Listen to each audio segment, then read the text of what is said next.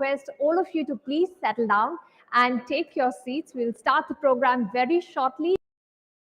We want all of you to be comfortable and be able to listen to all the speakers without any distress of any kind whatsoever.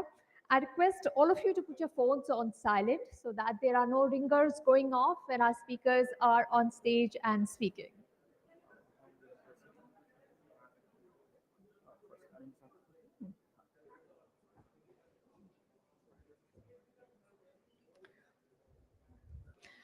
I hope all of you are having a fantastic experience so far. Blue Ocean Corporation has received over 10,000 Google reviews, and we would love to hear from all of you. So please share your experience on today's conference by leaving a review on Google. The International Procurement and Supply Chain Conference New Delhi is proudly organized by ASSOCHAM in association with Blue Ocean Corporation, the global leader in supply chain training and consulting. Don't forget to visit our photo booth, which is just outside the hall. Exit and just go left, and do create a lot of memories in the day. If you hear something interesting said by a speaker, if you like something, take a photograph and do post it on social media. Post it on your LinkedIn, Instagram, Facebook, and other social medias. And remember to tag us.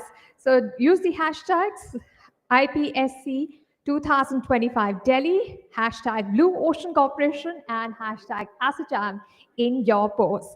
Lastly, your e-certificates of attendance will be sent to your registered email, so do keep a check of your inbox. I request all of you to please settle down. Please take your seats. We'll start very shortly.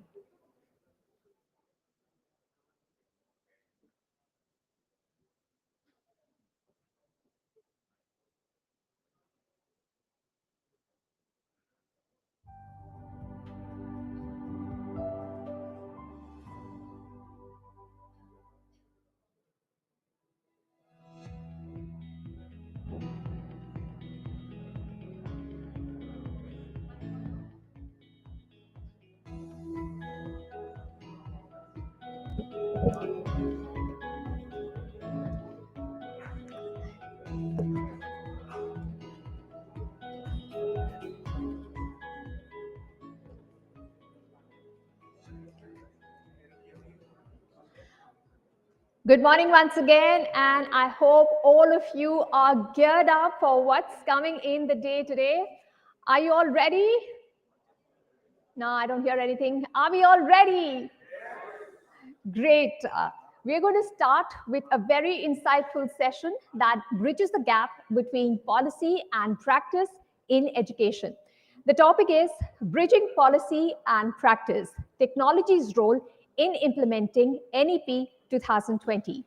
It is my honor to introduce our distinguished speaker, Dr. Anil Sahasrabudhe, who currently serves as the chairman of the National Education Technology Forum, NETF, the Executive Council of the National Assessment and Accreditation Council, NAAC, and the National Board of Accreditation, NBA. Anilji will share his expert insights on the crucial role technology plays in implementing the National Education Policy 2020, highlighting how innovative solutions can transform educational outcomes across India. Please give a huge round of applause and welcome on stage Dr. Anil Sahasrabudhe.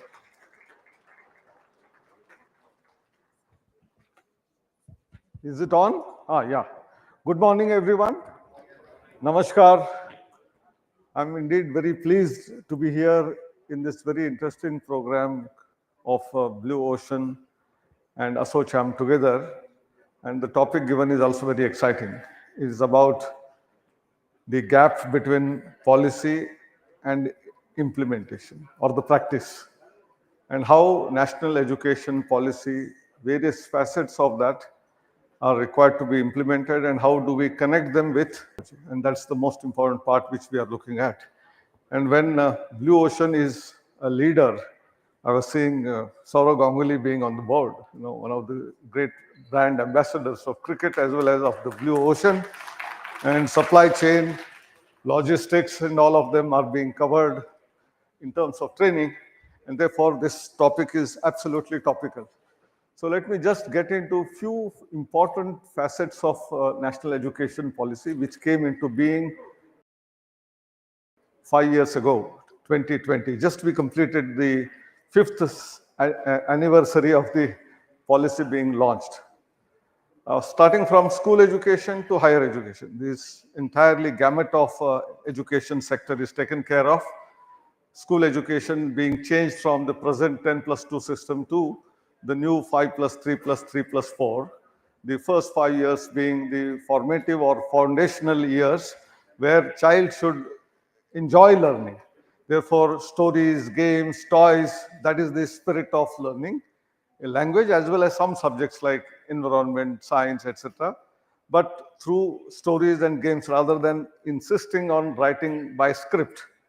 Also, multidisciplinarity starts from the beginning. So you take them into the garden, show them the butterflies, flowers, and all of that.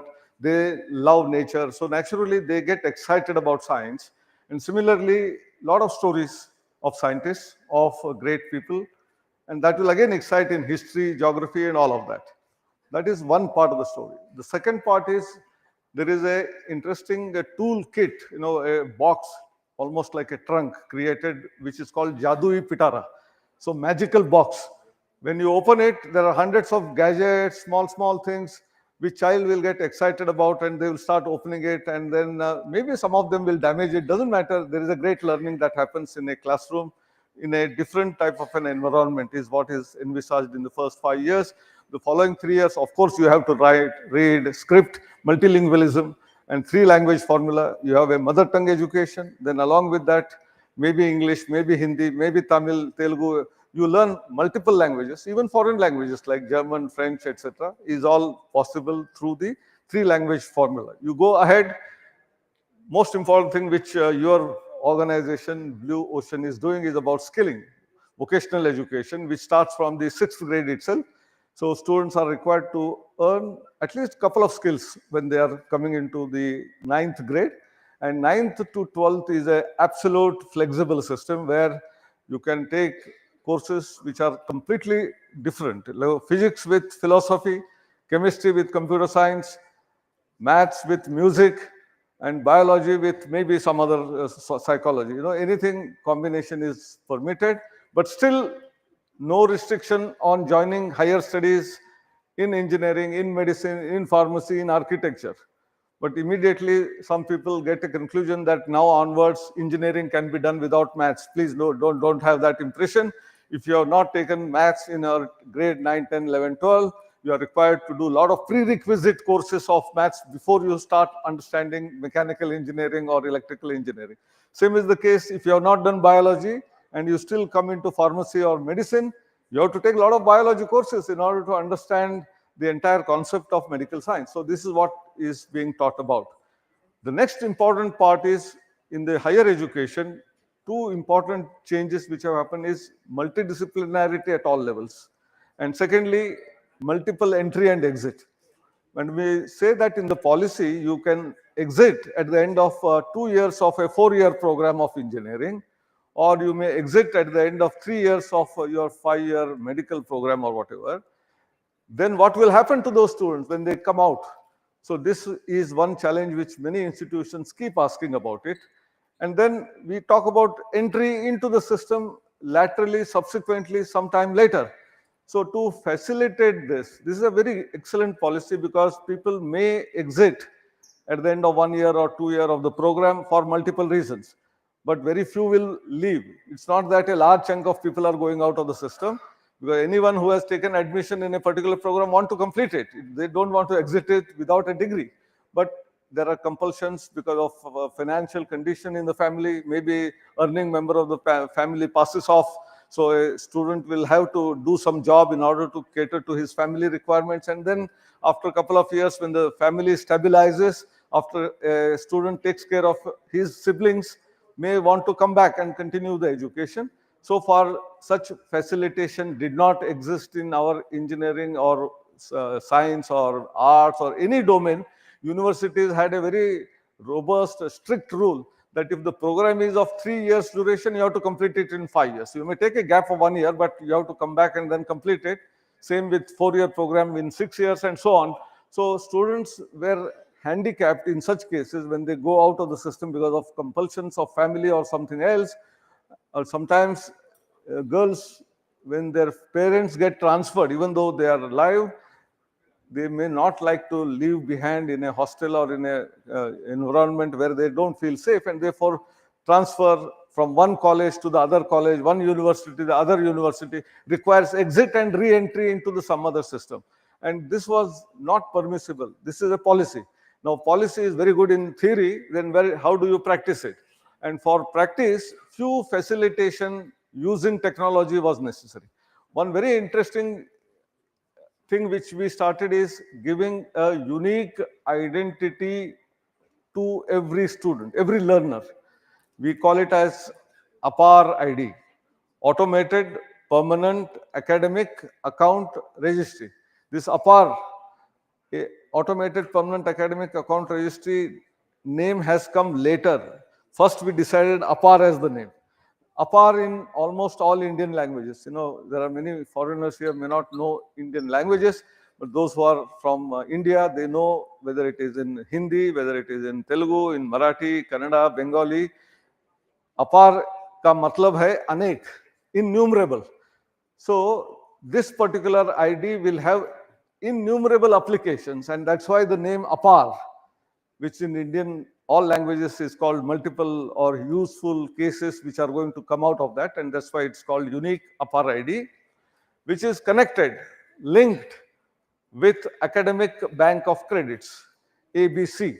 So every learning that student undergoes, formal, informal, in the college or university as part of the courses of the curriculum structure, or outside the classroom, whether it is in terms of internships, whether it is in terms of going to societal work, something like a work with the NGO, or take any course from, say, Microsoft or Blue Ocean, all of that learning can be deposited in the academic bank of credits.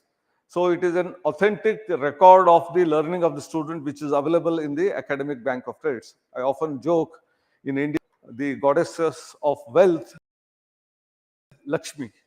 So in the bank, we deposit money, cash, euro, dollar, rupees, whatever it is. So it is a Lakshmi account. Bank account is a Lakshmi account. And this academic bank of credits is a virtual account, not a physical bank existing. But here on the platform, you deposit all your learnings.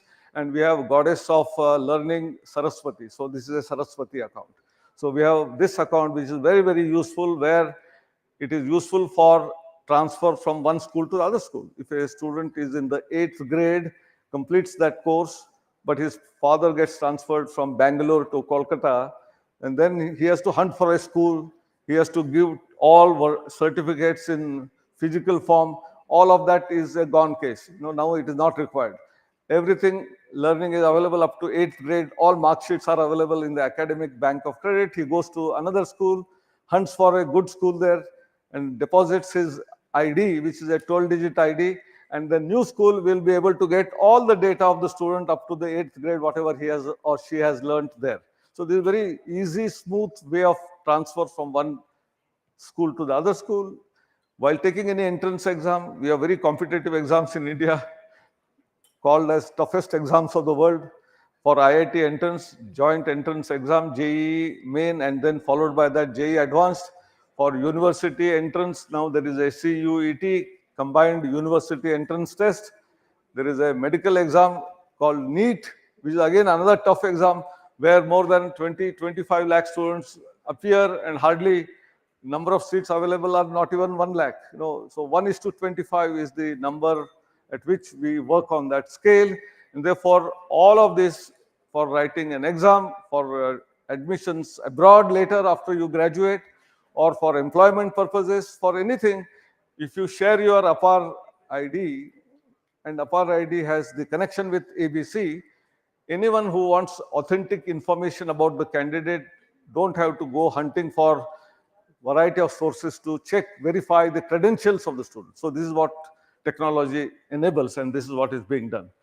Last but not the least thing, today there is a different way of teaching learning process happening in the colleges and universities, unlike in the past where a professor will come to the class, deliver a 50-55-minute lecture, either writing something on the blackboard or presenting through overhead projector or LCD presentation, PowerPoint presentation, some use of internet.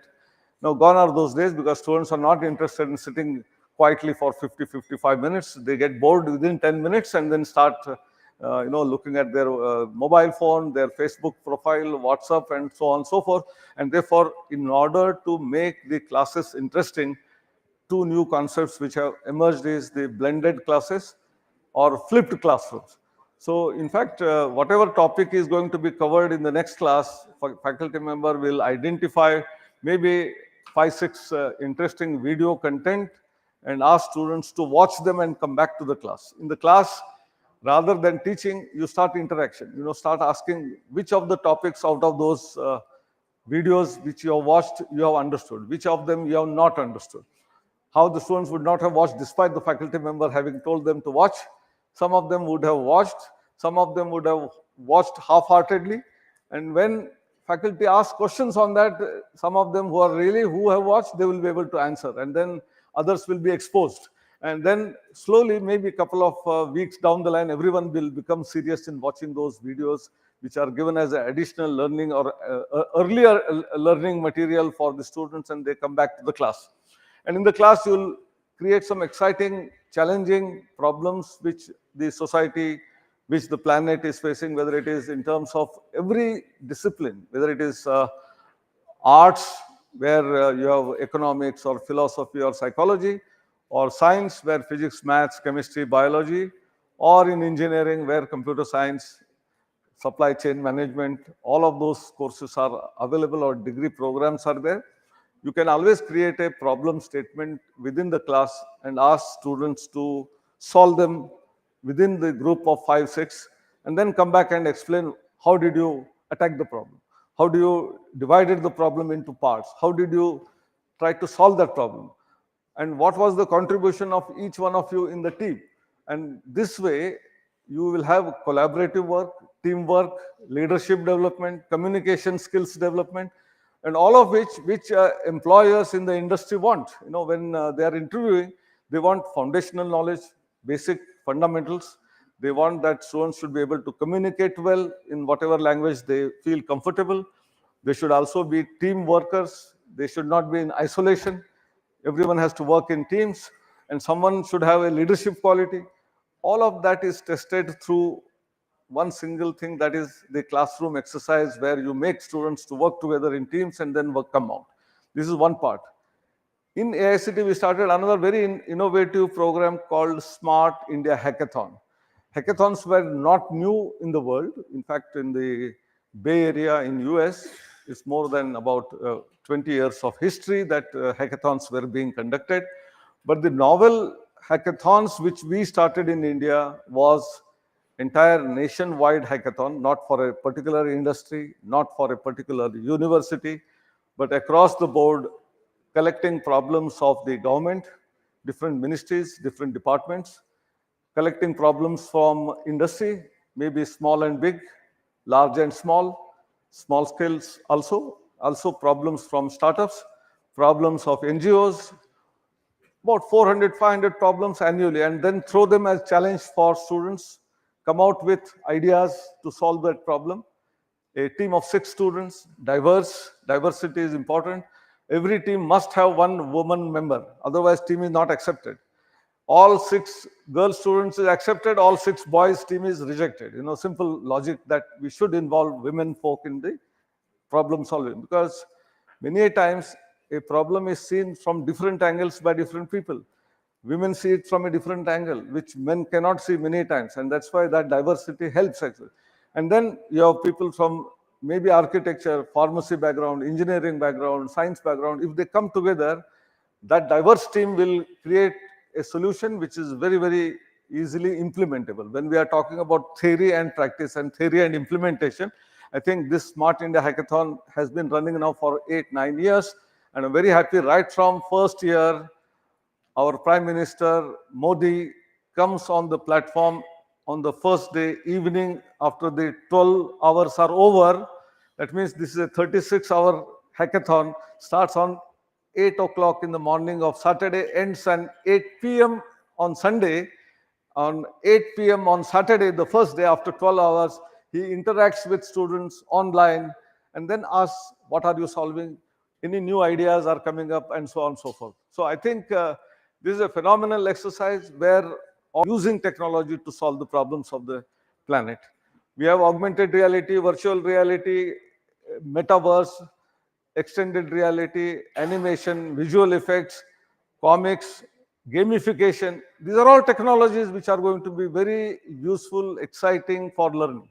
That is what we at NETF are doing. Thank you very much. Namaskar. Jai Hind. Thank you so much, sir. I request you to please stay on stage for a minute more, sir. Just a minute more. I would request and invite on stage Dr. Pushpinder S. Puniha, Chairperson, Consultative Group on Tax Policy, Niti Aayog, Advisory Board Member, Blue Ocean Corporation, and Mr. Jayesh George, Director Corporate Relations at Blue Ocean Corporation, to please come up on stage and present Anilji with a memento. Thank you so much, sir, for coming here and talking to us about how NEP is going to change how education is imparted to students. I would like to tell you, sir, that my children, I have signed up my children for the APAR number, and the blackboards are gone in their school. They have smart boards. I'm a little distressed that they're looking at a screen for many, many hours in the day, but I'm waiting for the day when the virtual reality will come and will really excite children into learning.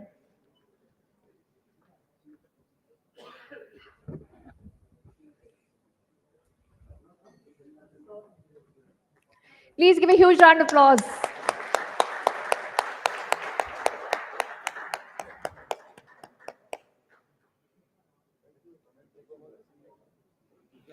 Thank you, Anilji. If you have questions, please take them up with Anilji, but I also request you to do it offline. Offline. Off the stage. Please do it quietly because we have very important sessions coming up. There's lots coming up today. Next is a thematic session where we are going to talk about something that is really in the recent recall. We're all reeling under the trade tariffs announced by the United States on India. Now, this intrinsically involves trade and logistics, and our thematic session is about navigating strategic partnerships, balancing India's trade interests and Atmanirbhar Bharat.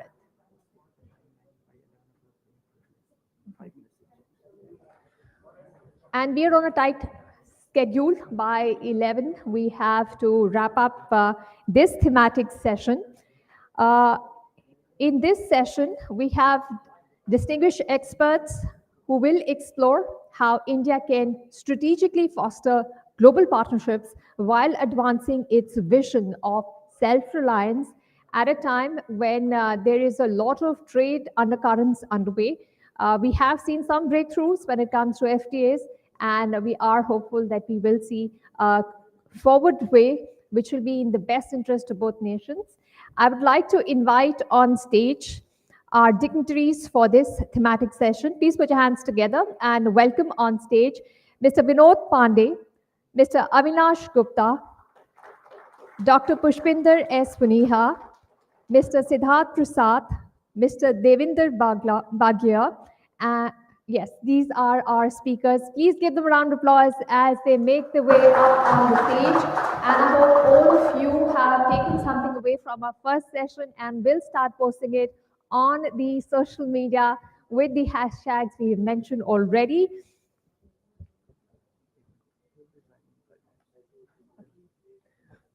Mr. Devinder Bhagia will be joining us in just a few minutes. I will begin the proceedings and invite Mr. Vinod Pandey, Chairperson of ASSOCHAM Manufacturing and Capital Goods Council and Director, Government and External Affairs at BMW India, to kindly give the welcome address. Please put your hands together and give a huge round of applause to Mr. Vinod Pandey.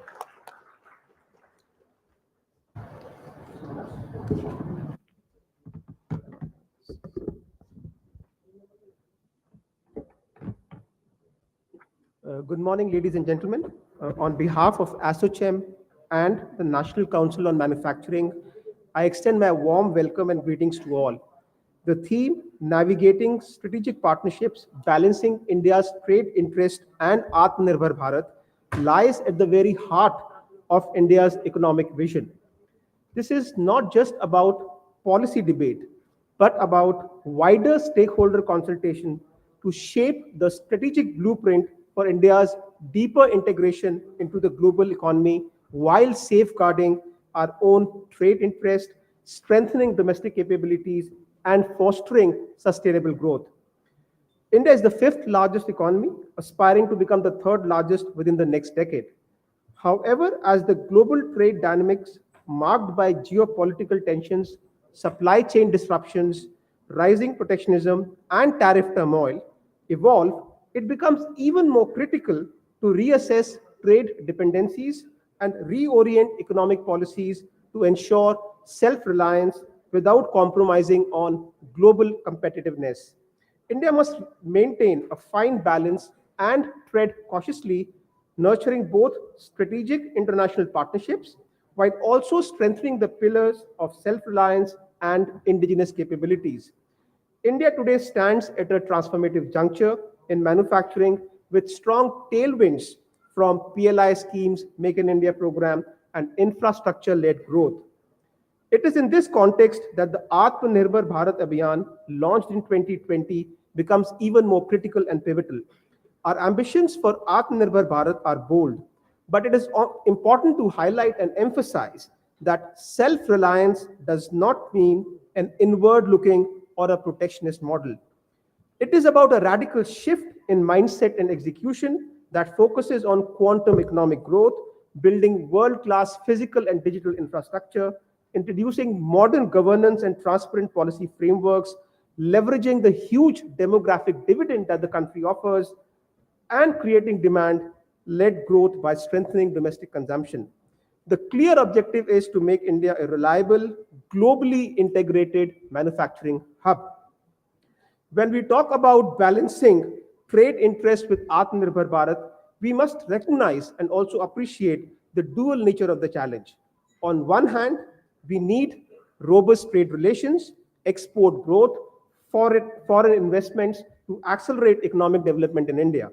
On the other hand, we need to protect and nurture domestic industries, ensure strategic autonomy, and reduce exposure to external shocks, the kind of shocks we are witnessing these days. The balance is not about choosing one over the other. It is about creating synergies where global engagement strengthens domestic capabilities and vice versa. Strategic partnerships, especially in technology transfer, supply chain diversification, co production, are crucial to achieving scale and resilience. We must explore partnerships that complement India's strength and create a long term value. And it is not just about a short term trade flows. It is important to also highlight the adverse impact of excessive localization without investing in developing local capacities and capabilities. We must clearly recognize the fact that as a nation, we can't produce everything locally. Excessive localization without efficiency and quality also risk isolating India from global value chains. In this context, and a lot of industry, they are struggling with onslaught of quality control orders, import license requirement. I think it is also in this context we need to re-examine and re-evaluate whether the QCOs, the import license requirement, in has really resulted in serving the desired objective, or it has unjustifiably created a lot of disruption both in terms of manufacturing and business opportunities. Therefore, rather than spreading ourselves too thin, focusing on everything, it would be important for us to identify critical sectors, could be defense, could be energy, semiconductors, rare earth, whatever works for us, right? And endeavor to become word beaters. I think it's important for us to position ourselves as the global sourcing hub in these sectors and create dependencies that will also help us bargain better with other economies. Leveraging a multi pronged approach focused on tariffs, non tariff measures, free trade agreements, creating new market opportunities, developing world-class infrastructure, forging technology partnerships, skill upgradation, and enabling MSME integration in export supply chains could really pave the path for India's manufacturing dominance in coming decades. Balancing trade interests with self reliance is not a contradiction. It has to be a well thought through, well crafted strategy. We must ensure that we have the open trade regimes where required, strategic autonomy where essential, and smart protectionism, which is completely backed by competitiveness and not by complacency. At ASSOCHAM, we are committed to creating a platform for dialogue and diverse stakeholder consultation. This session is a clear testament of our ongoing efforts to bring together global experts, senior policymakers, and business leaders sharing their valuable perspectives on this important topic. Sincere gratitude for your presence and commitment in really shaping the future of India's trade and manufacturing landscape. We all look forward to a very insightful discussion and actionable takeaways that will really help realize India's true manufacturing potential. As a country, we need to stand tall, self-reliant, yet globally connected, confident and capable, yet collaborative. We must strive to achieve this balance. Thank you so much.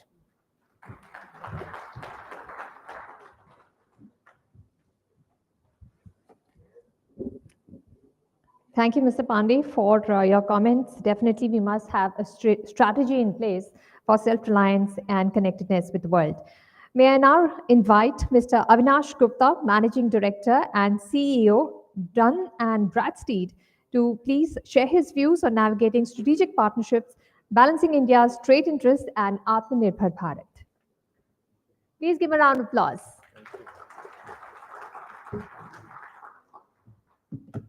Morning, everybody. I'm generally not so tall. There's a platform here which makes me look tall. So just to warn you. But can you hear me at the back? Yeah, great. So thanks for the introduction and thanks to my co-panelists. As she said, my name is Avinash. I'm the CEO of Dun & Bradstreet for India. I'm based out of Bombay, but it's always good to be in Delhi. So I've got a couple of slides. I don't know if they come up. I've been given a button to press for sure. So if they come up, I'll start. Do you have the slides? So yeah, great. So maybe I'll refer to them and I'll go quickly in interest of time. And then you can always catch me for Q&A. So just moving very quickly to the first slide, which I will press here. Yeah, so there it comes up. So we are a data and analytics company, right? So we are a very old data and analytics company, and maybe I'll give some perspective as we go through. But if you look at this, I just wanted to start from a little bit macro perspective. This is what we do for a living, but you don't need to worry about that. So we kind of survey some 10,000 companies in 30 countries every quarter and come up with a view of what's happening in the world. So if you look at these charts on the left, they are actually the charts for India, where you can see that the India investment and the India financial confidence indices have moderated slightly. And I guess it's coinciding with what's happening, which Vinod also was referring in the wider world. And the India indices have moderated less. They've been less pronounced than the global average. And I guess possibly reflecting the relative, domestic resilience of the economy as well. In terms of some other takeaways, which are important possibly for your deliberations of today, obviously from an India perspective, the services sector leads the optimism. Again, I think driven by the strong domestic macroeconomic performance, although, to be seen what happens in the rest of the year. Domestic order optimism is 3% up quarter on quarter. Business optimism is up 8% quarter on quarter. The challenge, which all of you know, is about jobs and hiring. And that's come through very clearly that hiring sentiment is weakened by 15%. And, construction, real estate and utilities, I guess, have been a good, strong area, which we all know about. So that's generally the perspective of what we have faced against in the current environment. I'll move. And this is really maybe something new for some of you who don't deal with Dun & Bradstreet on a more regular basis. So what do we do? And, the APAR number, which the gentleman before talked about, everybody has a number. So we have a number too. We call it the DUNS number, right? And the DUNS number has got a little bit of history. For some of you who don't know, So the Social Security number in the US came out at the time of the Great Depression. So, maybe 100 years ago, a little less than that, uh, President Roosevelt said that Avinash Gupta should get his $10. What's his number? He has a Social Security number, which is exactly what the Aadhaar number is. So somebody smart in Dun& Bradstreet thought, if a person can have a number, why can't a company have a number? And very smart guy, because he thought it before everybody else, and hence we have this Duns number. So we've been numbering the world for a long, long time. So we've got 600 million entities in the world we have numbered. So, 600 million entities have this Duns number. The corresponding number for India is something like 40 million. And on that, we can see who's checking on whom, who's inquiring on whom. And this is what this data brings together. So, you can see that, and I guess, I don't know why the green dots are down there in the middle of the ocean, but the numbers for the US, these are inquiries into India, into our database. So this is only, I'm talking of our proprietary data. 91% Indian database on those 42 million Duns used to come from the US. And now, a much smaller, the inquiries have increased, but the percentage of the US has got lesser.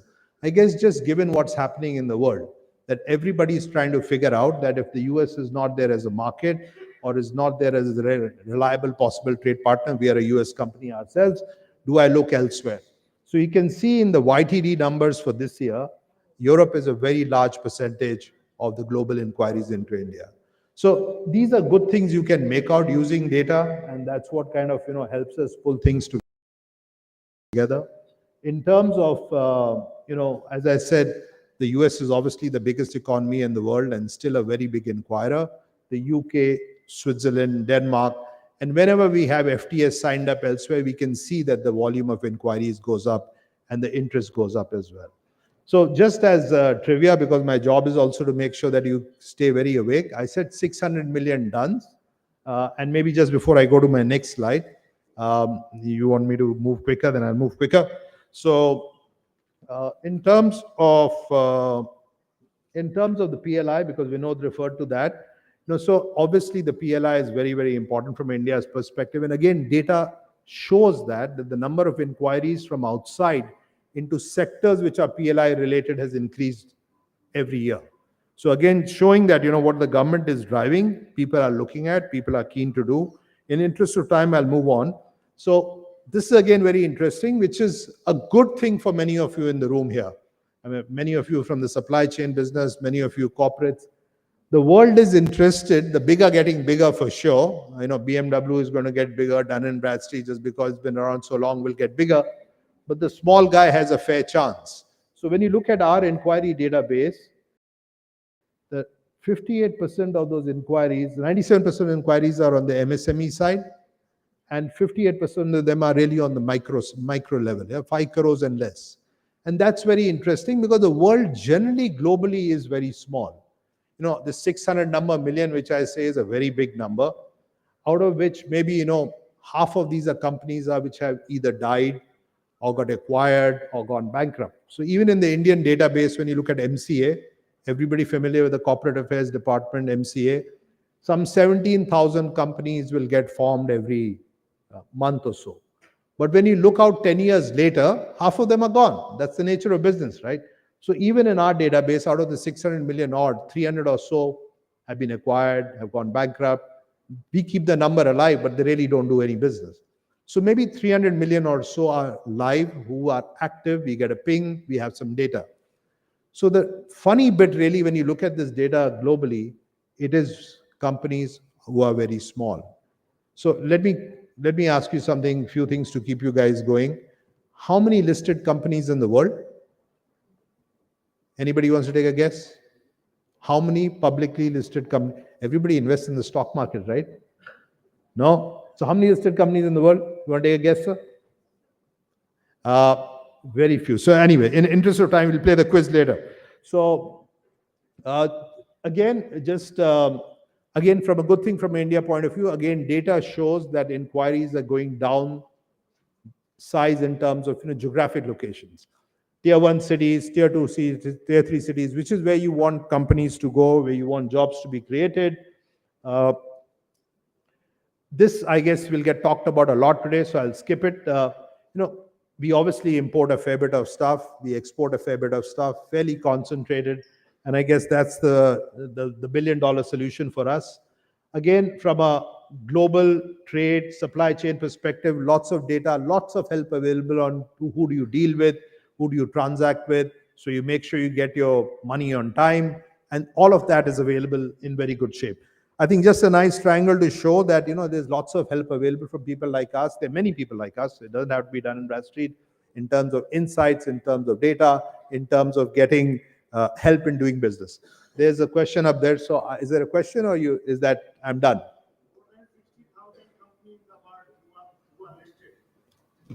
You Googled that, did you? No, I give you due credit. So funny bit, so I'll close very quickly.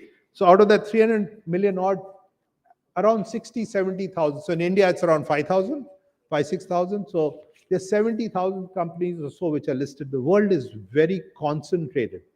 And even when you look at companies which are $100 million or even $10 million, the number is very small. So really, the world is an MSME world, and we deal with each other. There is a lot of insight. There's a lot of trade done. I'll leave it there. Thank you so much.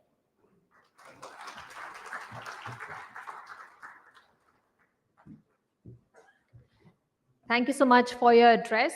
We've had such interesting data which has come out today, thanks to this most recent presentation, and of course, a lot of excitement on what the new education policy brings in terms of education. Are we all excited having heard all of that? Yes, if we are, I request all of you to please stand up. You could do with a little stretch. Please stand and give a round of applause to all the data and the information that we have received so far. Everybody up on your feet with a round of applause. Thank you for all the information that has come today. And there is a huge amount more coming through, a lot of opinions, a lot of data, lots of facts that will help all of you in the room today. Please take your seats and we will continue with our session. I would now like to invite Dr. Pushpinder P. Puniha, Chairperson, Consultative Group on Tax Policy, Niti Aayog Advisory Board Member, Blue Ocean Corporation. Please give a huge round of applause to Dr. Puniha.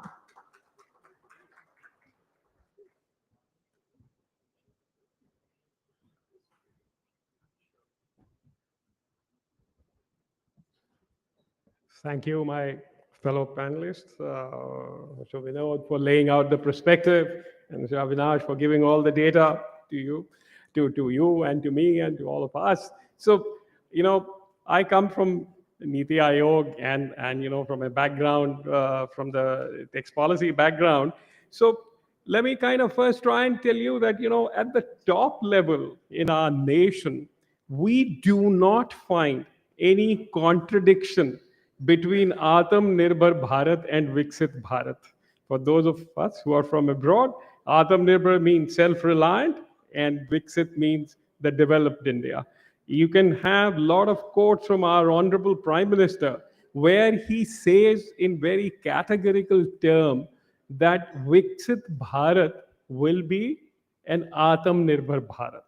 So the first thing, as as we look at the supply chain, manufacturing or others, we need to understand that, at the top level, it is taken for granted that self-reliance in no way goes in contradiction with, the trade and openness of the economy, and to achieve self-reliance, these things to have to work together in a mixed manner.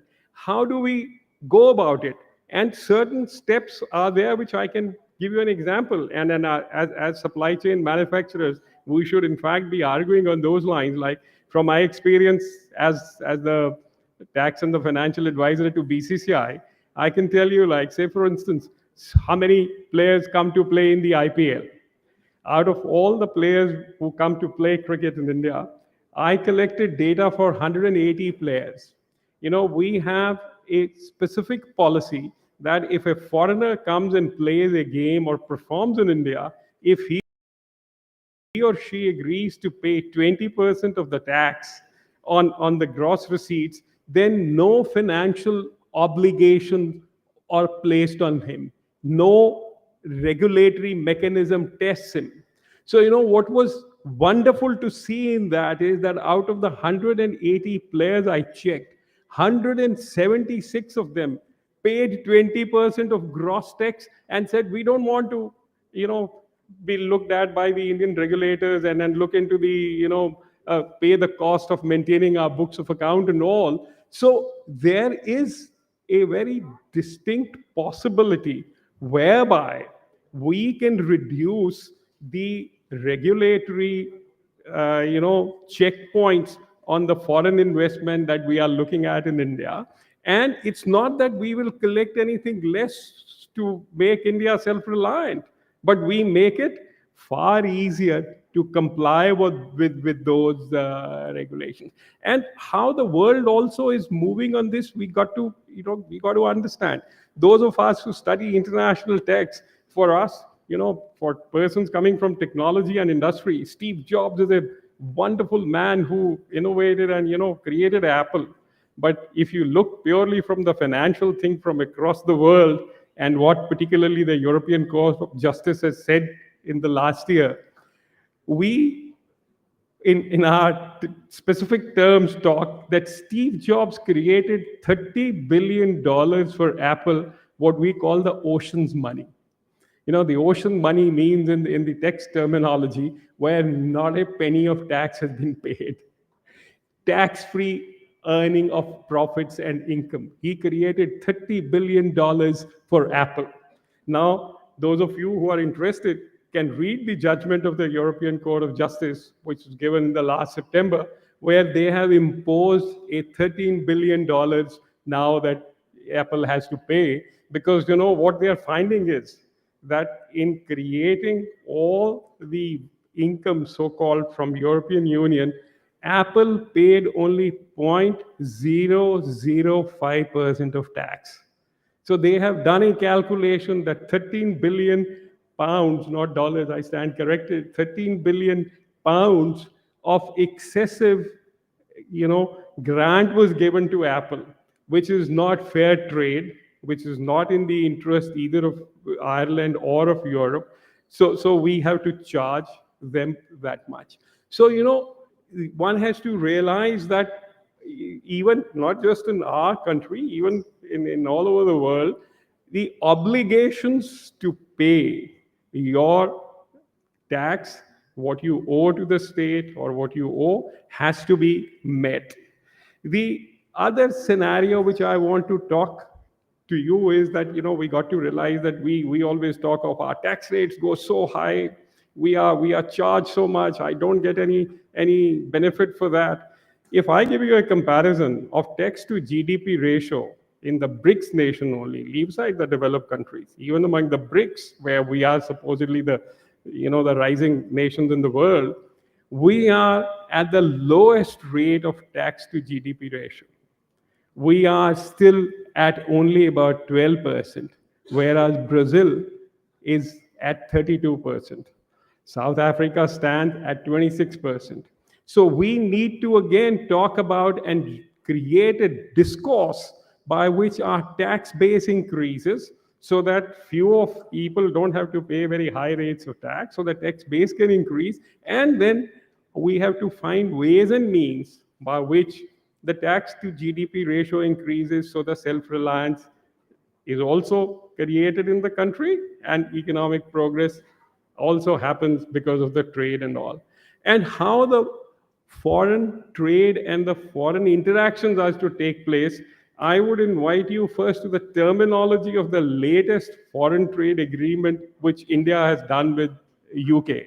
As you are aware, it has been done only in July. All our previous agreements were trade agreements. What first the terminology is?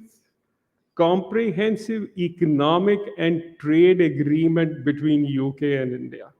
So what we are looking at this balance that yes, we want favors to be done to us, but we want self-reliant India also. So the agreement has to be not just purely on trade things or openness or closeness or the tax rates to be employed on imports and exports, but it has to be a comprehensive economic agreement. So that is the thinking throughout the world towards which we are moving.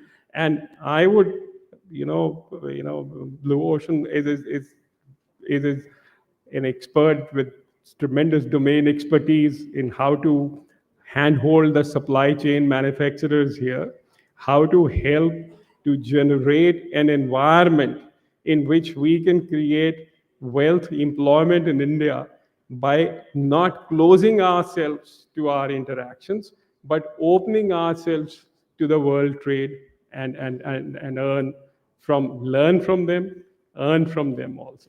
Thank you so much, and I look forward to questions from you.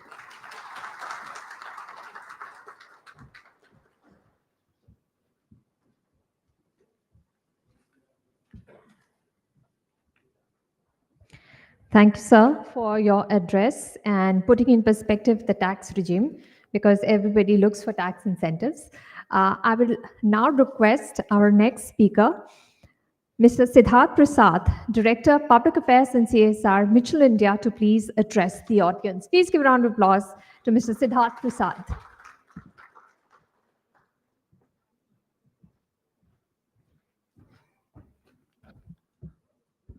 Good morning, all. Am I audible? Yeah. Thank you for taking time out for this session. The topic could not have been more relevant given the times we are in. And many thanks to Asochem for taking this initiative. Let me start by giving a brief overview of Michelin's operations in India. We have a presence across the entire value chain, be it commercial, manufacturing, research and development, AI and IT. We have a manufacturing plant in Chennai, near Chennai, which makes tires for trucks and buses, operational since 2014. And now we are investing 700 crores for setting up of a passenger car unit at the same facility. And we also have our global support centers operating out of Pune, which support our operations in AI, R&D, AI, R&D, and IT worldwide. The idea was just to give a context before jumping into the key points. As an industry, of course, we do need to strengthen our local capabilities, including manufacturing, in alignment with the Make in India vision of the government, and taking steps towards infrastructure development, where a lot of work has happened over the last 10 years. Government has taken significant initiatives in development of road infrastructure, shipping infrastructure, 10, 12 years. However, the industry might not be able to manufacture every end product and every raw material. It might not be possible to manufacture products which are catering to a niche market, or raw materials which do not have a local alternative or are unique and patented. I'll just give the example of the hydrocarbon sector, where India is importing 80% of its requirements, but at the same time, it is promoting domestic production, enhancing energy efficiency, promoting new alternate fuels, biofuels.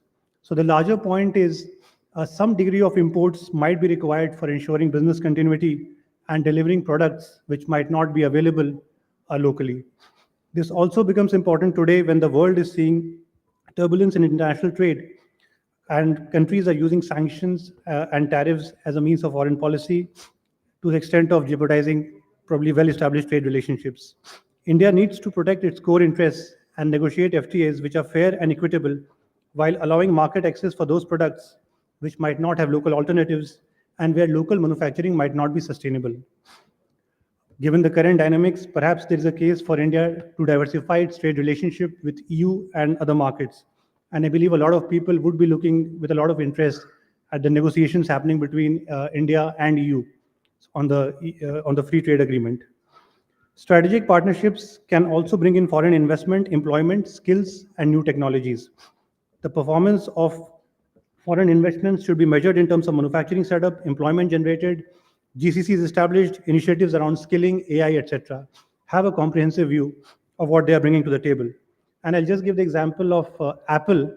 Since 2008, Apple has trained approximately 28 million Chinese workers in high-end, high-tech manufacturing and skill development, focusing on manufacturing techniques and component production, which has helped them across sectors in emerging as a technology leader, what we see today. And this number of 28 million exceeds the entire working population of the state of California. I would also like to refer to the Trade and Economic Partnership Agreement, which is to be entered between India and the European Free Trade Association, comprising of Iceland, Liechtenstein, Norway, and Switzerland. The countries have committed to an investment of $100 billion in India and creating 1 million direct jobs, apart from the indirect jobs which might be created. So the consumers will get access, consumers in India will get access to high quality products, be it Swiss chocolates, watches, and other things. And India typically will phase out customs duties on these products over the next 10 years. I believe the agreement is stated to come into force from October 1 this year, and perhaps could be a good reference point for other FTA discussions which are happening with other countries. So there is enough evidence of FTAs which are negotiated from the perspective of mutual benefit, leading to an increase in foreign investments. So while we liberalize some of our provisions, people talked about protectionism, balance between allowing for some degree of imports. At the same time, we invest more in research and development, incentivize innovation, public-private collaboration, sustainability, align our standards with global benchmarks, where already the government is doing a lot of good job, strengthen IPR so that our domestic capabilities are enhanced and our interests are secured in a world which is becoming unpredictable. Boosting our export competitiveness is a key objective of the government. An infusion of foreign resources which might not be available locally, whether it is raw material, technology, AI, alignment with global standards, could go a long way in further cementing our place as a manufacturing hub with whom other countries become even more keen to do business with India. As India further enhances its competencies backed by quality, competitiveness, the requirement to import will further progressively go down. India has a huge market, an example which other countries do not have, an advantage which other countries do not have, and some of these points probably may be considered as we go to our dream of becoming Viksit Bharat by 2047. Thank you so much.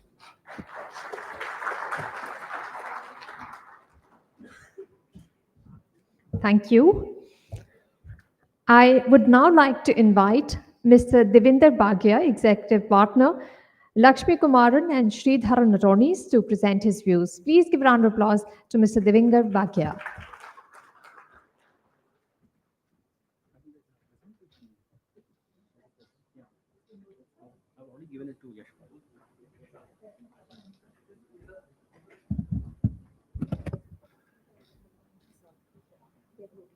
Yeah. Okay. Good morning, everyone. Thank you, Asocham, for giving this opportunity. As Siddharth rightly said, the timing could not have been better. In times of global trade war, the supply chain conference is really a good initiative. From the legal side, I would like to add certain perspectives. I'm going to cover, I have a presentation with me. I'm going to cover 2-3 topics today. One is on the strategic partnerships which India is entering into. The recent FTAs which India has entered into with EFTA, as Siddharth said, and the UK recently. I'm also going to talk about certain measures which Indian government is taking under the legal provisions to protect domestic industries from unfair import competition. Coming to the FTAs, as we see, if we look at India's FTA logbook, prior to 2022, we have FTAs with ASEAN, we have FTAs with Korea, Japan, APTA agreement. These are agreements which are dating prior to the previous governments and all. And as we see, some of these agreements we have been net importers. Particularly, ASEAN agreement is a talking point. 10 rounds of discussions have happened with the governments, and Indian government over the years has had talks with the governments, because we have been our deficit in terms of the ASEAN agreement has been increasing. But if you look at the fast forward to 2022, we have recently entered into agreements with Australia in 2022, with Mauritius, with UAE also entered in 2022. We have EFTA, which is going to come into force by the end of this year, which we entered in 2024, and with UK, the recent one. It's of course ratification before the Parliament will take time, before the UK Parliament, and this is the way in which we are going to have, if we go forward with the FTAs with developed countries, is where our businesses will get opportunities to export more and have more market access. Our FTAs under negotiations are with EU, United States, of course, with the thaw in relationship of late. With Canada, it's currently suspended, and with GCC. This is what we are looking at in terms of our FTA relationships. If you look at the world map, we're almost everywhere, leaving aside Russia and African region and South America. Almost, if you see our FTA roadmap of current FTAs as well as upcoming, we're almost everywhere. If you look at the new age agreements, there are a lot to think about. They're not like just like traditional agreements where we had primarily dedicated to goods. We have today chapters on sustainable development. We have chapters on labor. We have chapters on environment. We have new chapters like government procurement, which is a case in point. UK government today, we have a chapter on UK government procurement where the UK's approximately 300 billion pounds market gets opened up to Indian businesses. So Indian businesses can bid for tenders in the UK, and there's a chapter there. So it's time to think how we can expand market access even to the government sectors in those countries in terms of our FTAs. We have sector-specific commitments. We have new rules of origin coming under the new FTAs, which are to be seen by the businesses to have more market access.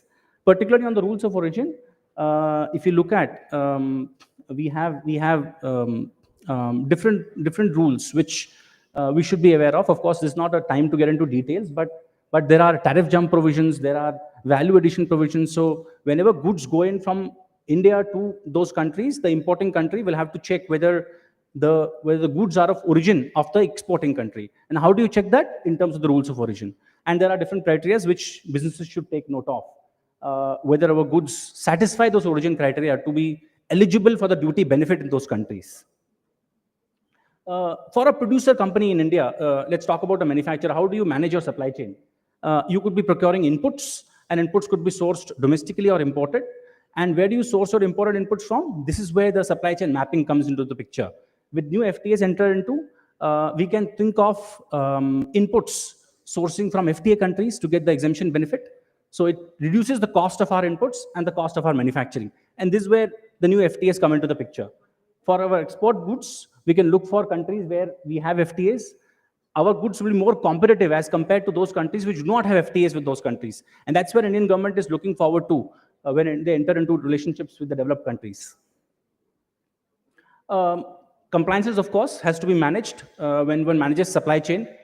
There are compliances in terms of customs, classification, valuation, rules of origin, regulatory compliances in terms of non-tariff barriers and tariff trade policies. This is just a glimpse of the UK FTA. I just put some roadmap here. You can see the coverage which these days FTAs have, the comprehensive agreements have. I've been asked to wind up, so I'll not take more time. I'll just take one more minute. Of course, we have seen US tariffs increasing, and it's time to sort of navigate them also.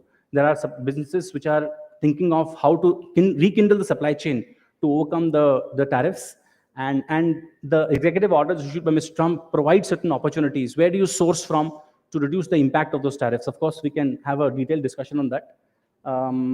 For the Make in India, we have government policies in terms of trade remedial measures, which can be used to navigate the unfair import competition. If you're facing goods coming in from China, let's say, at low prices, hurting prices, which are unfair priced, we can make use of trade remedies. And India is one of the foremost users of trade remedies in the world. There are non-tariff measures in terms of quality control standards, which we have been coming up in the recent years. If you can see, they've been increasing. They are product quality control standards, and all imported goods and domestic goods must qualify if they are mandatory QCOs issued. These are some examples of the minimum import prices. One more type of non-tariff measures which Indian government has been imposing for supporting our domestic industries. Thank you.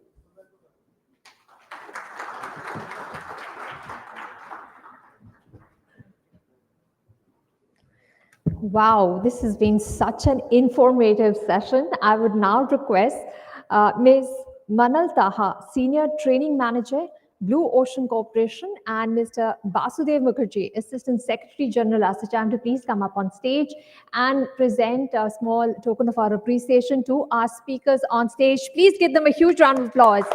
We've understood the tax perspective, we've understood the regulatory perspective. We understood a lot of facts and figures in this session. Please give them a round of applause. Yeah. I request you to please present a memento to Mr. Vinod Pandey.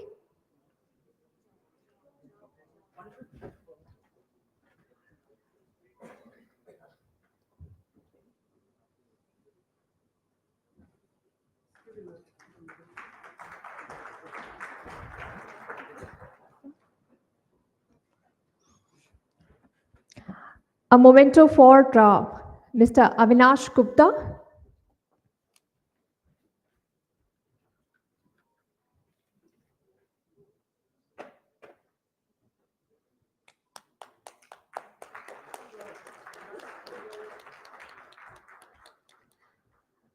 A memento for a memento for Dr. Pushpinder S. Puniha.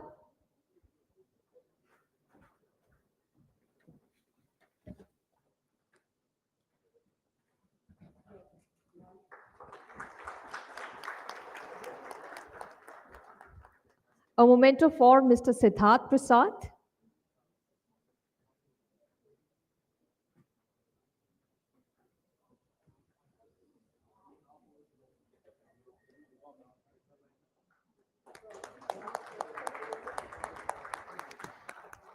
And a memento for Mr. Devinder Bhagia.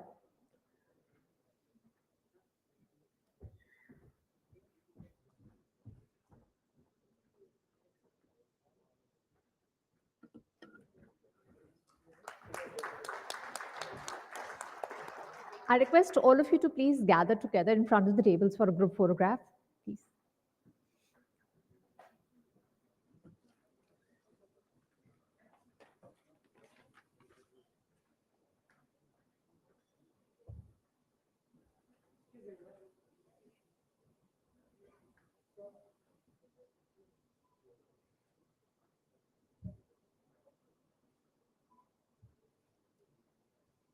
Please give them a huge round of applause.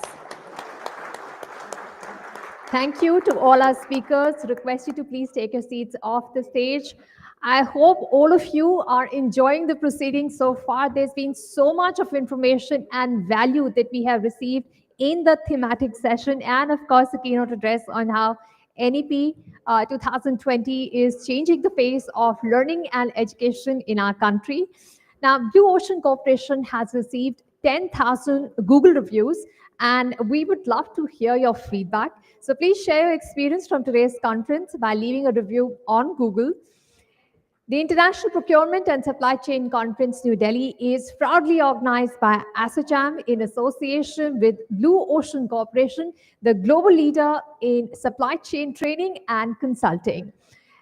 I hope in the break time, all of you will take some time to get selfies in our selfie booth.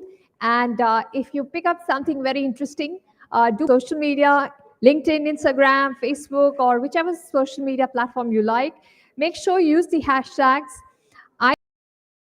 IPSC 2025 Delhi, Blue Ocean Corporation, and hashtag ASSOCHAM India in your post. And your e-certificates of attendance will be sent to your registered email address. So please keep a check of your inbox. Allow us 2 minutes to set the stage, and then we will start with our inaugural session.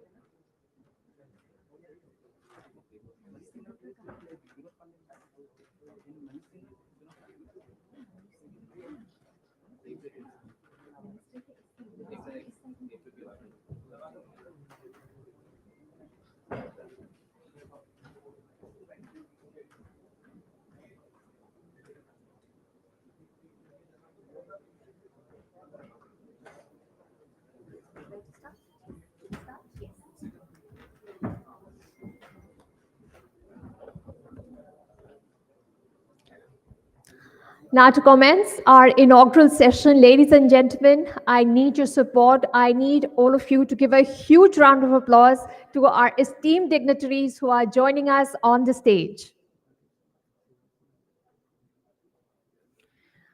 Ladies and gentlemen, please put your hands together and welcome on stage Mr. Saurav Ganguly, Dr. Satya Menon, Mr. Vinod Pandey, Mr. Manish Singhal, Mr. Anand Mimani, Mr. Ravi Gupta, Mr. Douglas Kent, and Mr. John Ellis. Please give them a round of applause and welcome them on stage. The Honorable Minister, Mr. Manjinder Singh Sirsa, the Honorable Minister for Industries, Food and Supplies, Environment, Forest and Wildlife, Government of the National Capital Territory of Delhi, was not able to join us due to some exigencies. The important meeting has come up, but please give a huge round of applause to our dignitaries on stage.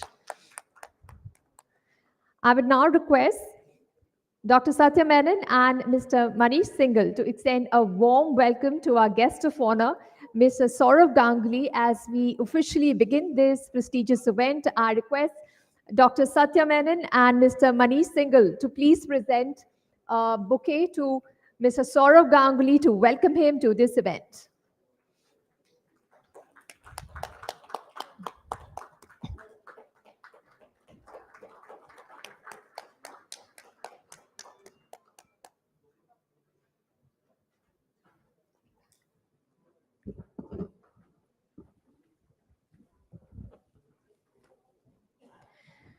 The International Procurement and Supply Chain Conference 2025 is a non-profit initiative dedicated to fostering excellence, knowledge sharing, and global collaboration in the procurement and supply chain domain. This landmark event stands at the forefront of India's journey towards becoming a resilient, sustainable, and future-ready supply chain ecosystem. Since its inception, IPSC has become a flagship platform bringing together pioneering minds, visionary leaders, and global experts united by a shared commitment to innovation, collaboration, and professional excellence. So get ready. We've seen a lot of information come your way today, and this entire day is going to be action-packed with thought-provoking insights, powerful connections, and the collective energy of those who are shaping the future of procurement and supply chain right here, right now. For the welcome address and for setting the context, I would request Mr. Vinod Pandey, Chairperson, Assocham Manufacturing and Capital Goods Council, Director, Government and External Affairs, BMW India, to address the audience. Please give him a huge round of applause.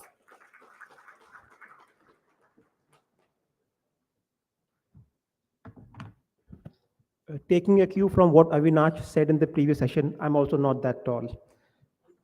Just because of the base there. Honorable dignitaries, distinguished guests, and esteemed colleagues, it's my pleasure to welcome you all and also introduce the topic that is fast becoming the backbone of India's economic transformation: resilient and reliable supply chains powering India's growth. As India aims to position itself as a global manufacturing hub, the role of supply chains cannot be overemphasized. Efficient, integrated, and technology-enabled supply chains are the key drivers enabling the movement of raw materials, ensuring just-in-time production, and facilitating seamless deployment of finished goods both in domestic as well as international markets. Our manufacturing ambitions, whether it's automotive, pharmaceuticals, electronics, textiles, are directly linked and tied to the reliability of our supply chains. All the government's plethora of flagship initiatives like Make in India, PLIs, export-led manufacturing, are designed to scale both production capacity and quality. However, the success in true sense depends on a very efficient supply chain, logistics systems that can lower cost, shorten delivery timelines, and enhance reliability. In recent years, global supply chains have undergone dramatic transformation. The pandemic, the geopolitical tensions, trade wars have led to a wave of what we call a supply chain diversification. This shift has created a strategic opportunity for India to position herself as an alternate sourcing destination, which is clearly driven by cost competitiveness and resilient manufacturing. Our expanding industrial capabilities, combined with our significant demographic advantage and policy reforms, are enabling us to play a much stronger role in global value chains. The recently signed India UK FTA is an example of how a win win trade policy can complement supply chain development by enhancing market access. However, these benefits will only be realized if our supply chains remain robust enough to meet the increased demand and, and deliver with speed and consistency. Realizing its significance, government has launched several transformative infrastructure-led initiatives. PM Gati Shakti, which integrates planning and execution across multiple ministries to streamline connectivity between production clusters, ports, and consumption markets through a multimodal coordinated approach. We talk about dedicated freight corridors. These high-speed networks are significantly reducing transit time and logistics cost. National logistics policy, a clear target to reduce the logistics cost from current 13 to 14% of GDP, very high, to around 8%, which will actually place India on par with other leading global manufacturing economies. While government policy provides an enabling framework, the private sector does play a very crucial role as well through innovations and smart technology adoption in supply chain management. Extensive use of AI, automation, digital twins for predictive warehousing and freight optimization, IoT enabled fleet tracking, green logistics solutions, which include electric vehicle fleet and energy efficient warehouse. So critical for us to align with India's sustainability goals. The international trade environment remains volatile. Disruptions such as the Red Sea shipping crisis, semiconductor, and more recently, the rare earth magnet supply concerns, tightening of ESG regulations are again reshaping both procurement and production strategies worldwide. For India to strengthen its role as a reliable global supply partner, our supply chain must be resilient, able to absorb shocks and quickly adapt or respond, compliant with ever evolving international trade and ESG standards, and sustainable, integrating green practices to appeal to environmentally conscious markets. Infrastructure and technology alone cannot deliver supply chain excellence. We need adequate human capital skills across the whole gamut of modern supply chain. India's young, dynamic workforce is a tremendous asset, but requires targeted skilling interventions. Partnerships between industry, academia, and government will go a long way in creating this talent pipeline and nurturing it for future requirements.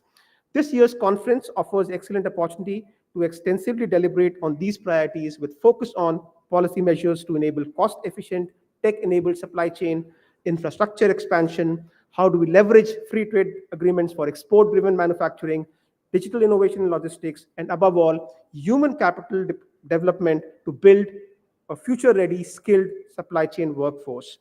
As we look towards India at 100 in 2047, our ambition is to become a $30 trillion plus economy. Achieving this goal will require scaling domestic manufacturing to unprecedented levels. And that is only possible with modern, resilient, and globally integrated supply chain. Supply chains are no longer just mere business functions. They are a strategic national asset. Investment in logistics infrastructure, freight innovation, skill upgradation, technology development contributes directly to India's industrial strength. In conclusion, building resilient and reliable supply chain is not an option, it is an imperative. It's a bridge between our manufacturing ambitions and global market opportunities. I'm confident that with coordinated policy framework, world-class infrastructure, technology innovation, and skilled human capital, we will exceed the expectations of a rapidly changing and evolving global economy. Let us commit to making India the trusted partner for the world's manufacturing and sourcing needs, which is characterized by efficient, sustainable, and resilience. Thank you so much.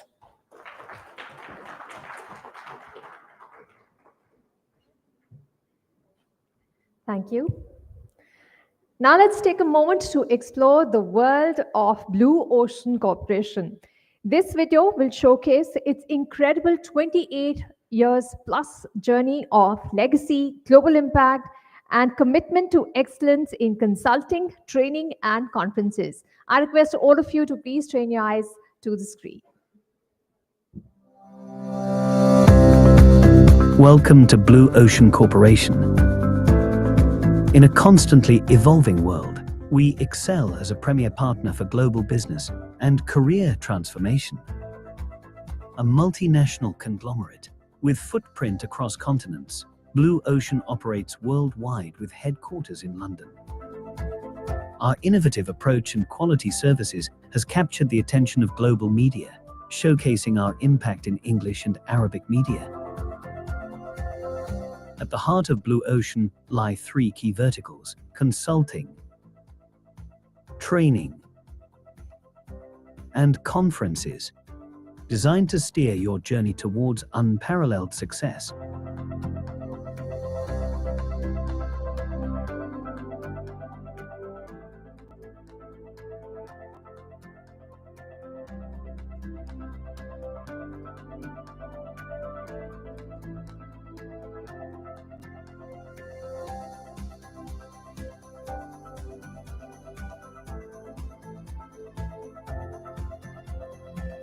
Our journey is supported by the teamwork of our diverse team of dedicated professionals from 18+ nationality backgrounds. It is because of this collaborative effort and visionary mentorship of our leaders, we have soared to become market leaders. Connect with us today and take your first step towards transformation and excellence.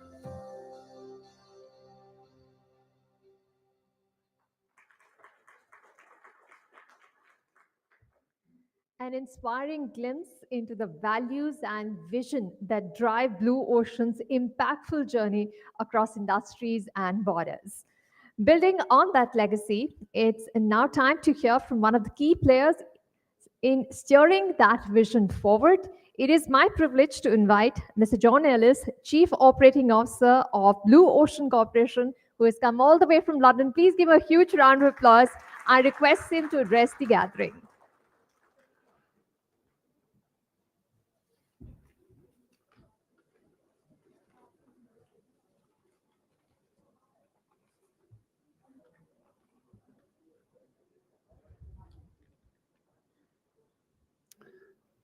So good morning, distinguished guests, delegates. Very pleased to be here and to meet you.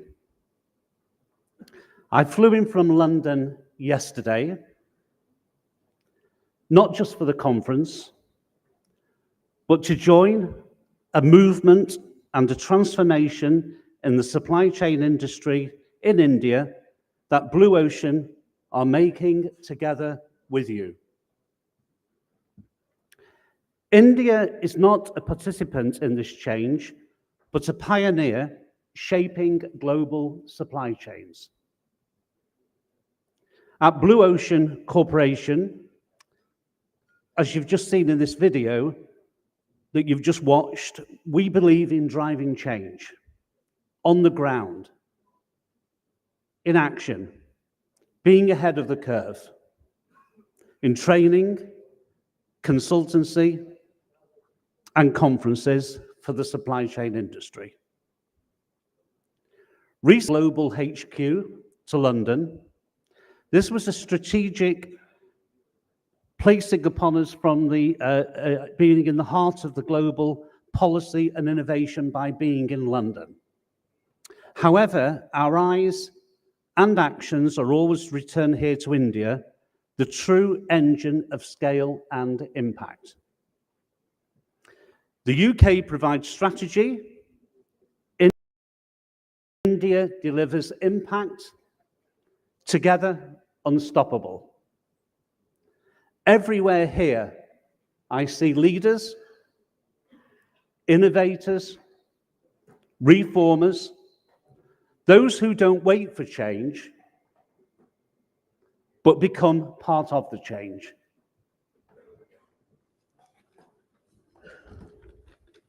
45 years ago, when I was 25 years old, I came to India. And the very first place I came to was to Delhi, at the old airport. And I've been here probably 40 to 50 times since, during my lifetime of business. Unfortunately, I've never been here on vacation, but always for business, but hopefully I will have a vacation here in the future. But the one thing that has really impressed me about India is the mindset that is always here in driving India's change, forward thinking and implementing. The conference theme today, resilient and reliable supply chains, isn't just timely, it's essential. In a disruptive world, like we've seen this week, with the complications between India, Russia, the USA,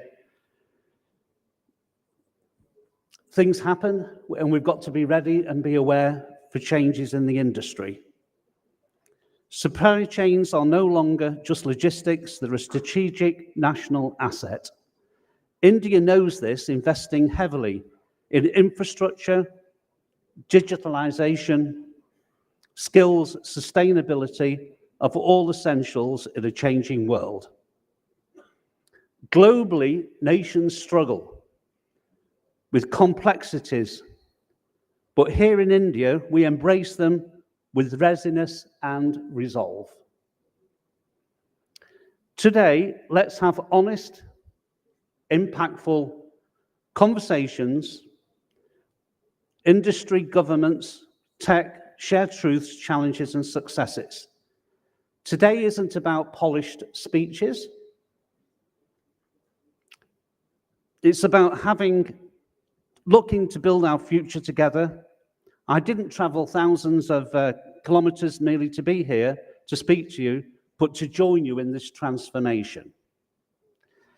So let's start the transformation now, here today. Network, speak to as many people as you can at the breaks,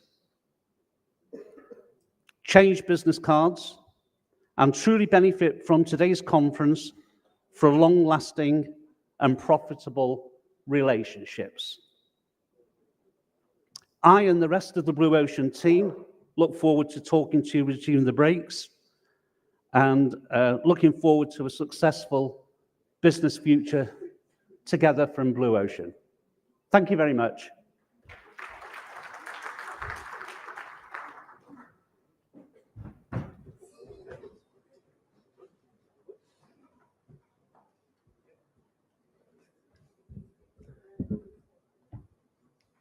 Thank you, Mr. Ellis, for your address, and I request all speakers to be a little mindful of the riser at the podium.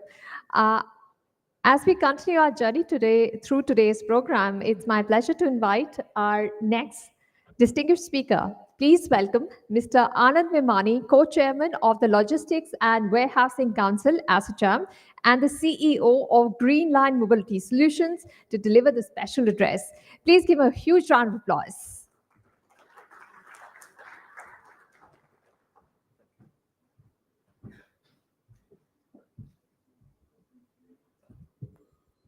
Good morning, everyone.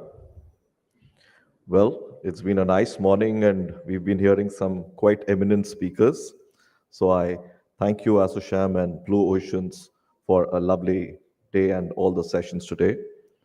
It's been a pleasure to be here among such an esteemed group of industry leaders and professionals at the International Procurement and Supply Chain Conference. I'd like to thank the organizers for bringing attention to such a critical and timely theme: building resilient and reliable supply chain for India's growth. Well, in the last few years, we all have gone through turbulent times. We have seen COVID, we recovered from there. Thereafter, we've been seeing trade wars, we've been seeing trade policy changes. And well, climate disruption have become more frequent with this environment for supply chains. And geopolitical uncertainties continues to remain as challenge for procurement and supply chains. So we all have to ensure that our backbones are strong so that we can thrive better. Resilience in supply chain is about more than just withstanding shocks. It's about anticipating them, adapting quickly, and recovering stronger. A truly resilient supply chain is diversified, digitally integrated, environmentally sustainable, and backed by skilled workforce. Just to share with all of you, with these thoughts, we created Greenline, a green mobility solutions company, created an ecosystem where we believe that in supply chain and logistics, the carbon emissions play a very important role. So we created a company where we manufactured alternate fueled vehicles, that's LNG, carbon dioxide savings where it is for long hauls, and EV trucks manufacturing as well. But we saw that that was not enough, and we created the whole eco chain, and we created Greenline, a logistics company, to show India and all our fellow partners that alternate fuels can work very well in India, in the logistics segment, in the supply chain segment, and to combine it with, we have brought in the first battery swapping stations, the LNG pumps across India to be built. LNG reduces about 30% of carbon dioxide for long haul, which is something where our PM has been driving on Gati Shaktis, on the doors, which is important for us. Recently, the PME drive on Monday was also shared that the government is doing enough to push the carbon dioxide emission norms to be reduced and to promote e-vehicles. And yes, friends, this is very important for all of us to be taken forward as the next step and include it as a parameter in our supply chain management thinking process. We over here in Greenline have already made the initiated start with deploying over 600 to 700 such vehicles across the country, and we welcome all to continuously come in, learn from us, understand from us, and support the whole supply chain management to be a greener India as a future.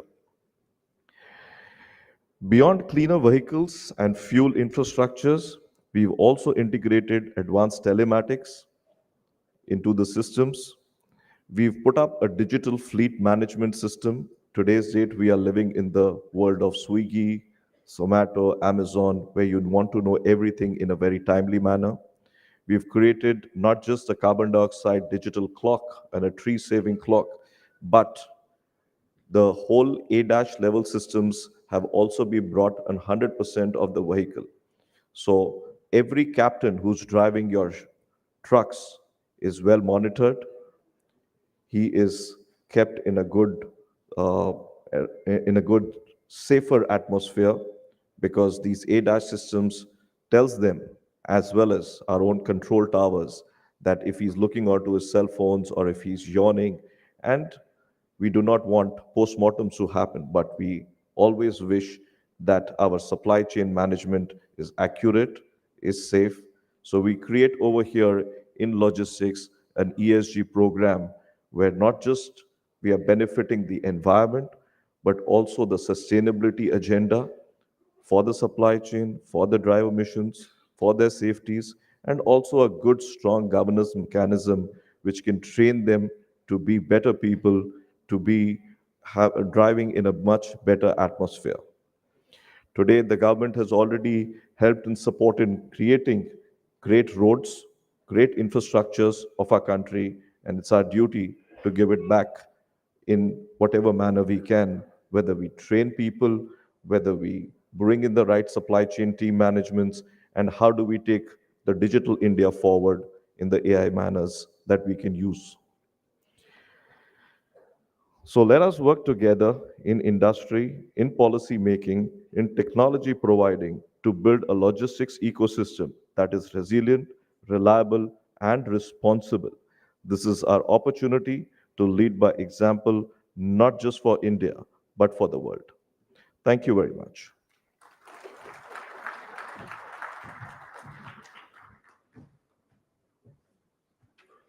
Thank you, Mr. Memani, for your insightful address. We now have the honor of inviting Mr. Ravi Gupta, Executive Director of Renuka Sugars Limited, to deliver a special address. Please join me in welcoming Mr. Ravi Gupta to the podium. Please give a round of applause.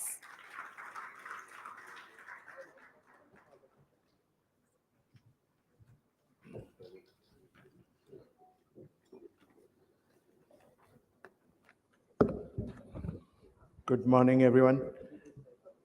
You have already heard the great speakers, so my job becomes much more tougher than, to do better than them. I'll try, but I'm not sure. So it's an honor to speak here on this subject of global supply chain for India. And this is a very, very important subject in which we are doing the deliberation today. And more important for India, who wants to be a $3 trillion economy soon. Because manufacturing is vital, but global supply chain is more important. It's like having a feast and not able to taste it is not what will work. So while we work on the manufacturing efficiency, we have to work on the global supply chain continuously, innovatively, and effectively. I'll give you an example of the company which we have. It's called Renuka Sugars.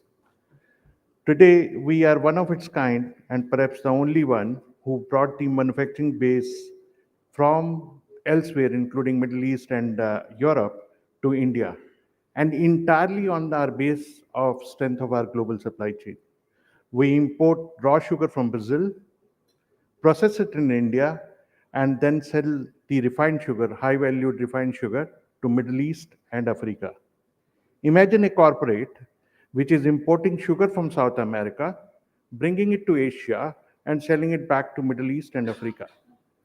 And all it took is to build up the efficiency in the supply chain.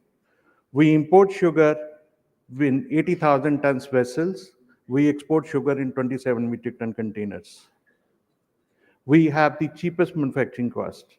So it was a lot of challenge when we thought of this business. And today, touch wood, we are the largest refiner globally. Why I said this was to just set up a context that what global supply chain can do. And we are efficient. We believe we are efficient. But today also, if somebody asks me, am I the most trusted global supply chain partner for my people abroad? I would say, yes, I'm trusted. And then along with that, I'll say I'm largely trusted. And largely brings doubt. And why that doubt comes?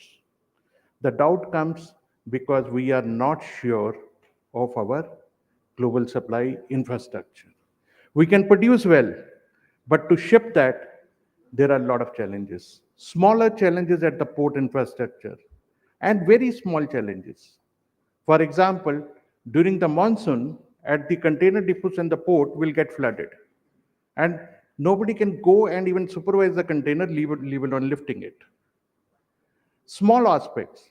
India is the largest exporter of the bagged cargo. When I say bagged cargo, we export rice, we export wheat, we export several other things, and we export also 2 million tons of sugar.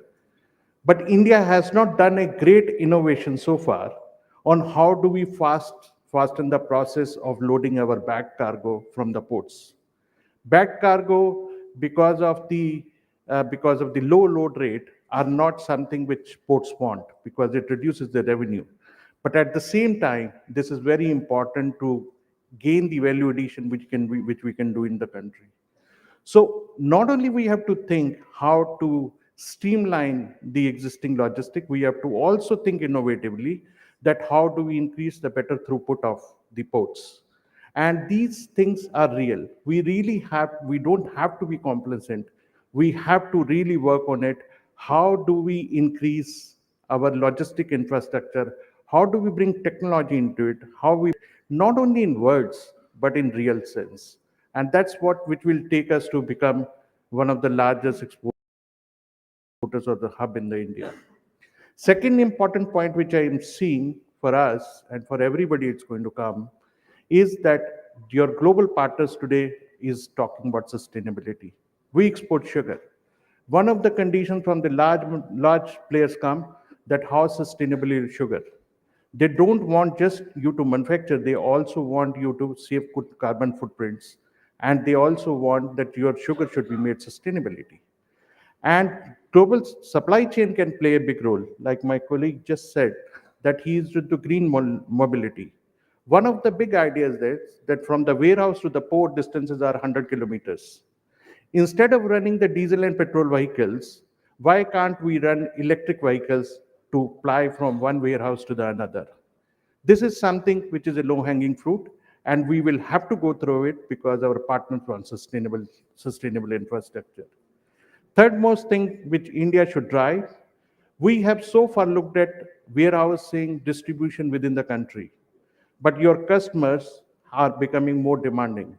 Gone are the days when you used to look for FOB shipments, where somebody places the ship or a container, you load on containers, and your job is over. Now your customer wants the goods to be delivered at their place. So you will have to not create infrastructure only in India, but also at the destination where you can have warehousing, where you can have distribution. And I invite all the Indian logistics partners that they should definitely look into it. MSMEs will not be able to do it because their volumes are not booked. So we'll have to bring the logistics big partner who should do it. And if there is a viability gap, the government must come and support it so that we have a better infrastructure. And last but not least is the regulatory requirement. Exporting from India, particularly in the agriculture sector, is like playing a snake and ladder game.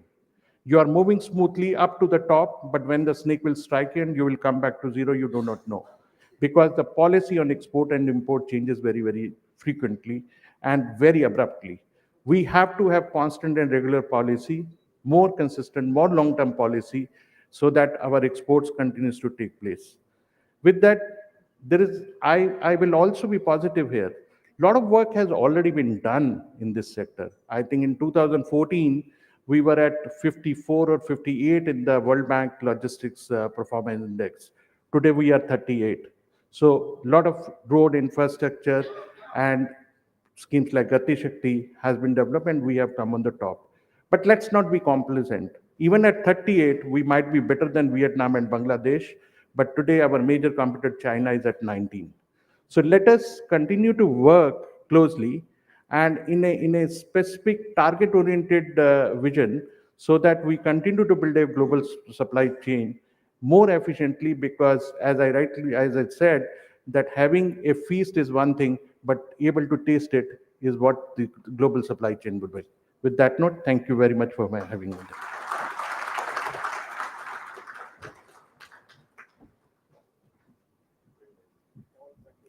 Thank you, Mr. Gupta, for sharing your valuable perspectives with us, especially when it comes to agricultural exports. Now it's time for the moment we all have been looking forward to. We are truly honored to welcome a national icon whose leadership, resilience, and strategic brilliance have inspired millions both on and off the field. A legendary cricketer, an influential sports administrator, and now a respected corporate voice. Mr. Saurav Ganguly also serves as a member of the board of Blue Ocean Corporation, bringing his leadership ethos into the world of business and education. Please join me in extending a very warm welcome to our guest of honor, Mr. Saurav Ganguly. Let's give him a huge round of applause. I request him to please address the audience.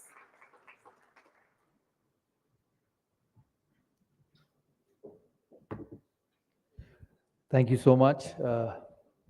I'll speak about leadership in the second half of the day today, as per the schedule, but I'll make a quick note to all of you here on behalf of Blue Ocean Corporation.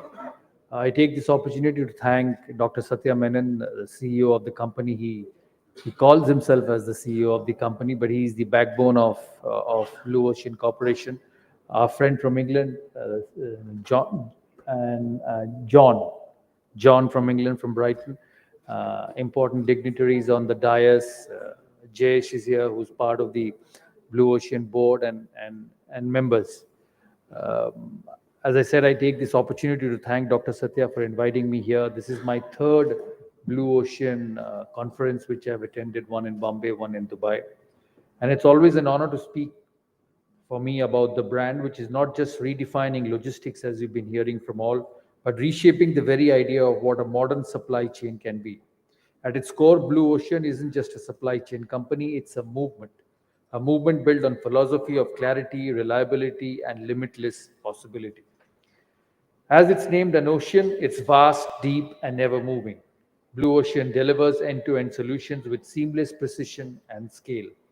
In a world where disruption is the new normal, Blue Ocean offers stability. In an environment where speed and efficiency are everything, Blue Ocean offers more strategy, sustainability, and trust. What sets Blue Ocean apart isn't just technology, though it's a cutting edge. It's not just the network, though it's robust and global. It's the mindset, the belief that supply chains are no longer just back-end operations, but strategic drivers of business success. From warehousing to last mile delivery, from inventory management to data-driven insights, Blue Ocean operates not just in silos, but in symphony. Every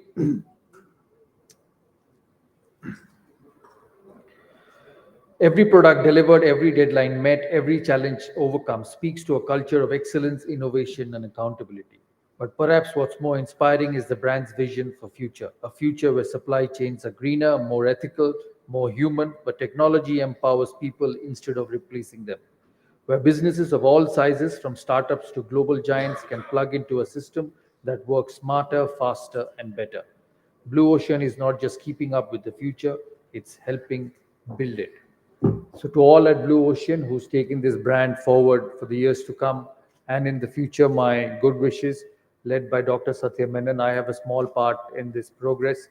And to all of you here who are together to speak about supply chain, my good wishes. And I hope Blue Ocean success over the years keep growing and growing. There are lots of people to speak today on this stage. So I'll keep it short. I'll be back in the afternoon to speak about leadership, team building. I wish Satya, John, and his team all the very success, and I hope you keep growing. You've started your footprints in India, and I've always said that this is the best country in the world. I travel, whether it's the European countries or America or in other areas, Africa. But what India stands out is people's desire to get better, people's desire to be the best. And that's where this country is and the progress of the country in the last few years. Satya, your footprint in India will grow with time, with your effort, with your hard work, and with the honesty you drive your company. And I'm sure India is going to be a place where you will build your legacy as you've done all around the world. So thank you so much for having me, and hopefully I'll see you again in the afternoon.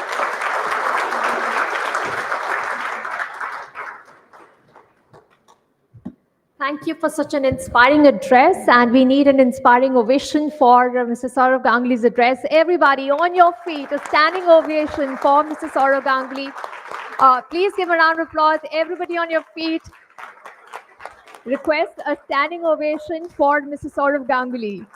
We are honored by your presence today and grateful for the insights you've shared. We look forward to another session that you have later in the day. I would request Dr. Satya Menon and Mr. Vinod Pandey to please present a memento to Mr. Saurav Ganguly. We thank him for his presence here and for his inspiration to everybody here his journey on the field and beyond continues to resonate with leaders across industries. Thank you so much for being here.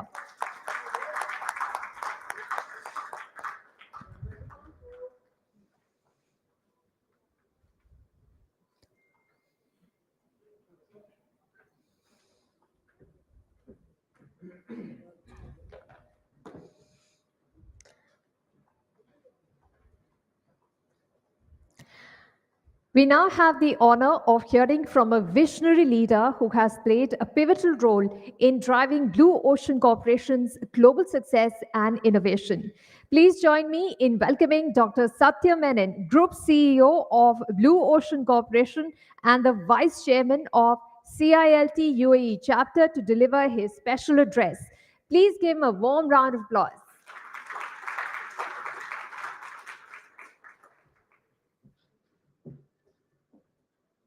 Good morning, Delhi.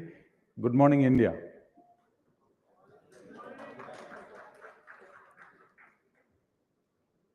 I have been traveling around the globe.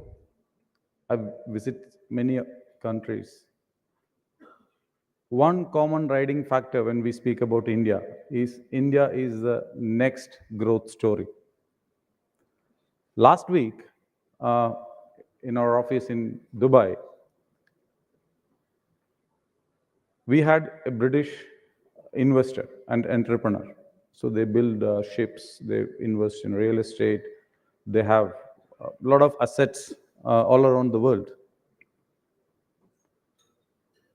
So when I said we are going to Delhi for our conference, International Procurement and Supply Chain Conference, first time it's happening in Delhi. So what he said was an echo of what we hear across all the industry leaders, what we speak to. He said, we from the industry, from a top management level, we know in the next 5 to 10 years, there are only going to be two superpowers, India and China.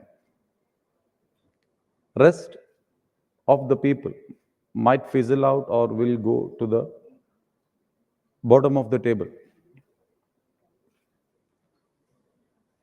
So I asked, what's the investment appetite for people overseas in India? He's saying there is a very big appetite right from the UK because of the FTA. But one important factor which he reminded, again, which we are all aware, India needs to bring in a lot of efficiency in the way we operate. Now, there are a lot of ways which happens in any operations, especially with respect to supply chain. And our supply chain is completely fragmented. Is the supply chain bad? Is it not working? No, we are working. The transport is happening, people are traveling, the goods are moving from point A to point B, we get our food on the plate, we wear clothes, we have medicines, but currently it's all fragmented, which incurs a lot of cost to the organization, to the region, to the country. Now, unless we bring in much more professionalism in the way we operate, we cannot be a global leader. Now, supply chain pre-COVID was an industry, a profession which people thought, but today after COVID, people realized supply chain can touch our day-to-day lives. The medicines we have, it has to be right on time, it has to be available at the place where we are. So supply chain plays a very, very important role. But we are building huge infrastructure. The government is spending humongous amount of money in building the infrastructure. But like I always say, who will operate the infrastructure? Who will operate the supply chain networks? It has to be somebody who is skilled or qualified. When we talk to the industry leaders, I've been traveling around the country in the last 2 years. I think I've been to many states, many districts at the grassroots level to understand what are the areas of opportunities, where are the challenges. So where there are challenges, lies an opportunity. So what I realized that a CFO in an organization will not be a BCom graduate or a BTech or for that matter an MBA in finance. You will hand over your finances of the organization to somebody who is a chartered accountant or somebody who is highly qualified beyond chartered accountant, if there is any, from US or UK.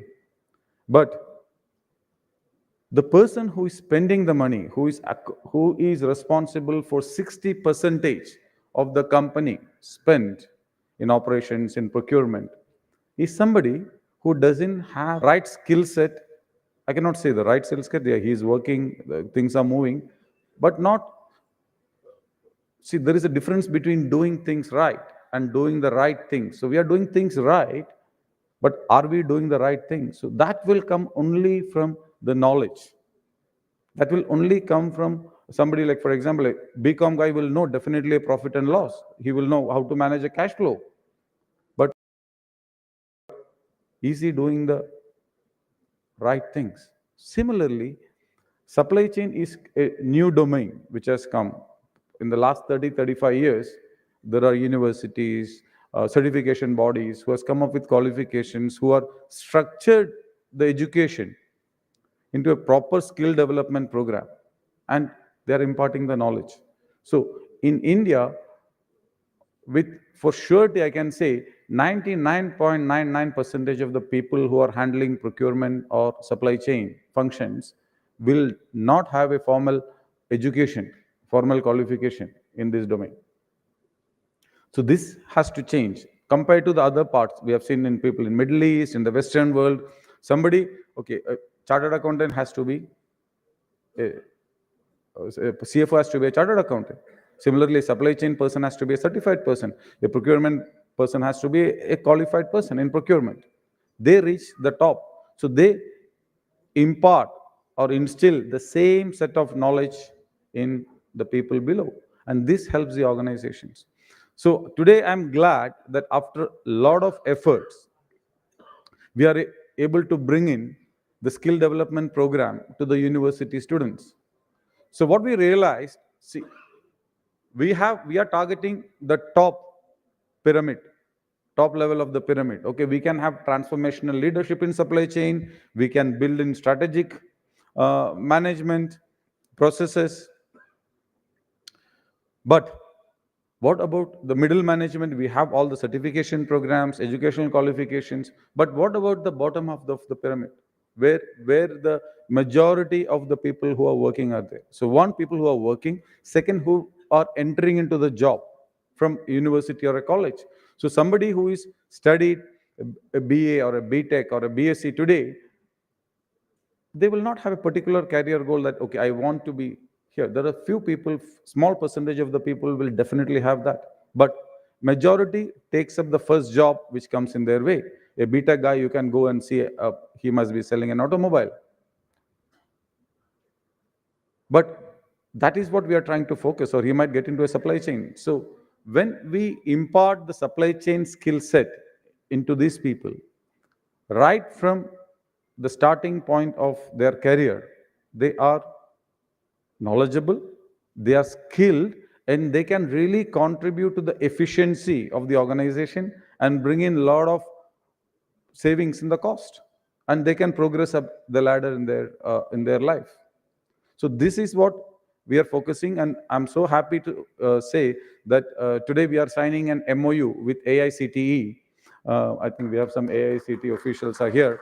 So we are the only training organization or the program which we are delivering, which is a university skill development program, which comes from US, which we are importing to the university students. So that's the starting point which we are envisaging, and slowly we hope that we will be able to make an impact across all the industry sectors, including the defense. We have so many people from the Army, Navy, military here, which had the honor and privilege of meeting them in the last few months. We have people from the retail sector, we have people from the manufacturing sector I've met. So there is a great opportunity everywhere I can see. And it has to be like everyone has to be in this together. Otherwise, one particular, as most of your supply chain professionals, one particular segment or one particular domain, if it improves the quality, doesn't mean that the entire supply chain will improve their quality. So any supply chain is only as strong as its weakest link. Any supply chain is only as strong as its weakest link. So If the supply chain has to be robust, if for a healthcare, for an automotive, right from the sourcing of the raw material till the last mile delivery to the customer, it has to be seamlessly integrated. So now today, the other parts of the world, they're talking about supply chain 4.0. We are talking about AI-powered supply chains. We're going to take away the human element out of the supply chain, where it comes to the mundane or a routine kind of jobs. Robotics are going to take over the warehouses. But we have not reached at that stage. So it's very soon we need to catch up as India. We need to catch up to the global standards. So tomorrow we can be a net exporter than today a net importer. So that if India has to reduce the trade deficit, we have to export more, whether it's defense or medicines, agriculture products, whatever the manufactured products. For that, there is only one thing which I've seen in my span of 30 years in supply chain. It is the procurement, supply chain, and logistics function, which can help us reach there. And I'm sure with the initiatives from the PMO and the government, and now our Prime Minister is talking about supply chain resilience. I think a lot of speeches we have seen that, if India has to move forward, we have to be supply chain resilient. And wherever the global conferences I attend, India is very, very important element for everyone. And I hope with the investment in infrastructure, with the brain power we have in India, and with all the new skill sets, we will be a global supply chain powerhouse. Thank you, everyone.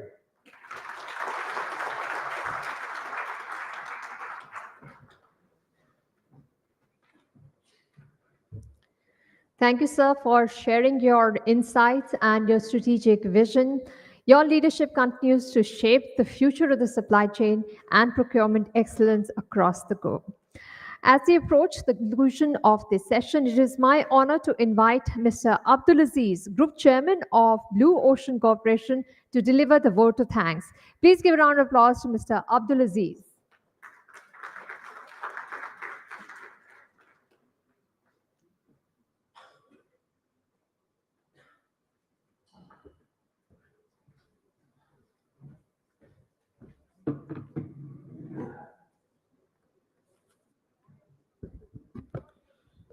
Thank you, Anisha Nayar, for the introduction, and also that handsome picture, which actually looks better than the real me. Thank you very much for that picture also. If time, we have spent millions today, nearly 800 delegates, 8 hours, that's 6,400 man hours and 800 man days. If we calculate that in millions, it's going to be millions. So we all deserve a round of applause. We're going to be here today till evening, and we need a little more energy in the room for 3 reasons. This is number 1, we are sitting in the capital city of India, New Delhi, where we represent 1.4 billion youngsters or energetic population. Second, we're going to be here till evening today. And third, we are sharing the stage today with the energy of Indian sports. Saurav Ganguly here, so we cannot be less energy. So I want all of you to stand up for a few seconds and put your hands together to energize ourselves. Thank you. Thank you, all of us.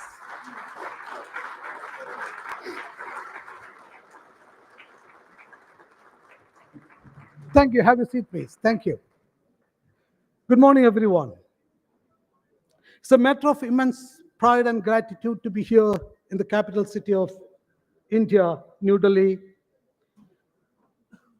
where 1.4 billion hearts of dreams beat every day. Delhi is where ancient trade routes once met and modern supply chain thrive now.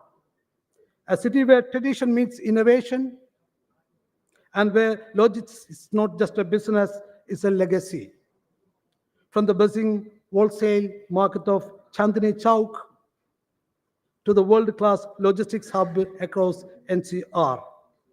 This city reminds us that speed, resilience, adaptability are deeply rooted in India's DNA. There are moments in every journey that feels like a quiet pause before acceleration. And this inaugural session is that moment. Today marks the 11th International Conference for Blue Ocean here in the capital city of India in association with the SHM. We have proudly hosted conferences across the globe. In the Middle East, many countries, UK, Europe, and also Africa.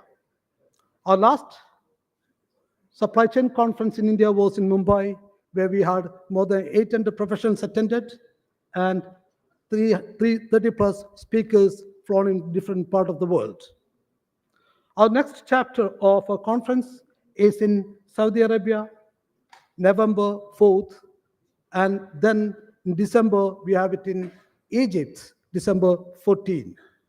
That's our nearest coming 2 more international conferences.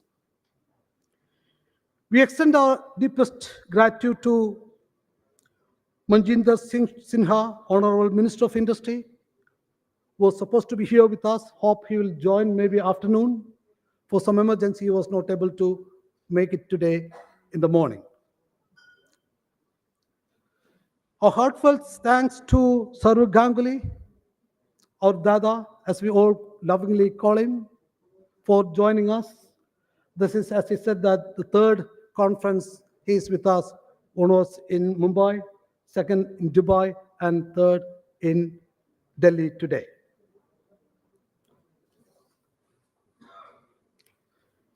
To all the dignitaries and speakers present, thank you for adding value, insight, and weight to this platform. And finally, to you, the delegates, the thinkers, the builders, the transformers. You represent every warehouse, every logistics park, every supplier, and every procurement desk, and that keep this nation moving. You're not just here to learn, you're here to lead. Let this day be a celebration of resilience, intelligence, and innovation.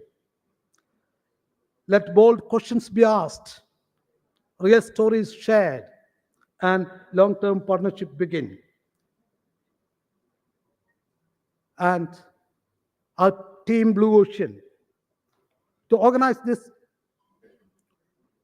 a conference of this size is not a fortnight job. The ball started rolling months back, and it's even more challenging to manage everything from overseas with our partner, great partner, SOCHAM. So put your hands together for our team, Noba, and my associates who were behind this conference for many months. And before I conclude, I request all of you to stay back till evening for many reasons. And one reason for me is to listen to our Dada speaking on leadership.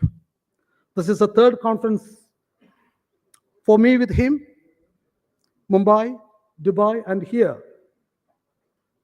Every time when he speaks, he inspired me on leadership. And every time we have a meeting in the office with the CEO and other colleagues, we quote him. And we learned many, many things from his leadership speech, and we have implemented many things in our office. So this is a great opportunity to listen to him, his leadership speech. So let's step back and listen to him, listen to other speakers till evening. Thank you very much. Thank you.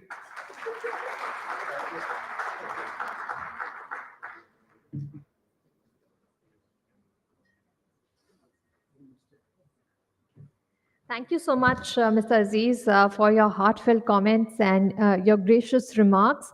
I would request, I want to thank all our speakers for taking the time coming here and sharing their insights with everyone.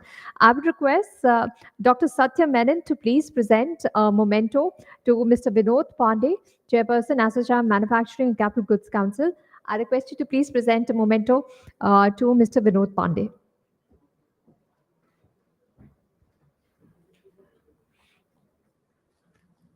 I would request Mr. Ganguly also to please join in the felicitation.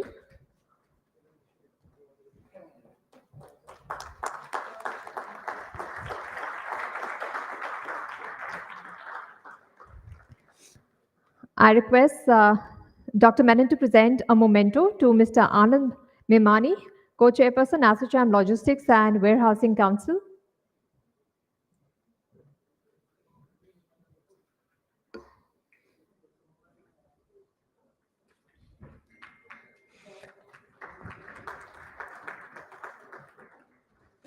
I request Dr. Satya Menon to present a memento to Ravi Gupta, Executive Director, Sri Renuka Sugars.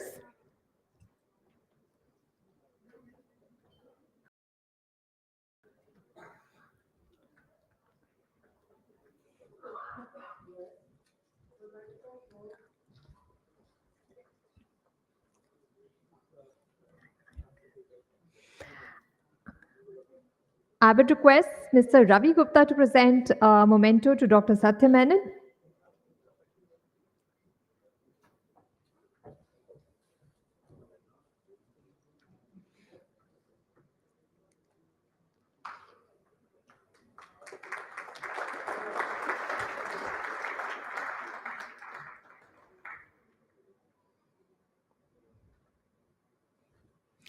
I request Mr.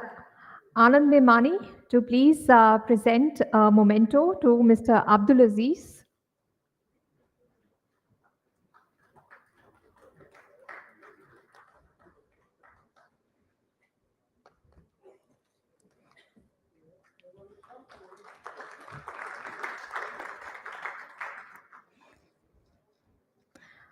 I request Mr. Memani to present a memento to Mr. Douglas Kent, Executive Vice President, Corporate and Strategic Alliance, ASCM.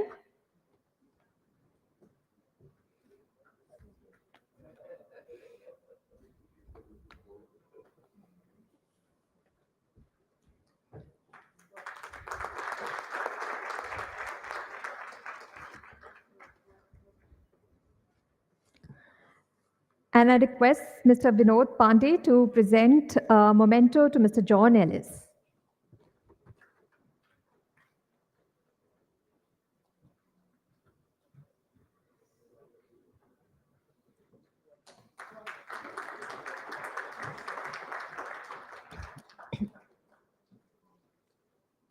I would request all of you to please gather for a group photograph, and I would like to invite on stage Dr. Pushpinder S. Puniha, Mr. Jayesh George, and Mr. Grant Swanpole to please join in the group photograph. Please welcome on stage Dr. Pushpinder S. Puniha, Mr. Jayesh George, and Mr. Grant Swanpole.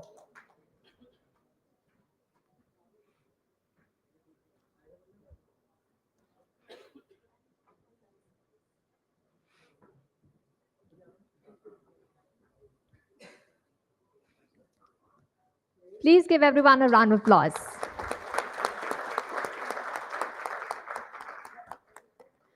We extend our heartfelt thanks to our esteemed dignitaries on the stage and to our distinguished guests for gracing us with their presence in the inaugural session. Thank you all for your presence here, and please give them a round of applause again, and I request all of you to please take your seats off stage.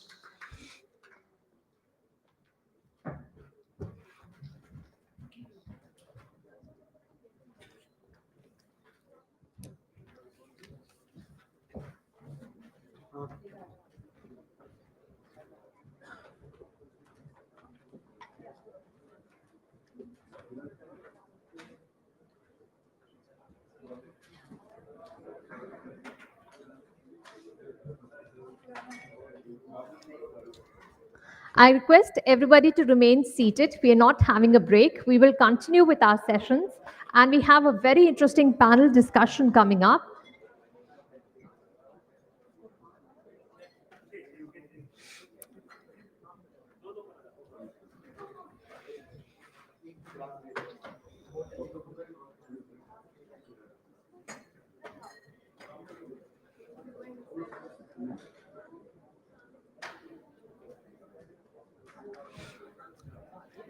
I request all of you to please settle down and take your seats.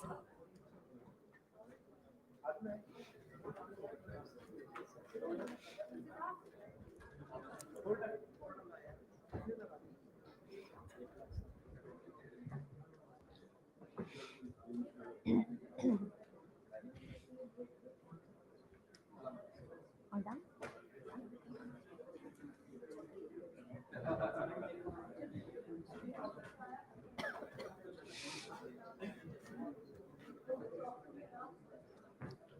I request everybody to please settle down and take your seats. We are going ahead with our panel discussion, China Plus One Strategy, Positioning India as a Global Supply Chain Alternative.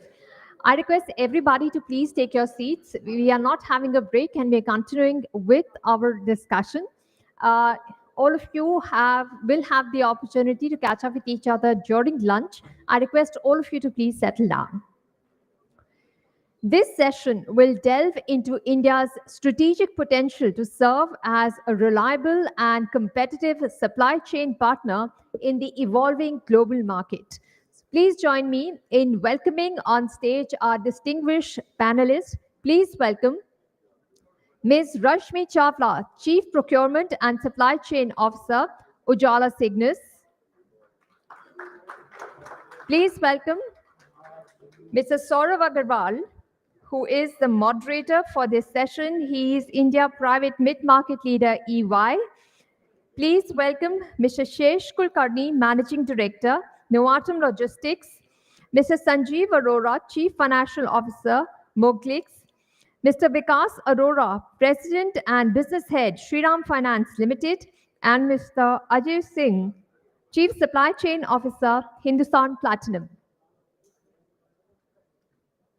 Please give a round of applause to all our speakers on stage. I will hand it over to Mr. Saurav Agarwal, the moderator for this session, to steer this discussion ahead. Good afternoon, everyone. Distinguished guest, esteemed panelist, and ASSOCHAM delegation over here. Thanks to ASSOCHAM, first of all, for once again inviting me to moderate this particular session, more focused around China Plus One strategy. I'm Saurabh Agarwal. I lead the EY private practice. Last 7 years, I have been focusing around Make in India programs with respect to various government subsidies. When we look at today, the global disruptions in supply chain, it's not something which started now. I think COVID was the first time when the disruptions started, and we started using the word China Plus One. I think after seeing the global trade tensions which are happening across the globe, the way on X every day, some or the other statement is made. You plan your supply chain, and the next day, when you open up your office, you find that the entire supply chain which you have planned gets disrupted due to the tariffs which are being imposed. So I think China Plus One, I think, is becoming a reality. But it's very important for us as India Inc. to also ensure we talk about China Plus One. There are other Southeast Asian countries as well who are also eyeing their pie share of the cake as well. Now, how can India get the larger pie of the cake and move from Atmanirbhar Bharat to Bharat Par Nirbhar? Of course, every day, yesterday when those additional 25% tariffs got imposed on India, the first thing which many people started saying is that there will be impact. Yes, there may be a short-term impact on our economy. But when we look at maybe a mid-run to long run, I think not doing a trade deal now, but doing a proper negotiation with US is the right step by the government.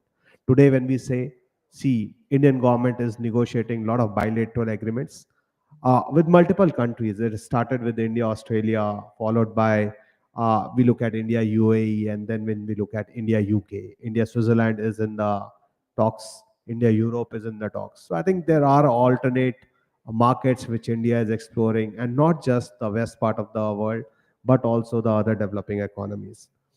It's also important to understand that the PLI schemes have contributed successfully to the growth, While of course some schemes have been extremely successful, some schemes still are coming up. If you do Google, you'll find that there are 14 schemes, but actually there are 17 schemes on which Indian government has put in 3.07 lakh crores to the industry to put up manufacturing. But when we look at the way the investments are coming, so far the disbursal is only close to 24,000 to 25,000 crore.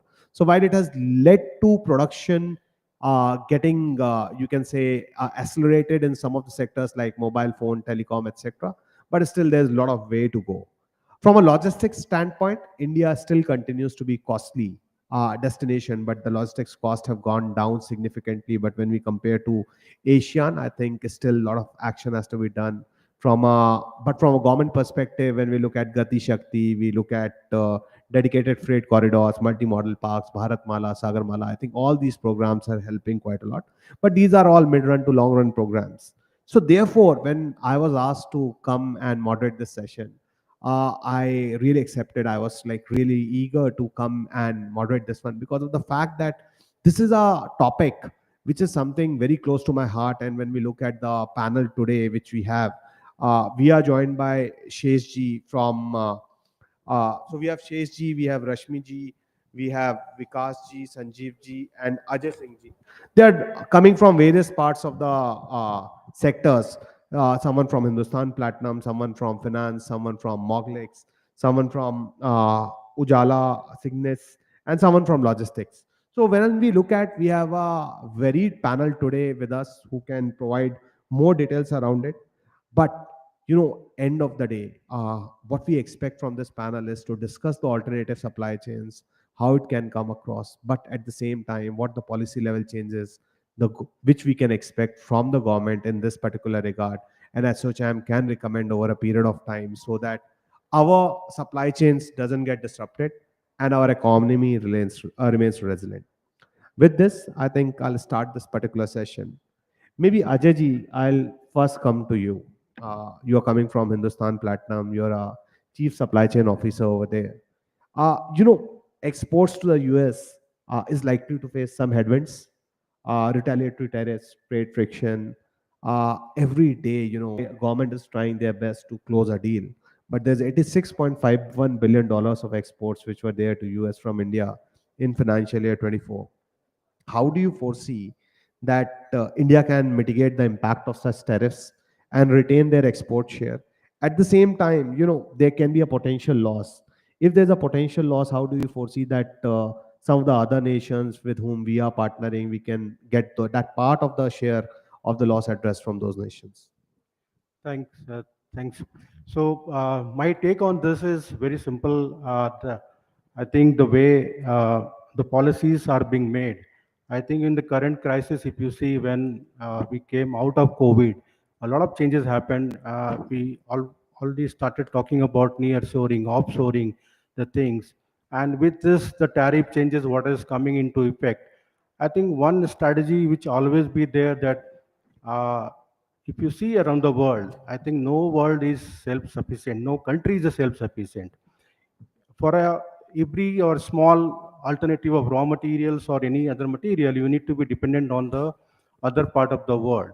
Same way, when you come to the on the policy matter, what you asked the question, policies are always be there. Yes, short terms we will be facing a lot of challenges because large chunk of our exports into the US market. But in the same time, I think with the policy changes, we need to always have to see that what are the alternative markets what we have. I think in the previous panels also it was spoken about, and Dr. Satya was talking about the FTAs. I think that it is very prominent now that how we can effectively utilize the FTAs which is already being signed and which is on the way. And the different demographics like countries like Australia, I think we have not tapped the Australian market yet. Biggest market what we have seen in our own commodity market, we have seen a large amount of changes. We used to import or export lots to US. In last couple of years, we have changed our whole strategy, and it is moving from US to now Australia and South Africa and other regions. So I think there are a lot of things are there where we tap the market into South African markets. We have Latin American markets, And then European markets, I think the last year itself, the EFTA is being signed with Switzerland. So I think that has come into effect now, and it is a very much, I think we can take a challenge of whether we can tap the market of Switzerland and Norway and those countries. And I think with the UK FTA being signed now, I think this is one of the very primitive way to see it, how we can leverage the UK market in more primitive where our products can be more concentration. I think with this effect, I think it will be a very beneficial for us, which can take into lead to the new market segments. And I think the short term losses always be there to gain into the long term. That's what my take on this. Thank you, Ajay. Sheshji, coming to you, the point which comes across is, if I heard Ajay correctly, there are alternate sales markets or markets which are being explored by India. So from a logistics standpoint, given there are so much shifts which are happening because of the tariff changes, how do you see India's logistics sector coping with such changes and realigning themselves for a China Plus One strategy? Hi, good morning, everyone. Well, I think my take is very simple on this. This too shall pass. We as a world have seen many battles. This too shall pass. I don't think so this is going to last for too long. It is right now a reality which is taken East India. There's no two opinions on that. I think let's get that right. We need America. And at some stage, I think the larger wisdom will dawn and this will get sorted out. A little political right now, but I think it's just a question of now. Will it be 2 months from now, 3 months from now? I don't know. But I do think this will for surely pass. Now, what are the alternative markets? And I think India and Indians and Indian government have been very actively engaging in every part of the world. You look at Africa, we are so very active now in Africa. You look at Middle East, we are very much involved in Middle East. You look at Far East, we are part of the ASEAN, many ASEAN countries, India has signed the trade deals. So I do think these were always possibilities and opportunities. As a good business practice, I think this is the wake-up call that there is a very old English saying, which said, don't put all your eggs in one basket. So I think we have got very possessed with this American outlook. It's very important. It's a big market for us. We need them. But I think it's right now a wake-up call for everybody to start looking at it. Now, just to comment on something which Saurabh, you said, China plus one. I think this is the media point term. I somehow always felt China plus one is not necessarily India. It could be Vietnam, it could be Cambodia, it could be many other countries, because all of them are gearing up in a very, very big way to catch up. So if I have some stats which I just want to put it on the table, engineering, China produces $4.66 trillion. India produces $110 billion. Okay, if you look at steel, they produce 1.02 billion tons, and we produce 144 million tons. Okay, now if you look at a couple of other things, pharma, China is 307 billion, we are 50 billion. What I'm saying is if China were to even lose 10, 15, 20, 30%, it will make not a big difference to them. It is for us, even if we gain 10%, it's a significant one, and that's where we should focus on. And I think we'll come back and talk about what should be our role and how we should approach it. So particularly at this stage, I'm just waiting and watching. I think it's important. They say in crisis, you know the strength of the man. So this is the test for our Indian business. How we hold up is important. Thank you, Shesh. So, I completely agree with Shesh when he says that it's not China plus one. It's all about how India can make larger impact and gain a larger market share. I don't think so that we are competing against China over here. But at the same time, the point which he said that how do we manage the crisis? I think something which is very, if I have to look back, Indians are one of the, you can say, those people who manage the crisis in the best manner. We have seen that in COVID and likely during this particular tariff war. I hope and I keep my fingers crossed around the same that we'll manage it better. Sanjeev ji, coming to you, if I look at the PLI, FTA, potential opportunities outside the West markets, but generally all these things have happened. This has been benefiting the large conglomerates. But when it comes to MSMEs, it's very vital from our employment perspective. At the same time, when we look at the global linkages, how can we integrate the modern supply chain for MSMEs? And in order to really, given the export boost which is expected from PLI FTA, what tech and policy enablers are needed to help Indian MSMEs become competitive and globally integrated, especially in supply chains which are currently dominated by Vietnam and Mexico? Thank you. I think it's a very good question. I think the technology, the platforms, the AI, the tech-driven approach, the digital-first approach, and the mantra that the government has adopted, I think that plays a very pivotal role. And we've been witnessing this wonderful transition of India as an alternate to China in the last few years. And we have been a B2B company providing supply chain solutions and helping the companies to do procurement of industrial products for last 1 decade. And that's why we, as I said, we've been witnessing this wonderful change. Now, from a tech perspective, I think we need to look at how this tech can revolutionize the entire ecosystem or the chain to address the inefficiencies, the pain points in the entire system. When we go and meet the CEOs, CXOs, CPOs of the companies, there are issues on both demand and supply side. Let's talk about the demand supply issues. For example, the common concern that we see is that the vendor bases are fragmented, right? There are procurement inefficiencies. They are not able to optimize the inventories. There is lack of transparency in the entire supply chain system, right? The product discovery time is very high. So these are some of the concerns that you see, and that's where you see, the contribution of platforms like us, the technology to play a big role, right? We are kind of a platform which has been there for almost a decade now in India, serving almost 700 plus large companies. We've been dealing with almost 500,000 plus SMEs in India, in helping them with the market access, with the platform to sell their products, to help their financing needs, etc.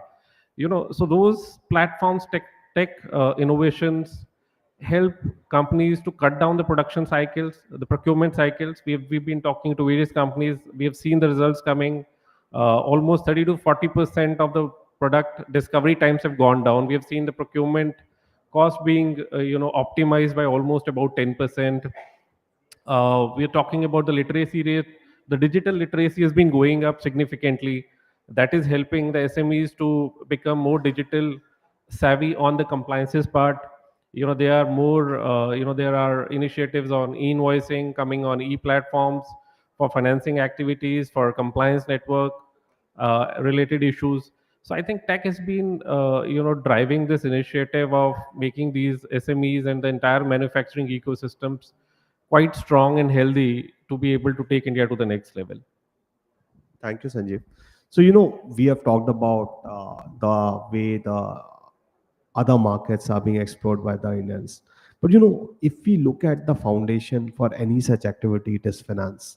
So, Vikasji, coming to you, when I look at supply chain, the infrastructure, logistics, warehousing, cold storage, all of these things require a significant capital. It's a capital intensive industry where, of course, the returns come over a period of time. So far, this particular sector is not into priority sector lending. Uh, what are your views that if this particular sector is included, one, should it be included in priority sector lending? And if it is included, what will be the impact on India's supply chain and how it will help us in becoming maybe, you can say, we can compete with the neighboring countries? Thank you all. Before I answer your question, I just observed a very simple thing that from the topic of China +1, we started talking about America -1, America without India. And it's needless to say what is happening on past few weeks is mind-boggling. Nobody has anticipated the kind of shift US would have towards India.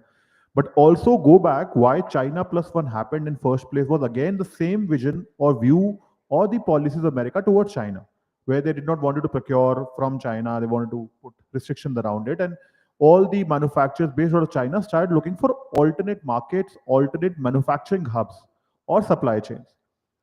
So like few of my colleagues on the dais mentioned that nothing is permanent. That was not permanent, today is also not permanent. Situations will change. But what it tells us that we as Indian businessmen, professionals, entrepreneurs cannot rely on single market, single business, single opportunity. And most importantly, we have to stop looking for something which is very easy. This is a tendency we tend to have built over the years that whatever is easy, okay, US market is easy, let's supply there. My friend, Mr. Ajay, mentioned about how Australia is a big market. Very important. Now, why? Because US has far more better, uh, larger market, better logistics, better supply chain, better procurement. So it is easier to supply there. But why not have spread over different market? That is the biggest question I had in my mind. But anyways, coming back to a question of PLI and PSL. So you're right. The logistics as a specific industry is not classified as PSL. That's a big gap. But in some way or the other form, when you're providing those services to agriculture or small and medium enterprise, you can classify as a PSL. But having said that, the warehousing, again, some bit or the other, there's lesser clarity. The clarity and the complete focus on driving, building integrated supply chain should be the motive of the government. And I think the fact states itself. I think you only mentioned that how logistics cost in India is the highest. It's close to 13-14%, whereas the average cost across the globe, including all the inefficiencies, is still less than 8%. And government of India is still driving a target of less than 10%. We're still far, far away. So for any manufacturer, any part of supply chain to be more efficient, the costing has to be lower. The cost of supply, the cost of doing business, the cost of financing, everything has to be cheaper. So there, I think there's a lot of focus which is required to be built by the government in one, taking initiatives, giving it a PSL status, a dedicated PSL status with a lot of focus by financing institution, and financing that could be one of the ways. But yes, that is something which is missing, and a lot of impetus is required to report. So thanks, Vikas. Rashmi, coming to you, when we look at, you're coming from the healthcare sector, and the way when we met outside, you were talking about the way you are doing work into the tier 2 and tier 3 cities of the country. When I look at the availability of diagnostic machines today, still, if I look at the localization rate, maybe Wipro, Siemens, etc., would have achieved a localization of somewhere between 30-35%. Is still the high-tech technology which are used by some of the other European companies, the localization rates are very poor. While, of course, we have come up with a PLI for medical devices, PLI for APIs, and we are entering into free trade agreements with UK, UAE, etc., even Korea, Japan, which were in existence in the past. How can procurement strategies in the healthcare sector evolve in response to the Indian government's policy interventions in the form of PLI, FTAs, etc.? And especially to manage these risks on account of these supply chain disruptions which are happening on account of tariffs being imposed and the cost going significantly high over a period of time. So, good afternoon, everyone.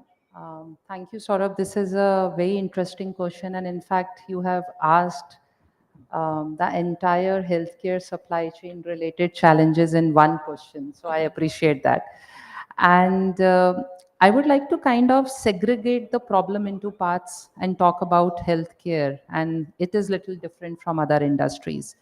Healthcare, we deal with lives. So as a supply chain professional, when I am talking about anything, any goods, services, machine, drugs, consumable to be procured, there is always at the back end of the mind that it is not material. It is something that is going to touch lives of people.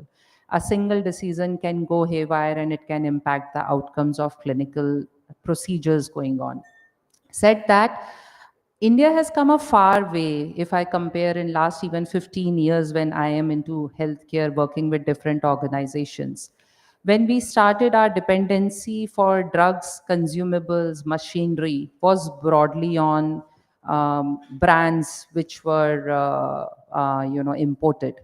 All the purchases of equipments were happening from GE, Siemens, or any other companies which were making equipments not only in China but other parts.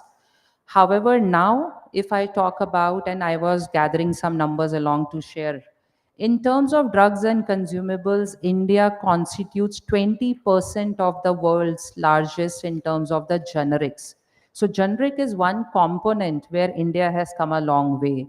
And we can actually cover the entire globe in terms of providing generic until doctors are acceptable to those generic molecules.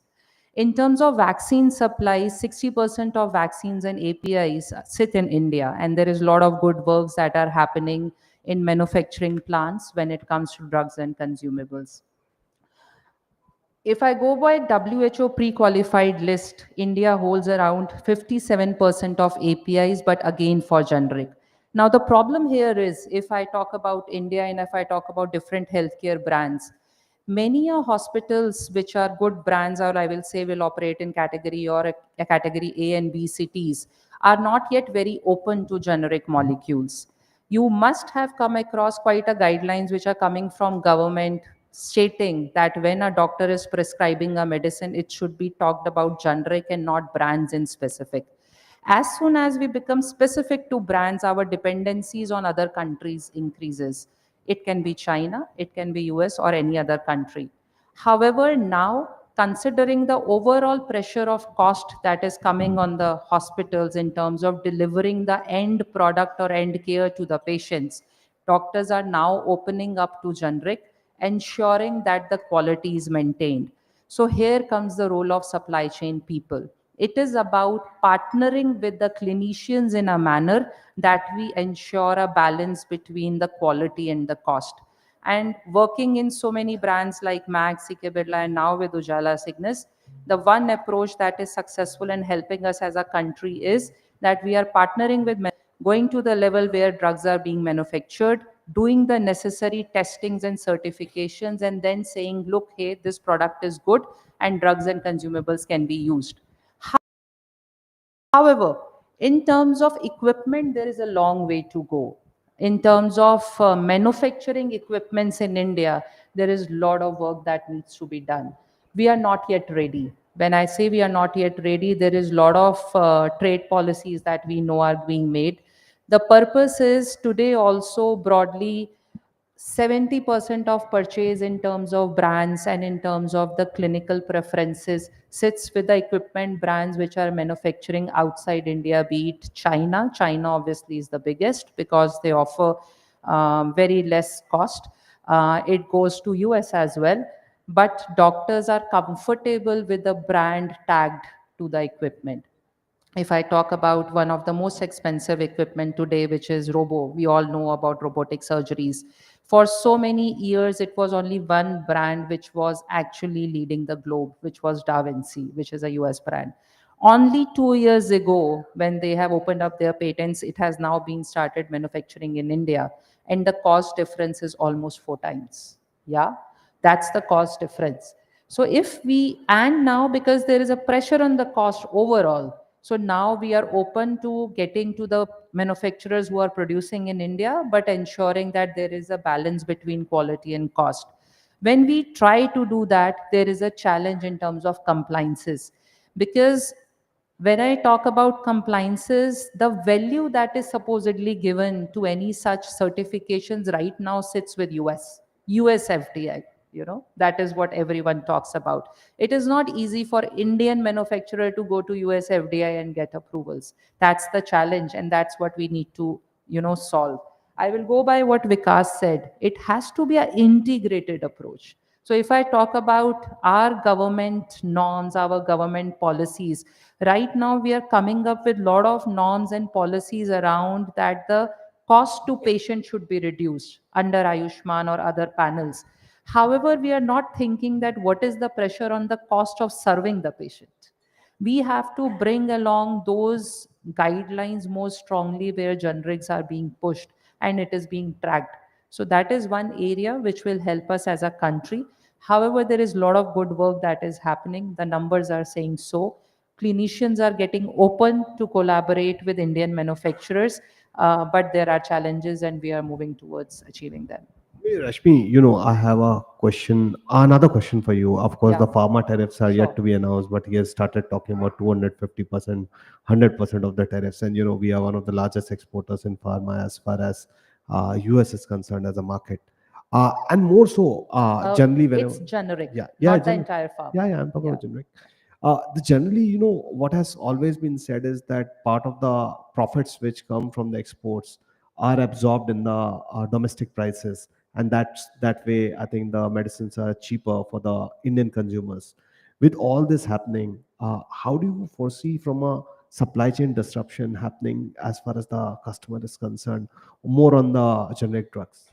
So see, the first problem is the acceptance of generic as a organization or as a hospital. Quite a few brands and quite a few doctors are not yet very open to using generics, right? However, partnering with doctors and helping them gain that confidence that this product is equally good, what a brand XYZ is offering, is a exercise that has to be done in a very collaborative way. Right now it is being done in bits and pieces. Maybe maybe a government level initiative where we form some kind of organization where doctors or opinion maker comes in and they identify that these are the products that are most used, and we are kind of making it a mandatory guideline that stick with a generic being manufactured by XYZ brand in India. It will help us to solve that problem, and disruption will also be taken care of, because when it comes to generic also in India there are multiple manufacturers. The second point that I want to call out, which is helping to kind of solve the cost factor in the hospitals, is it is not between Indian manufacturing or it is not between anything being imported from outside, but today in hospitals quite a few doctors and organizations are focusing on buying directly from manufacturers.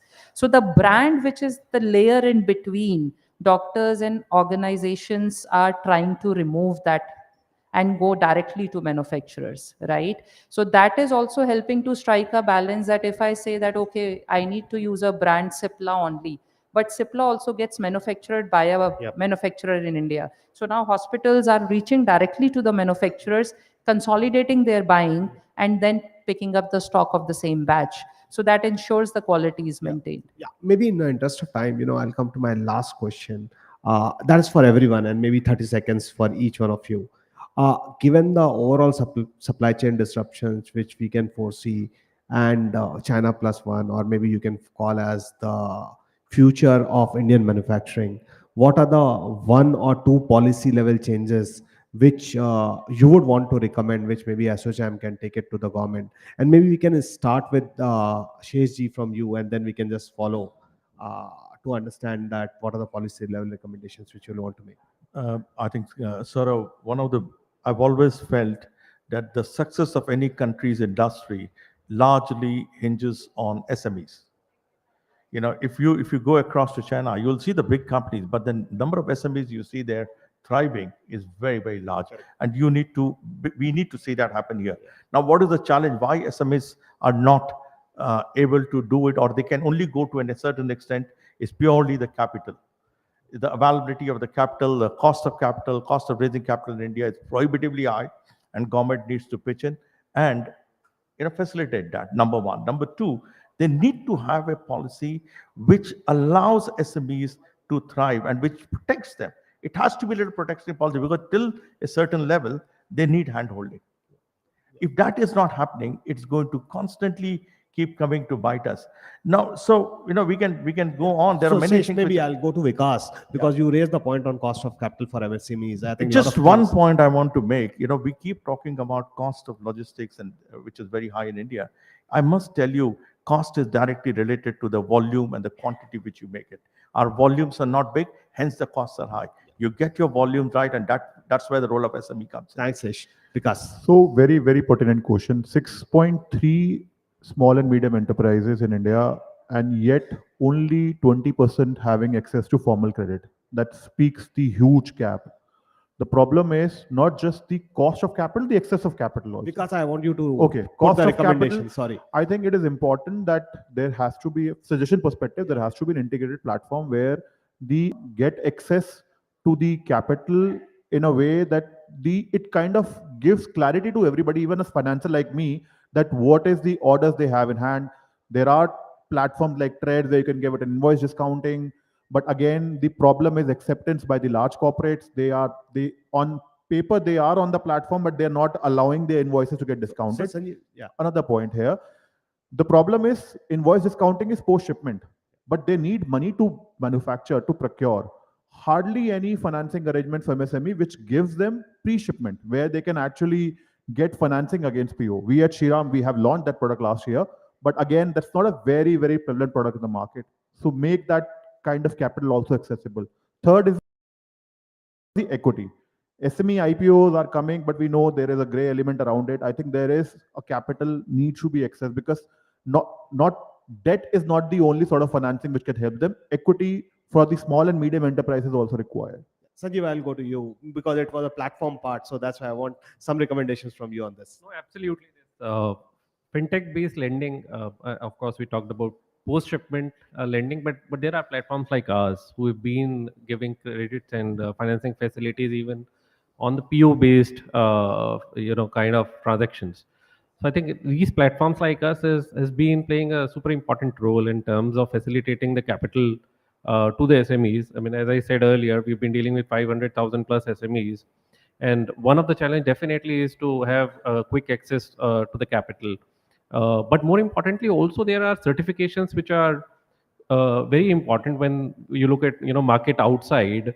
There are digital Sanjeev, I'll ask a platforms. recommendation which you want the ASSOCHAM to make to the government. Sorry, if you No, can absolutely. I think the platforms are going to play an important role, as I said. Fintech lending has to extend more and more.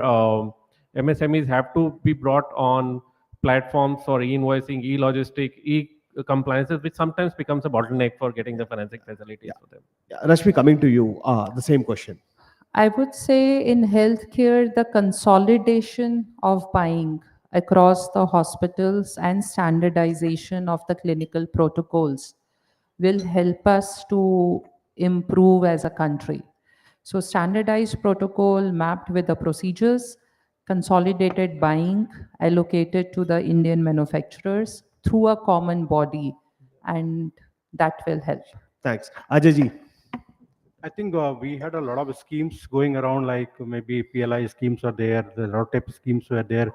But overall in the industry, if you see it, I think industry needs, and especially for industry from where I come, I think we need certain benefits for the exports, especially to compete in the global market from the federal, to at least have these things rolling on so that at least we can compete in the global market. Second point is the infrastructure. I think the logistics cost, what I think it has been discussed a lot. Still, we are struggling towards that. Adding to that is the statutory compliances. I think we far away documentation process still exists. I think a lot of integration happened in last a couple of years on the various schemes on the platform or whether IceGate or any other policies. But I think that documentation process and statutory compliance has to come down at shortest, and with the especially to the people who are like AEO certified there and for those. Ajay ji, so if I have to sum up so far, the key recommendations which are coming across is that channelize more funding for the MSMEs. Second is that come up with more schemes which are helpful for MSMEs, because PLIs have been typically catering to the large industrial houses. So maybe coming up with more schemes which are incentivizing MSMEs, and thereafter when we look at overall from a compliance perspective, which is ease of doing business from an MSME standpoint, while GST has made it one nation, one tax, it has led to reducing the timeline in which the trucks are moving across from one part of the country to another, thanks to the great roads which have been laid down. But still, I think the compliance is onerous. So how we can address the MSME compliances, because all of these things put together can help in making a resilient supply chain for India and ensure that we are able to absorb the shocks which are coming because of the global trade tensions. Thank you, everyone. Thank you for joining in, and thank you, ASSOCHAM, once again for inviting me, and thank you to all the panelists for sharing the views. Thank you to our speakers for sharing their views on this very important topic of China Plus One strategy. Now, I would like to invite on stage Mr. Abdul Khani Ratwan, Senior Training Manager, Blue Ocean Corporation, and Mr. Mohammed Hagazi, Director, Training, Blue Ocean Training, to come on the stage to present our speakers with mementos. I request you to present a memento to Ms. Rashmi Chawla, Chief Procurement and Supply Chain Officer, Ujala Cygnus.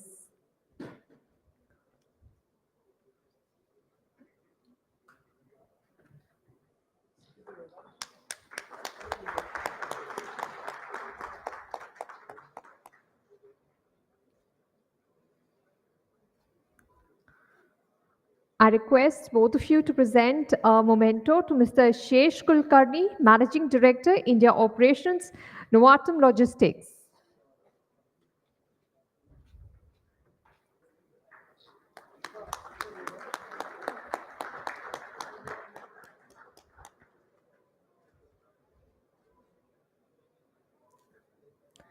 Request you to present a memento to Mr. Sanjeev Arora, Chief Financial Officer, Muglix.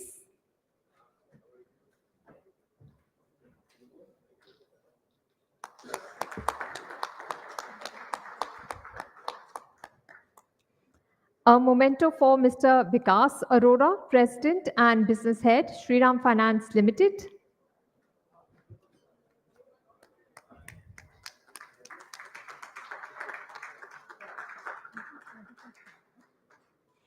And a memento for Mr. Ajay Singh, Chief Supply Chain Officer, Hindustan Platinum.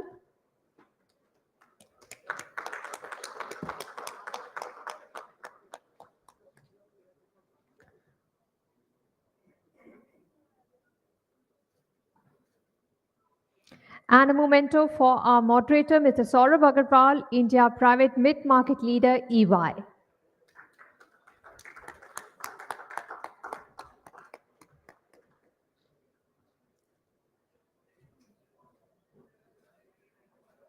Thank you to all our speakers. I request all of you to please gather for a group photograph.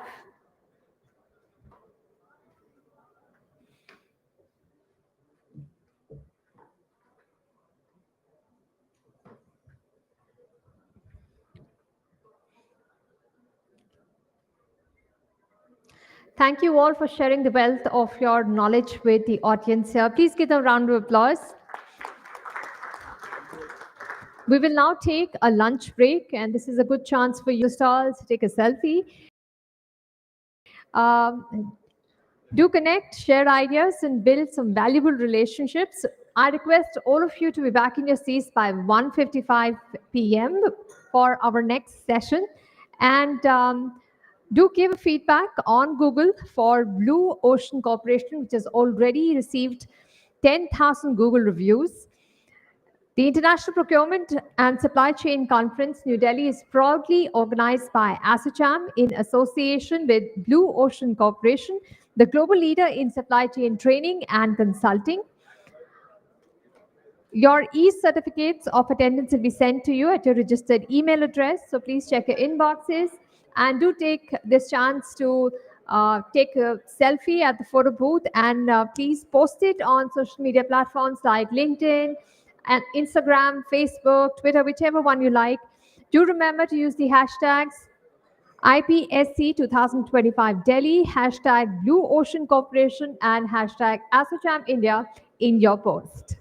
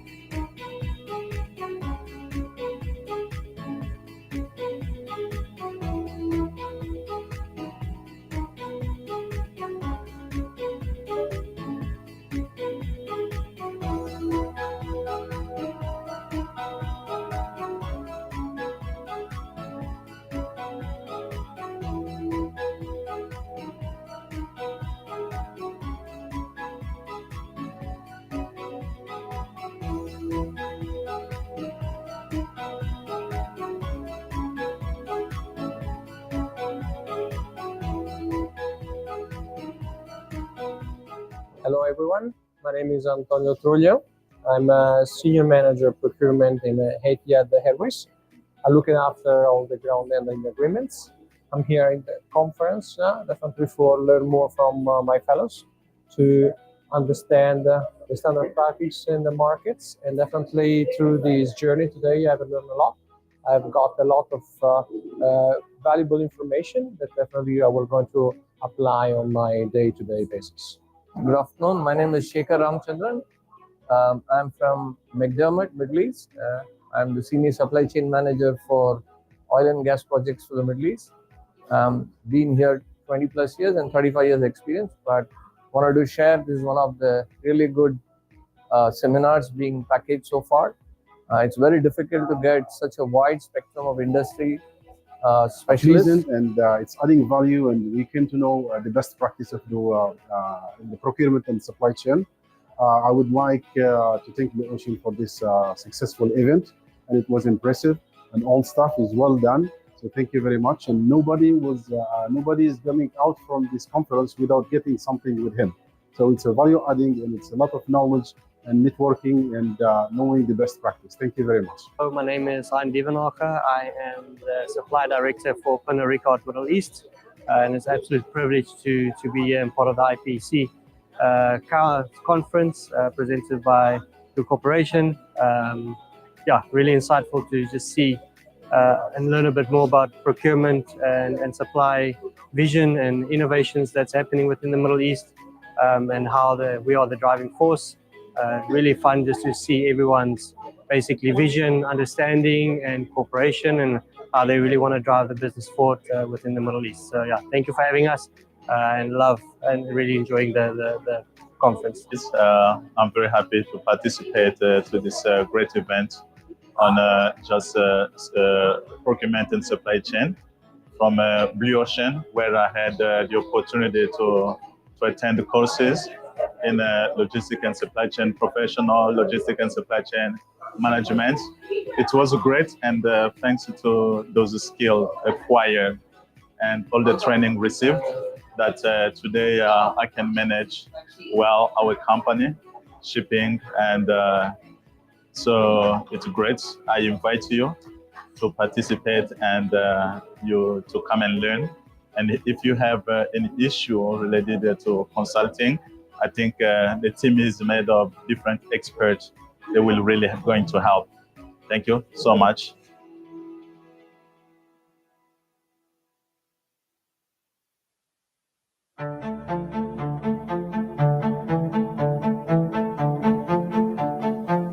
To thrive in today's world, businesses need a logistics partner that connects them globally. At Noatum Logistics, we deliver advanced end-to-end supply chain solutions that empower our clients to succeed.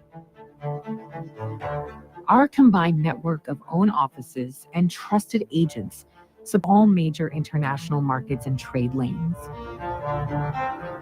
We leverage our team's expertise in core services to deliver comprehensive integrated solutions. Our team of professionals delivers industry-leading ocean freight solutions supporting all cargo types. We offer fast, flexible, and cost-effective air freight services backed by secured capacity and top-tier airline partnerships. Tailored cross-docking and warehousing services are provided across Asia, Europe, the Americas, and the Middle East.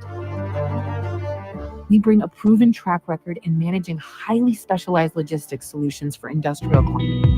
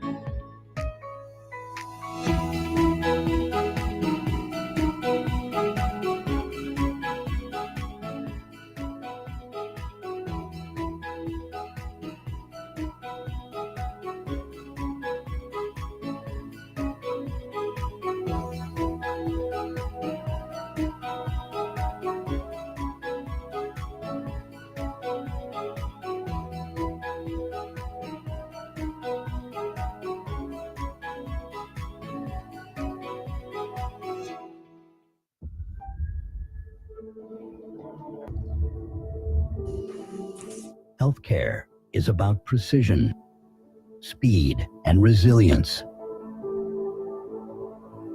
It is about the right support, exactly when and where it's needed. Behind every critical decision is accuracy. Behind every smooth system is efficiency. Behind every smile is delicate care. But it doesn't just happen. It must be built, optimized, and continuously improved with the right partner. That's where the Blue Ocean Healthcare Transformation Solution comes in.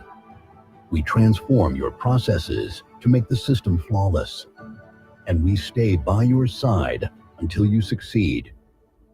Because in healthcare, there's no room for error either in our commitment to you.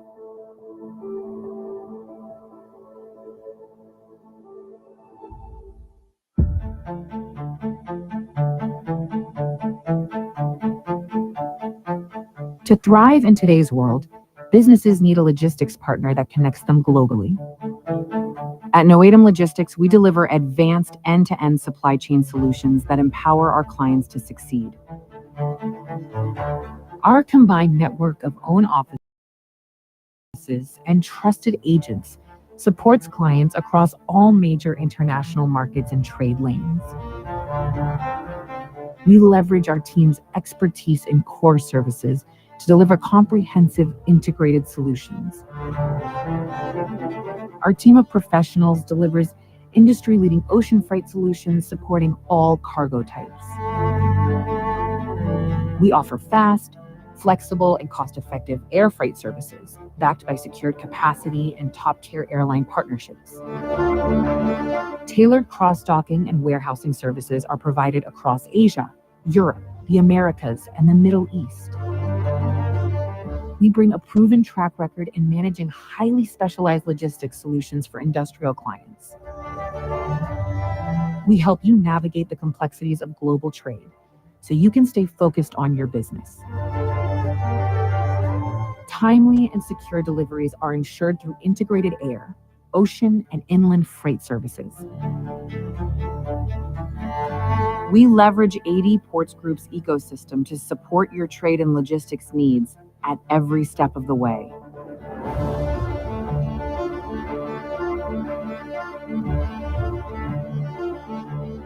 We seamlessly operate complex global supply chain solutions, acting as an extension of our customers' supply chain team.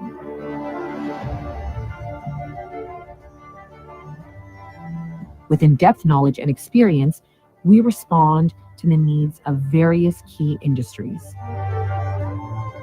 At Noatum Logistics, sustainability is part of our DNA. We are committed to carbon neutrality by 2050, investing in innovative technology and sustainable logistics that benefit our customers, our communities, and our planet. That same commitment fuels everything we do. From wherever our clients need us to the world, we are your trusted logistics partner, one point of contact, local and global expertise, excellence that brings your strategy to life. Because the end-to-end is only just the beginning.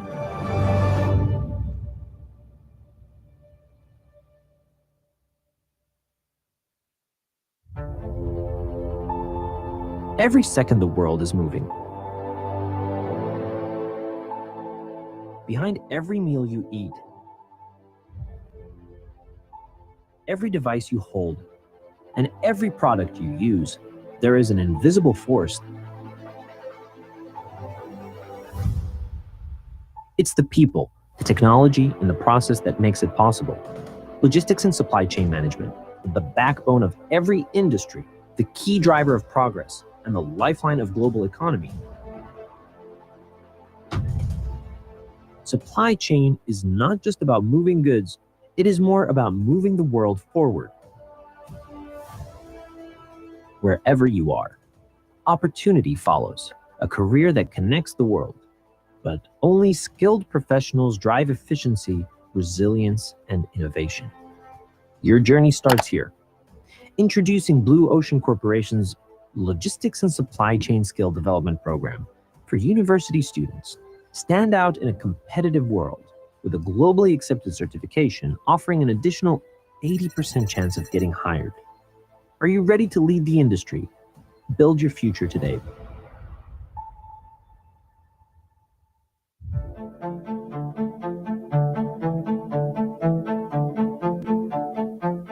To thrive in today's world, businesses need a logistics partner that connects them globally. At Noatum Logistics, we deliver advanced end-to-end supply chain solutions that empower our clients to succeed. Our combined network of own offices and trusted agents supports clients across all major international markets and trade lanes.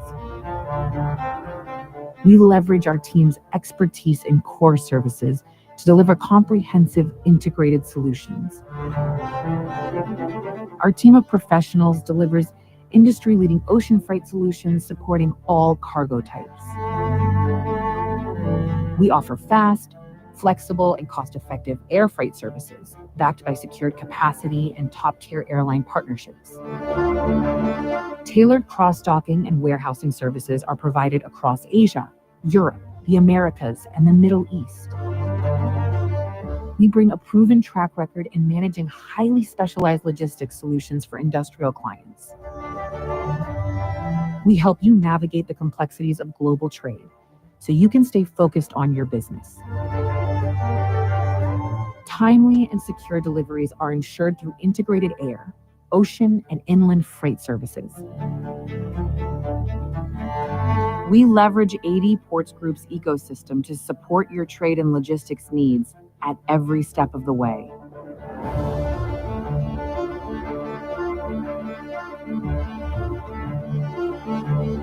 We seamlessly operate complex global supply chain solutions, acting as an extension of our customers' supply chain team.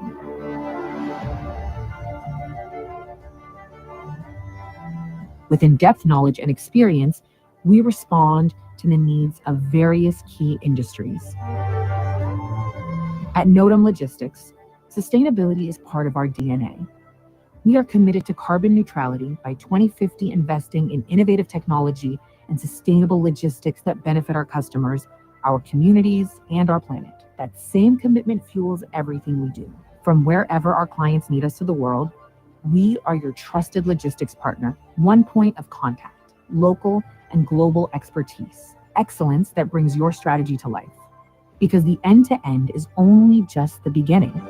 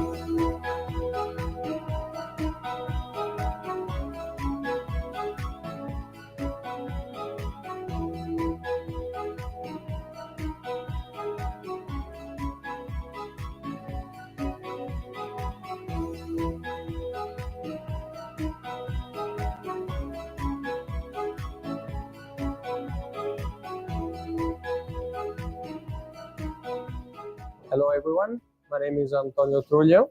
I'm a senior manager procurement in Etihad Airways. I'm looking after all the ground handling agreements. I'm here in the conference definitely for learn more from my fellows to understand the standard practice in the markets, and definitely through this journey today I've learned a lot. I've got a lot of valuable information that definitely I will going to apply on my day-to-day basis. Good afternoon. My name is Shekhar Ramchandran. I'm from McDermott, Middle East. I'm the senior supply chain manager for oil and gas projects for the Middle East. Been here 20 plus years and 35 years experience, but wanted to share this is one of the really good seminars being packaged so far. It's very difficult to get such a wide spectrum of industry specialists to share their thoughts, and I think Blue Ocean is doing a terrific job in making sure you can get everybody in the room and to share all the latest developments in supply chain. So good job. Thank you. Once again, Blue Ocean have gathered us for the conference. I've attended the last conference. It was pleasant and it's adding value, and we came to know the best practice of in the procurement and supply chain. I would like to thank Blue Ocean for this successful event, and it was impressive, and all stuff is well done. So thank you very much. And nobody is coming out from this conference without getting something with him. So it's a value adding, and it's a lot of knowledge and networking and knowing the best practice. Thank you very much. Hello, my name is Hein Dievenhagen. I am the supply director for Pernod Ricard Middle East, and it's an absolute privilege to be here and part of the IPC conference presented by the corporation. Yeah, really insightful to just see and learn a bit more about procurement and supply vision and innovations that's happening within the Middle East, and how we are the driving force.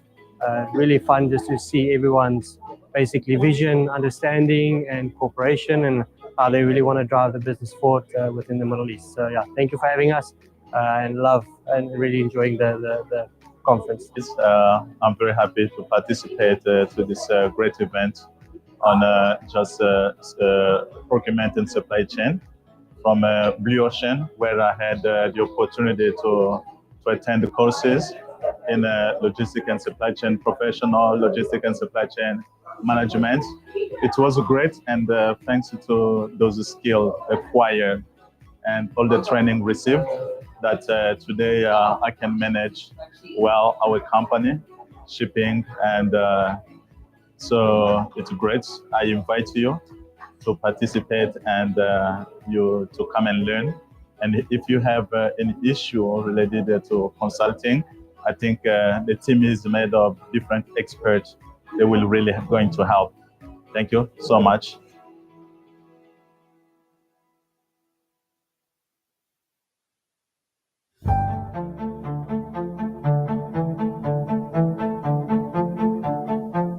To thrive in today's world, businesses need a logistics partner that connects them globally. At Noatum Logistics, we deliver advanced end-to-end supply chain solutions that empower our clients to.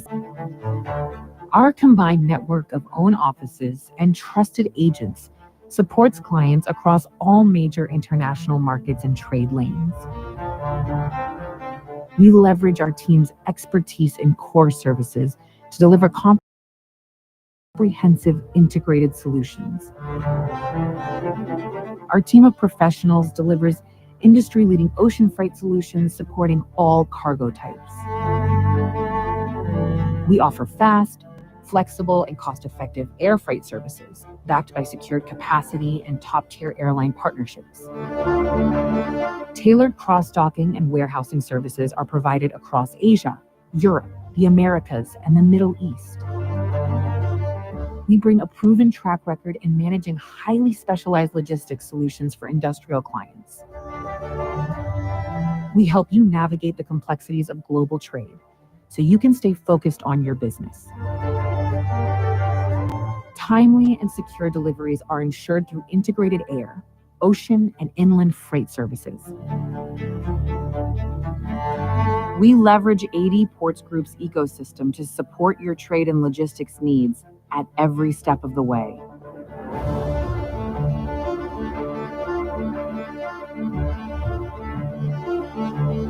we seamlessly operate complex global supply chain solutions, acting as an extension of our customers' supply chain team.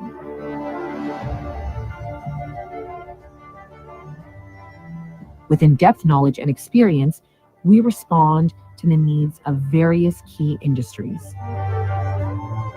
At Notum Logistics, sustainability is part of our DNA. We are committed to carbon neutrality by 2050, investing in innovative technology and sustainable logistics that benefit our customers, our communities, and our planet. That same commitment fuels everything we do. From wherever our clients need us to the world, we are your trusted logistics partner, one point of contact, local and global expertise, excellence that brings your strategy to life. Because the end-to-end is only just the beginning.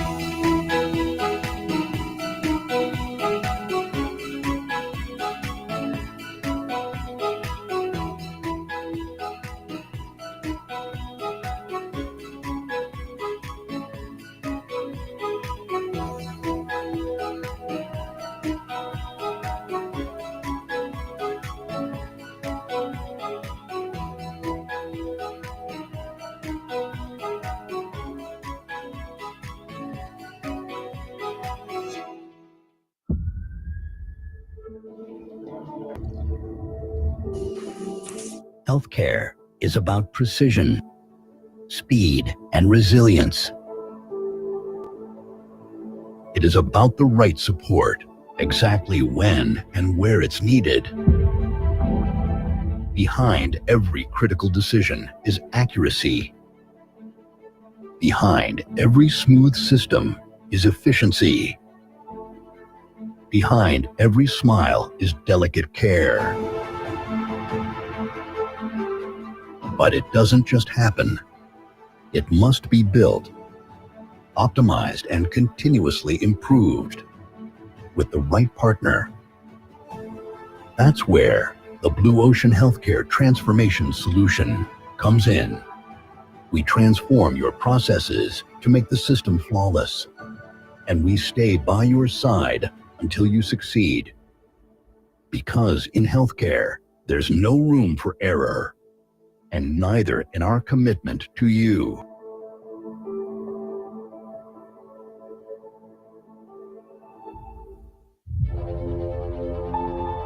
Every second the world is moving.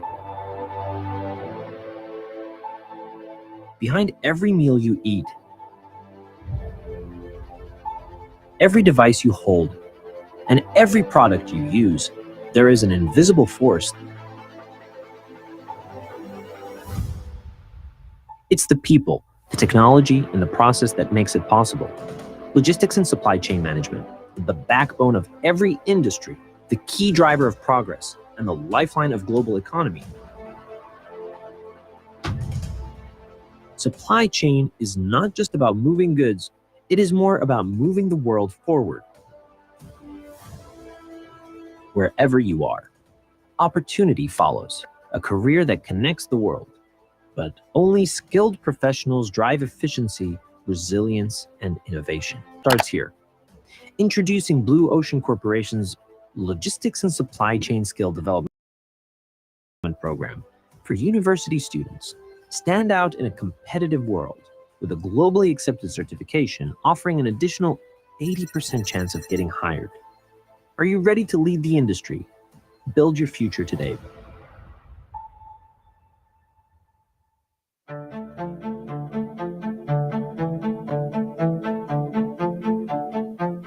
To thrive in today's world, businesses need a logistics partner that connects them globally. At Noatum Logistics, we deliver advanced end-to-end supply chain solutions that empower our clients to succeed. Our combined network of own offices and trusted agents supports clients across all major international markets and trade lanes. We leverage our team's expertise in core services to deliver comprehensive integrated solutions. Our team of professionals delivers industry-leading ocean freight solutions supporting all cargo types. We offer fast, flexible, and cost-effective air freight services backed by secured capacity and top-tier airline partnerships. Tailored cross-docking and warehousing services are provided across Asia, Europe, the Americas, and the Middle East. We bring a proven track record in managing highly specialized logistics solutions for industrial clients. We help you navigate the complexities of global trade so you can stay focused on your business. Timely and secure deliveries are ensured through integrated air, ocean, and inland freight services. We leverage 80 Ports Group's ecosystem to support your trade and logistics needs at every step of the way.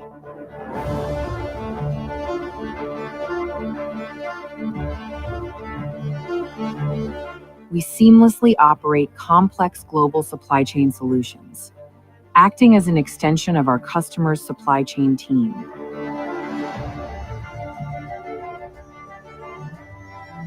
With in-depth knowledge and experience, we respond to the needs of various key industries. At Noatum Logistics, sustainability is part of our DNA. We are committed to carbon neutrality by 2050, investing in innovative technology and sustainable logistics that benefit our customers, our communities, and our planet. That same commitment fuels everything we do.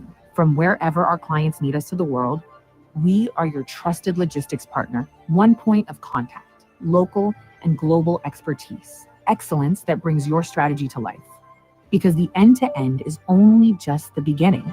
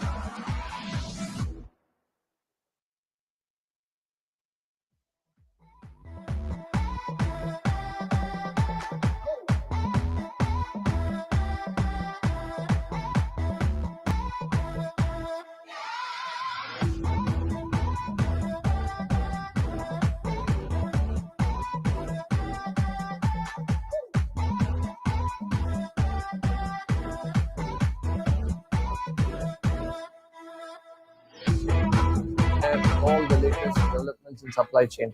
So good job. Thank you. Once again, Blue Ocean have gathered us for the conference. I've attended the last conference. It was pleasant and it's adding value, and we came to know the best practice of in the procurement and supply chain. I would like to thank Blue Ocean for this successful event, and it was impressive done. So thank you very much. And nobody is coming out from this conference without getting something with him. So it's a value adding, and it's a lot of knowledge and networking and knowing the best practice. Thank you very much. Hello, my name is Hein Dievenhagen. I am the supply director for Pernod Ricard Middle East, and it's an absolute privilege to be here and part of the IPC conference presented by the corporation. Yeah, really insightful to just see and learn a bit more about procurement and supply vision and innovations that's happening within the Middle East, and how we are the driving force. Really fun just to see everyone's basically vision, understanding, and cooperation, and how they really want to drive the business forward within the Middle East. So yeah, thank you for having us, and really enjoying the conference. I'm very happy to participate to this great event on procurement and supply chain from Blue Ocean, where I had the opportunity to attend the courses in logistic and supply chain professional, logistic and supply chain management. It was great, and thanks to those skills acquired and all the training received, that today I can manage well our company, shipping, and so it's great. I invite you to participate and you to come and learn. And if you have an issue related to consulting, I think the team is made of different experts. They will really going to help. Thank you so much.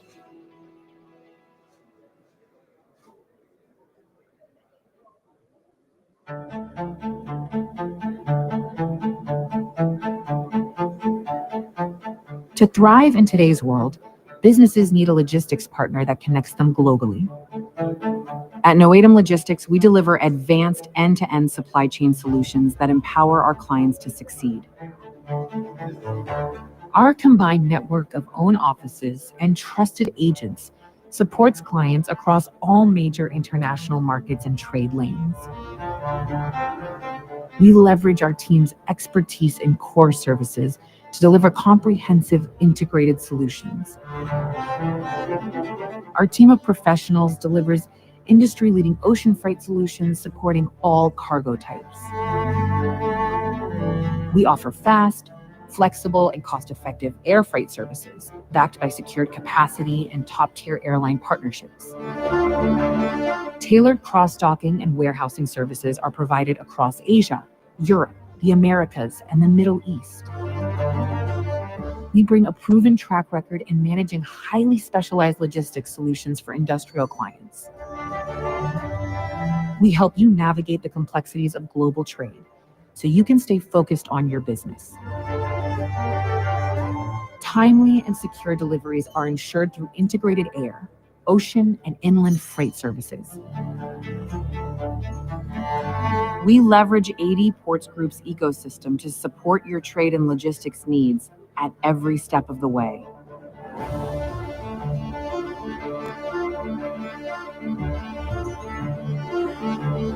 We seamlessly operate complex global supply chain solutions, acting as an extension of our customers' supply chain team.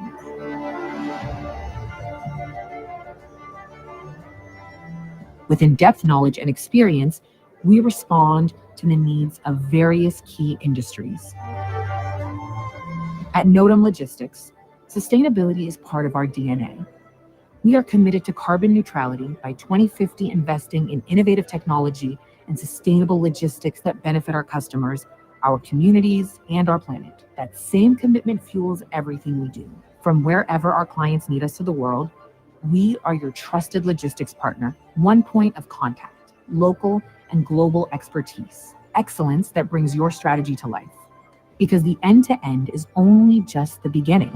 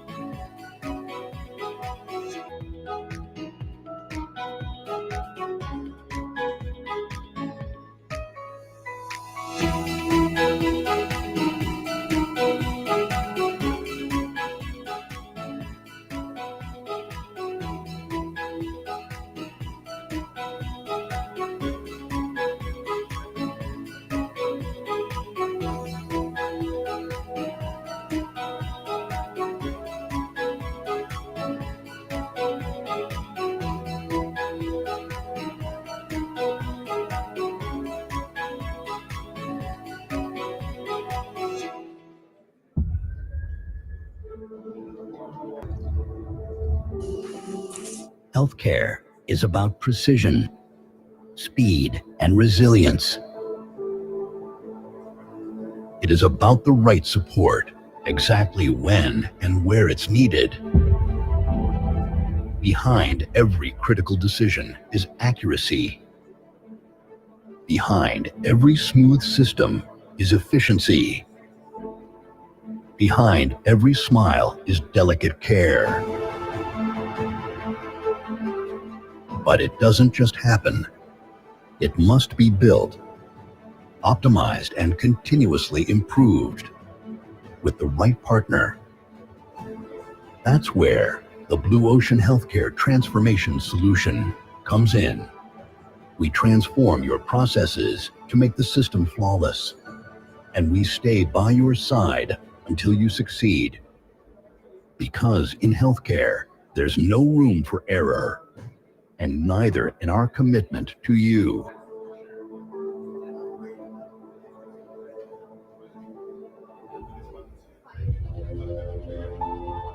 Every second the world is moving. Behind every meal you eat, every device you hold, and every product you use, there is an invisible force. It's the people, the technology, and the process that makes it possible. Logistics and supply chain management, the backbone of every industry, the key driver of progress, and the lifeline of global economy. Supply chain is not just about moving goods, it is more about moving the world forward. Wherever you are, opportunity follows, a career that connects the world. But only skilled professionals drive efficiency, resilience, and innovation. Your journey starts here. Introducing Blue Ocean Corporation's Logistics and Supply Chain Skill Development Program for university students. Stand out in a competitive world with a globally accepted certification offering an additional 80% chance of getting hired. Are you ready to lead the industry? Build your future today.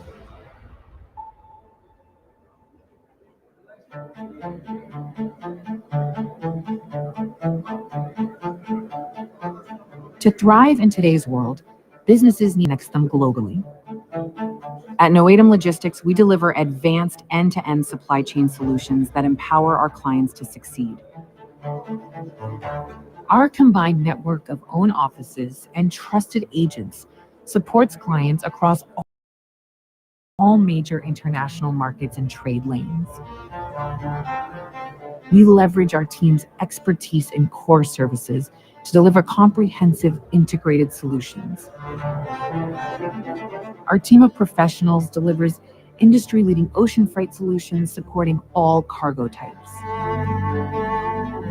We offer fast, flexible, and cost-effective air freight services backed by secured capacity and top-tier airline partnerships.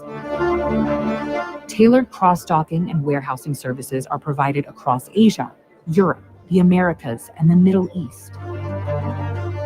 We bring a proven track record in managing highly specialized logistics solutions for industrial clients.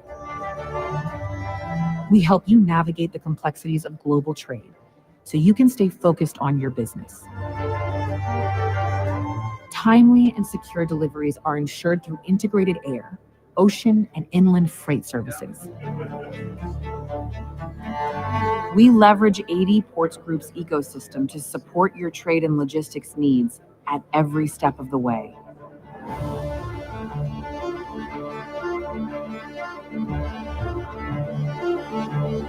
We seamlessly operate complex global supply chain solutions, acting as an extension of our customers' supply chain team.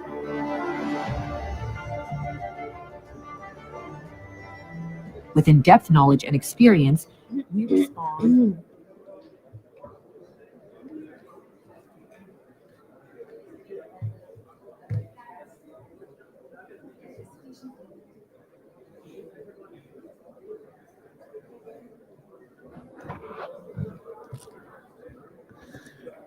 Welcome back to the post-lunch session. Good to have all of you guys back in your seats. All those who are standing, who are having a chit-chat with your friends are requested to please settle down. We gave you an hour-long time to catch up with everyone, to take a selfie. I hope you've done all of that. Now we have important business to cover, so I request all of you to please settle down and take your seats. We have lots of very informative sessions coming up, and you don't want to miss out on them. Please settle down.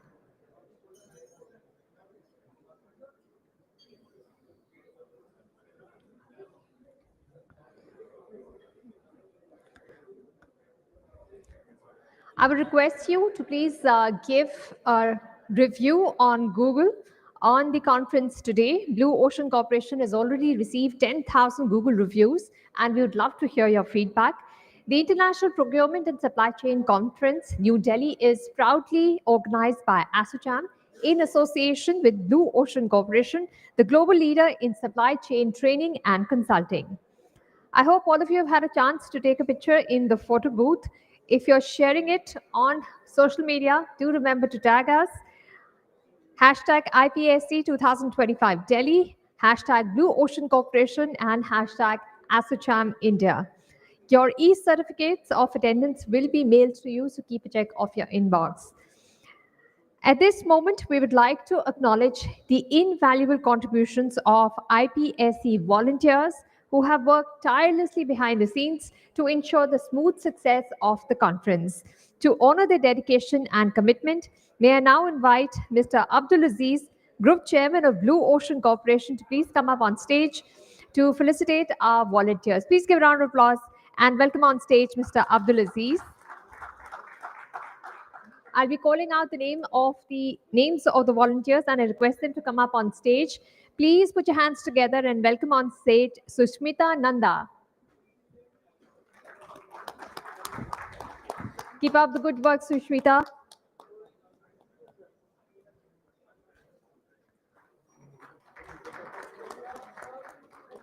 The next volunteer I'd like to invite on stage is Muskan.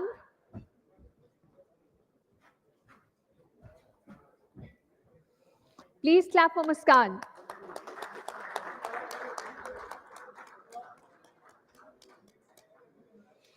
The next volunteer I'd like to invite on stage is Ashmita Kapil.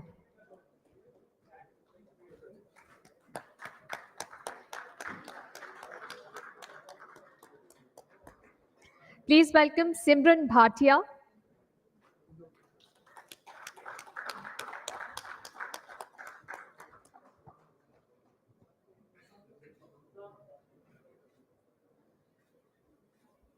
And please welcome Rohini.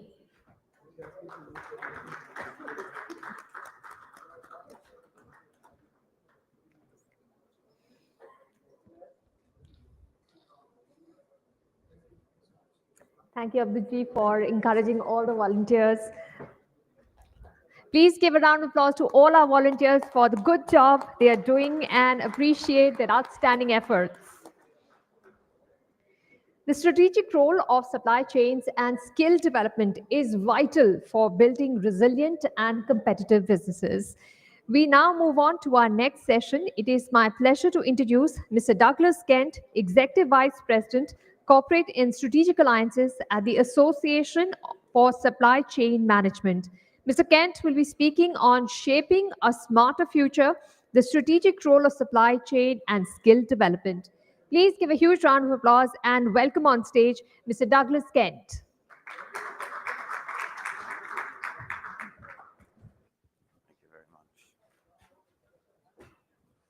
Good afternoon. It's always a pleasure to be after lunch when you have full tummies and I have to try to bring your attention back. So I think we'll do that by starting first with a video.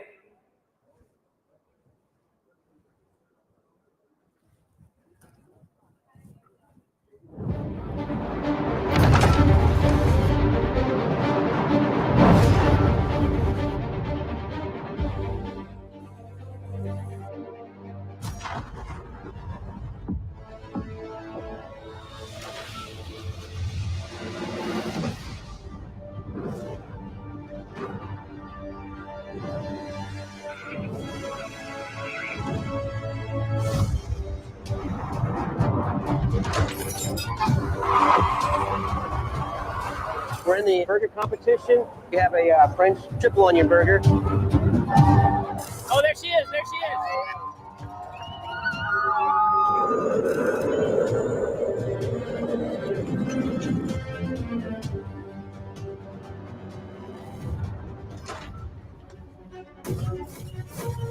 We are introducing new technologies in this tire.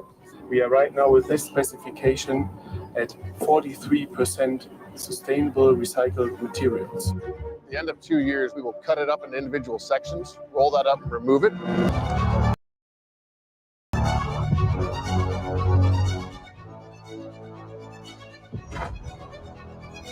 So this first thing right here is called a Big Glory Bay King Salmon. That was in New Zealand not more than 24 hours ago. Today it's on ice here in Dallas, Texas. 50% of all the fruit and veg in Europe is coming from Almeria. Plastic is critical to that success. The process of producing steel actually makes up 8% of the world's emissions every year. For the chain to improve its impact on the environment, it has to change. There's a ton of innovation happening to help to make this transition. AI has the potential to be utterly transformative to the way the chain works.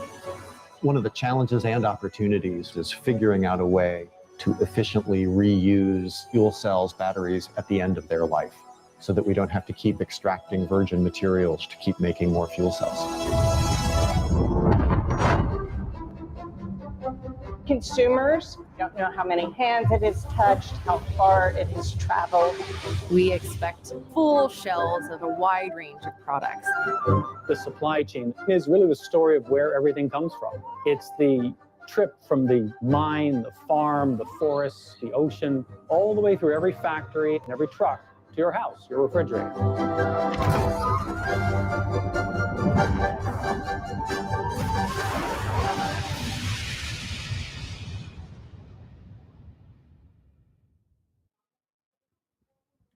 Great. Well, I hope you enjoyed that. That's just a little snippet of a documentary release that we have been putting together for the last year and a half at the Association for Supply Chain Management. 6 series to educate the professionals and the consumers about the importance, but also the complexity of what supply chain really looks like. That series is going to be released on Amazon in the next few weeks and then available for you and others to watch. It's a 6 series documentation. So let's get the consumers educated about the importance of supply chain. Let's make sure they understand that supply chains are complex and what we do every day is important, re-emphasizing our role in the C-suite and the importance of our profession, but most importantly, allow them also to make conscious choices about the decisions they make when they reach into their wallet and they make a purchase, and they make the purchase with organizations that align themselves with the sustainability factors of the future. So I'm Douglas Kent, as I mentioned. I'm the Executive Vice President for the Association for Supply Chain Management. We've been around for almost 70 years. We operate across over 100 countries. We are proudly a signatory also to the United Nations Global Compact, which I'm very proud to be the liaison to the United Nations. Again, re-emphasizing the importance of supply chain, not just the environmental aspects, but also the ethical aspects. In a few weeks' time, in fact, we'll be all assembling in New York for the UN Sustainable Week in New York, where we'll be focusing on not only things like carbon emissions, but also the importance of making sure that as our supply chains are operating, we're making sure that each of those workers are able to also earn a fair living wage, which is also critically important. At the association, of course, we support talent. That's why we're here today, focusing with our partner here, Blue Ocean, making sure that supply chain professionals have a successful career, but that they are also equipped with the capabilities to deliver back to the organization. In addition to that, helping organizations transform their businesses in light of the amount of disruption that clearly they face, and we'll talk further about those disruptions. Again, reemphasizing our focus on sustainability, but also giving back to the community. For example, the work that we do in cooperation with organizations like the Global Fund, making sure that continents and countries, that marginalized communities have fair access to medicines, vaccines, and healthcare that they deserve. But the reality of it is, we're in a very odd situation. We are trying to develop supply chains which are resilient, but we're trying to do that in a whole new world order. The reality of it is, and the questions I get asked by the media all the time is, what does the new normal look like? In fact, it's part of our job is to define what new normal looks like. But the reality is, how do we transform to that new normal? How do we prepare our professionals working with the supply chain and the corporations they support to manage the unprecedented amount of supply chain disruption? Not only in terms of the volume of disruption, but the variety of those disruptions. Again, which I'll emphasize further. And most importantly, is what sort of workforce strategies do we need to do to prepare this workforce to be able to accept the need for that level of resiliency. So those are kind of the macro, it's what I call the imperfect storm. There are three kind of elements which are happening simultaneously, which if you go back in history, and some of us have been in the profession a long time, I won't say how long, but it's been a few decades. And you go back and you look at when have these three forces simultaneously been hitting us, really challenging the supply chain profession. Of course, it started with the pandemic, but now it certainly hasn't decreased. We're in a situation where we have this kind of economic recession, inflationary situation. We have these unprecedented volume and variety of disruptions, which really range from, of course, actual geopolitical warfare. So we talked about earlier today, things like cybersecurity events. We have 4 times the number of climate-related supply chain disruptions than we had 4 years ago, 4 times. We're now sitting in situations where we're trying to slow the pace of a ship through the Panama Canal because we're in a drought condition there. Things like this are certainly disruptive to the supply chain, and there's no end to what we think is going to be that level of disruption. And then, of course, we have talent shortages. We see them all the time. The need for the talent, however, is changing.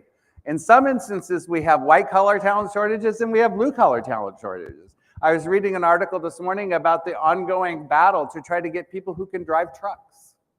While at the same time, we're looking for data scientists and AI specialists who could take advantage of the technology. So never have these three macro forces been hitting the supply chain world at the same time. So it's a series of conundrums. Can we get real here for a little bit? Can we talk about what it means for India? Because this is really the conundrums that we have. Is really how do we, amongst all of this disruption, how do we try to stabilize without being reactive? And we have all these forces that are working against us. We have high inflation, which is causing an impact on the cost of goods. Certainly it will impact the burgeoning rate, as we talked about before, of some of the small and medium enterprises, where the cost of capital is making it more difficult to secure inventory, when we're trying to look at ways in which we try to manage disruptive events. What's the number one way in which we mitigate disruption? Is inventory. So the cost of capital becomes important. We have tax-related issues. Of course, now with everything that's going on geopolitically, we also have the issues of potentially an economic slowdown on some critical trading partners. I was so pleased to hear about all that is happening with regards to trade relations with the UK. You might guess by my accent, I'm not from the UK, but I'm from the US. You might have heard what happened yesterday. The brilliant leader, and I use that word carefully, we're not going to talk politics here, but our non-brilliant leader decided it was a great idea to not only impose tariffs on one of our key trading partners, which is the country of India, but yesterday decided to double that and change the tariff rate from 25% to 50%, clearly flying in the face of what natural economic conditions should be. So those are certainly some of the realities, some of the conundrums that we're faced with. The level of disruptions that I mentioned, climate-related events, that comes in all different forces with floods and heat waves and cyclones, etc. The geopolitical related issues, we don't know what is going to happen. There certainly is definitely some concerns about what's happening, what could happen with regards to some of the conflicts which are happening around the globe today.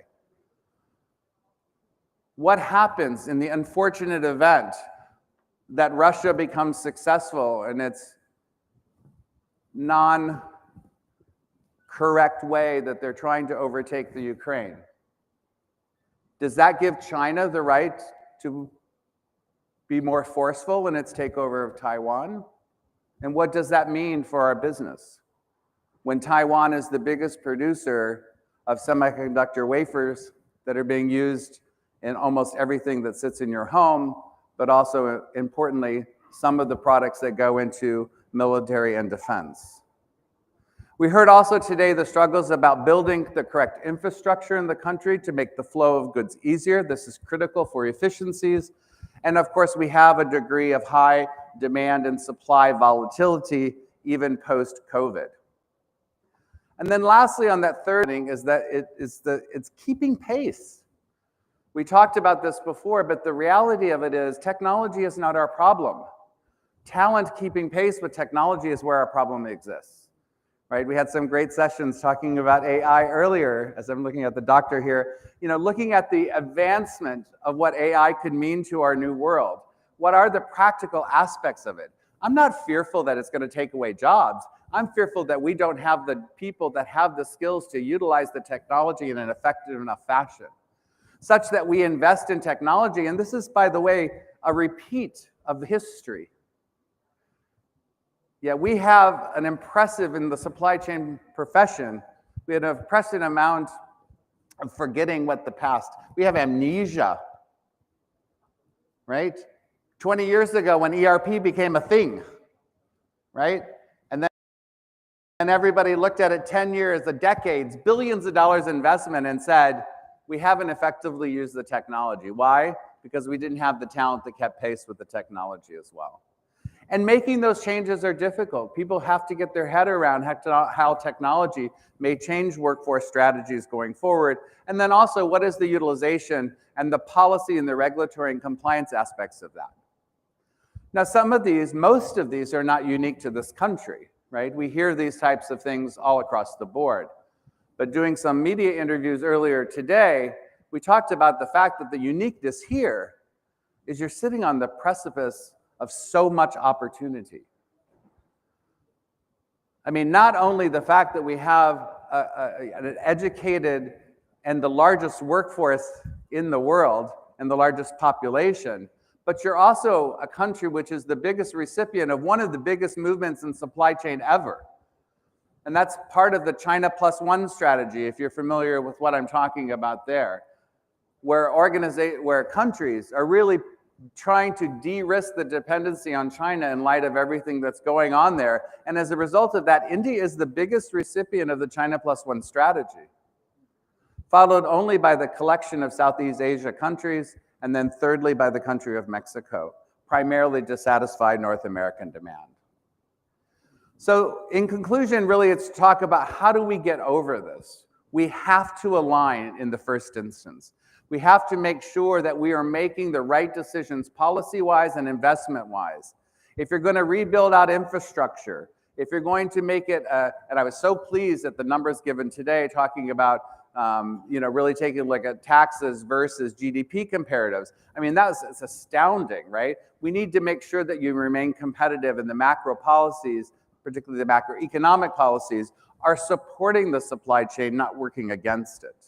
We need to make sure that we are building resilient supply chains, not only in the people, but the systems and the technology that support it.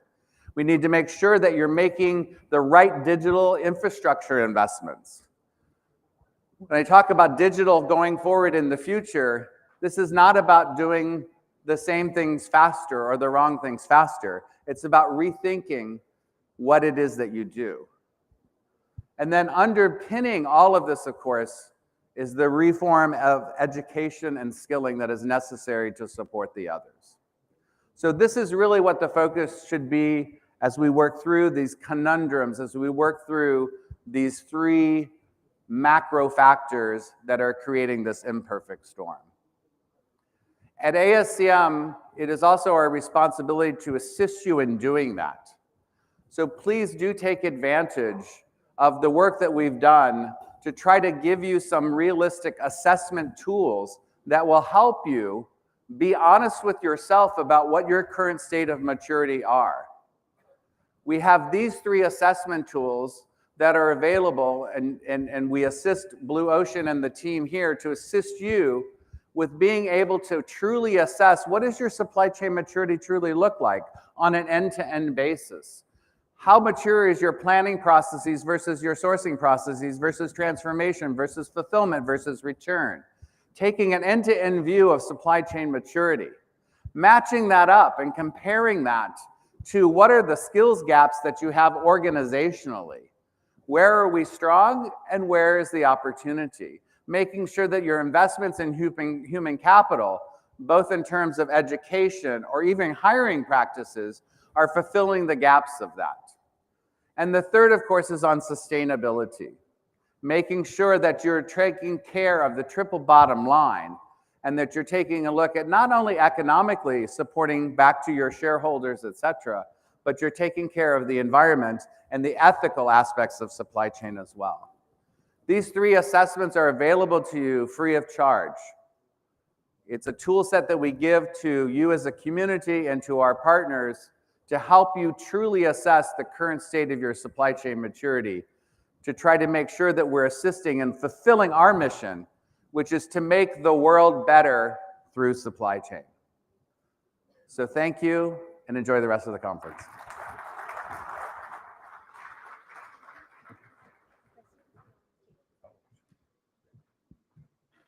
Thank you for that wonderful presentation. I hope all of you will use those free QR codes to do the assessment, which is totally free.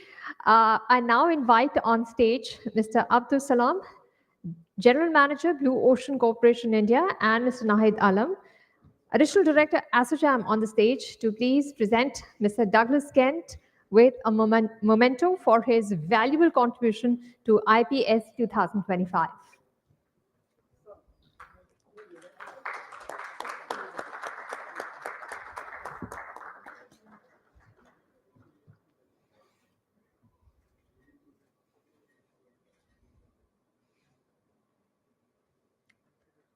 Thank you, gentlemen.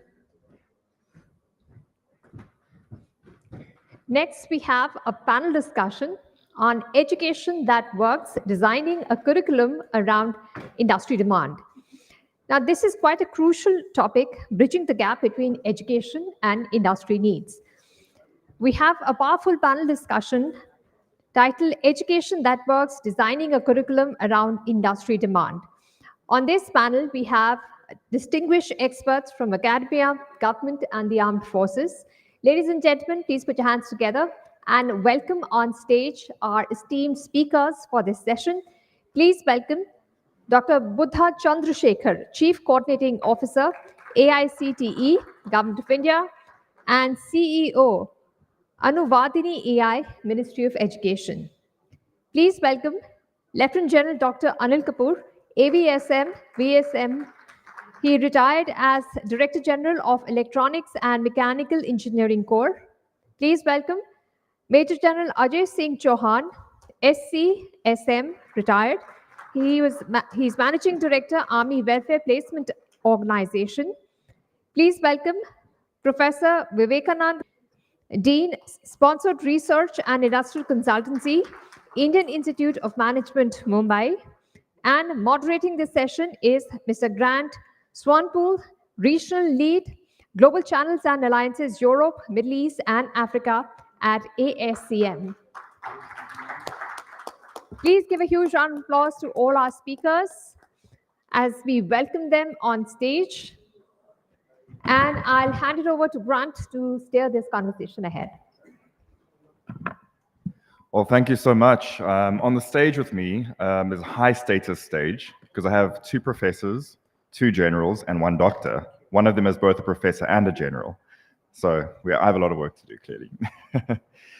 Well, thank you so much for joining us in this very interesting panel discussion. And we can't underestimate the need and the requirement for the right education to be implemented in real life. So today's topic, Education That Works, Designing a Curriculum Around Industry Demand, is really for me about the purpose of what education is. It's not just about getting the skill. It's also about implementing the skill and having the right skill that you can use in real life. And we need that so that we can make a difference to the performance of an organization. So for me, education is a means to an end in many ways. It's also about having the skills that are needed now, but also in the future. We are seeing a greater speed at which the skill change is happening. And that is dictating, a lot from industry, which means there's potentially more of a need for us to understand those requirements and demand upfront more than ever. The other one is just getting to use the information that we now learn. So any skills that are acquired is how do you most effectively apply those skills, right? And making sure that we can not only have the skills, but be thinking in a different way. Because we are seeing with the event of AI and other technologies, it necessitates the need for us to think about things and not just do the mundane work anymore. So that's where we are seeing a big change.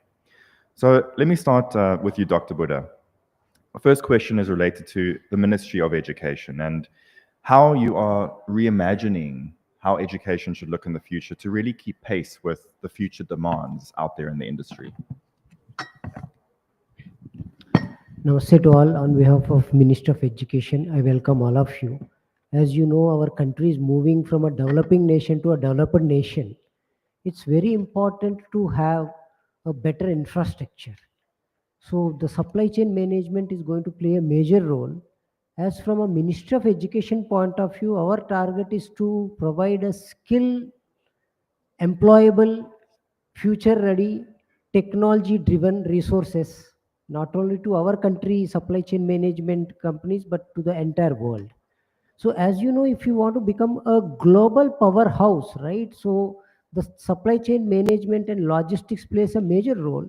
And I'm so thankful to our Honorable Prime Minister Narendra Modi ji, who started logistic schemes, which gives a better opportunities, Gati Shakti, which interconnects our supply chain management and logistics across the country, and improving the infrastructure of our ports, of our road infrastructure, or our storage infrastructure. If you see the number of food storaging capabilities was increased more than 46%, which is in huge numbers if you see, right? And we have a separate ministry for it, food processing ministry.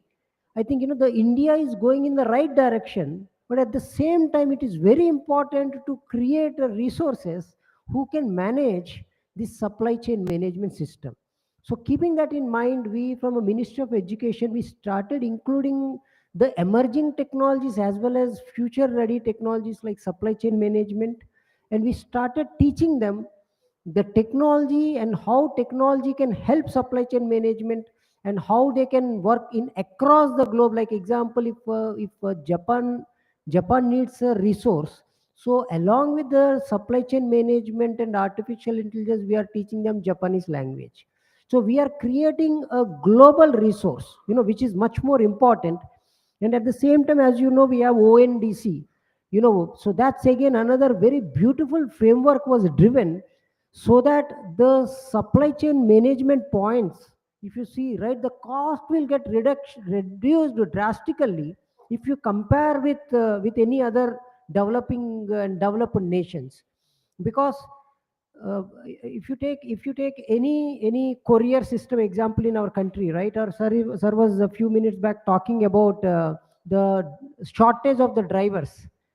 So I take that best example. So who are these drivers in our country? They are less educated, right? Or least educated or uneducated. So using our skill ministry, we are targeting them and we are skilling them on the supply chain management, and we are upgrading, we are skilling, reskilling and upskilling them, so that they meet international standards. And another beautiful thing what India approached in a recent years is that the adopting the global standards, because you can have your own standards on your own country level, right? But that doesn't meet the requirement of a global standard. I think we need to go towards a global standard level. So from Ministry of Skill point of view, Ministry of Education point of view, we are making sure that the student will have this kind of awareness, not only in English, in their own mother language, which is going to empower them, which is going to give them a better understanding, which is going to give them a practical approach through our internship as well as apprenticeship opportunities to the students. So we are not only targeting the technical students, we basically focusing technical as well as non-technical students, and we have targeted to give 10 lakh training, 10 lakh people skill training on the supply chain management in next to 3 years time. Thank you.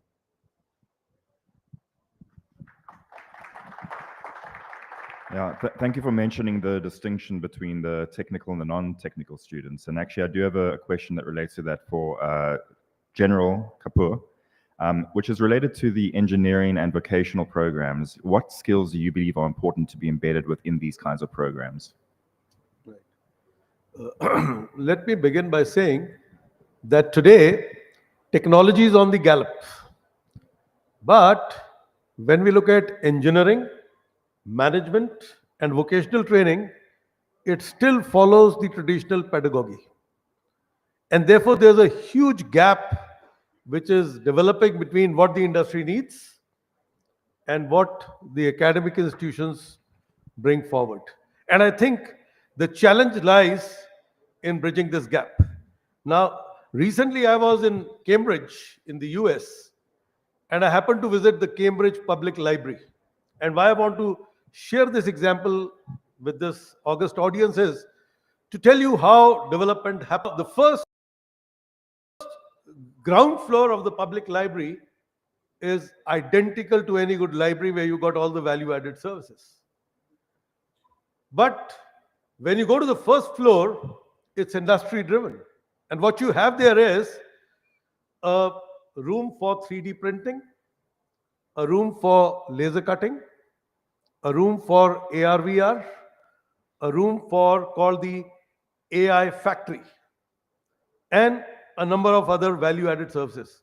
And who can participate here? It is voluntary to the community. So I took a session in 3D printing and laser cutting, and sitting next to me was a 10-year-old trying to 3D print his Lego. So if a child of 10 years can get exposed to technology at that age, where will it lead us? So this is the infrastructure brought in by industry. And to give it further fillip, you have professors from MIT, Boston University, and others who come there and take formal classes for those engineers who are qualified to understand what CAD/CAM and computer-aided engineering is. All driven by industry and academia to build community. I think that is one very good fabric we need to generate. A second example is from the Harvard University, where I happened to go to the School of Design. Now they've introduced a program called Masters in Design Engineering, where you have doctors, architects, engineers, social studies students, economists, name it, they're all there. But the degree they get is Masters in Design Engineering. And what do? They collect that together in integrated groups, and then they visit industry. They visit government offices, both the federal and state government, and do their internship there to see what is MAGA, Make America Great Again. I'm sorry, I'm just kidding, but I'm saying that is the kind of interaction which goes on between the cutting edge, which is the student community, industry, government, and academia. And I can go on, but in the interest of time, I think we need to create such structures. Now, I happen to be a board member on the Technology Innovation Hub governing body at IIT Tirupati. 3 years back, we started with Siemens and Wipro to create a center on Industry 4.0 in IIT Tirupati, with all the possible instrumentation so that you create a platform for students to understand the nuances of Industry 4.0 and Industry 5.0 and introduce them to things like additive manufacturing, state-of-the-art data management, artificial intelligence, autonomous systems to get them industry ready.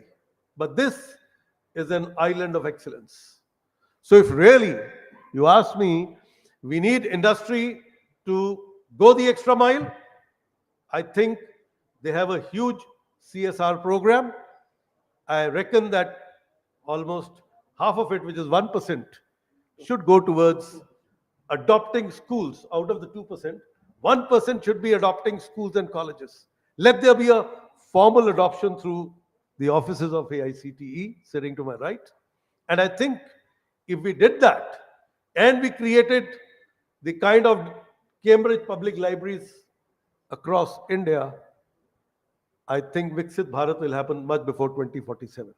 And I think that is the kind of journey we have to look at. We have to look at out-of-the-box solutions.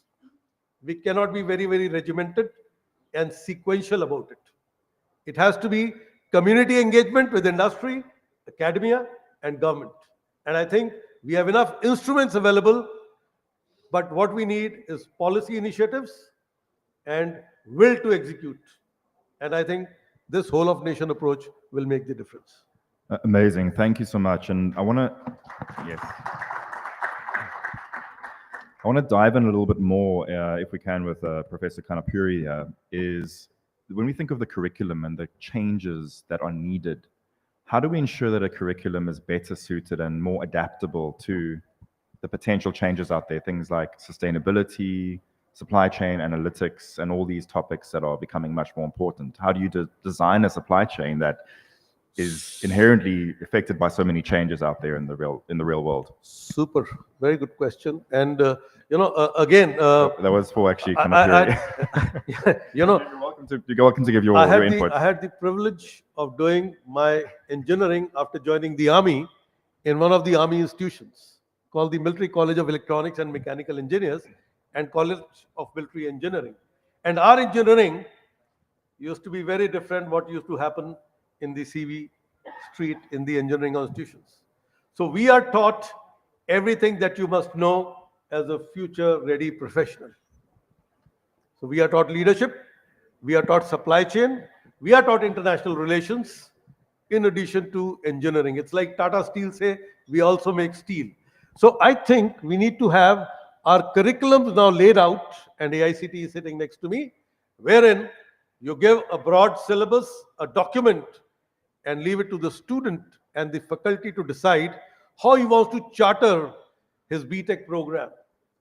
I think the way we are doing it today, that the first year goes in revising all the basics up to class 12, has to be thrown out of the window.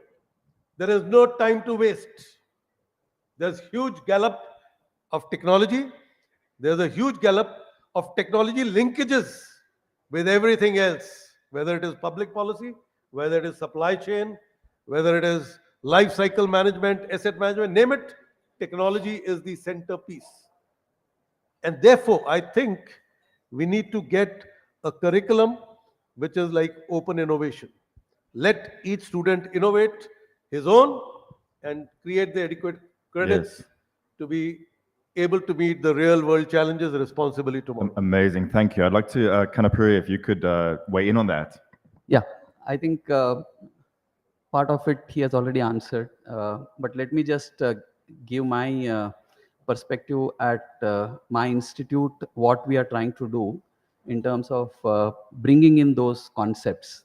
One, what we have tried to do is we are trying to bring in what the industry is looking at through various kinds of forums and interactions, which gives us the opportunity to identify what is that needed for the industry. So in due course or in the course of identifying them, we are already offering a lot of micro credits.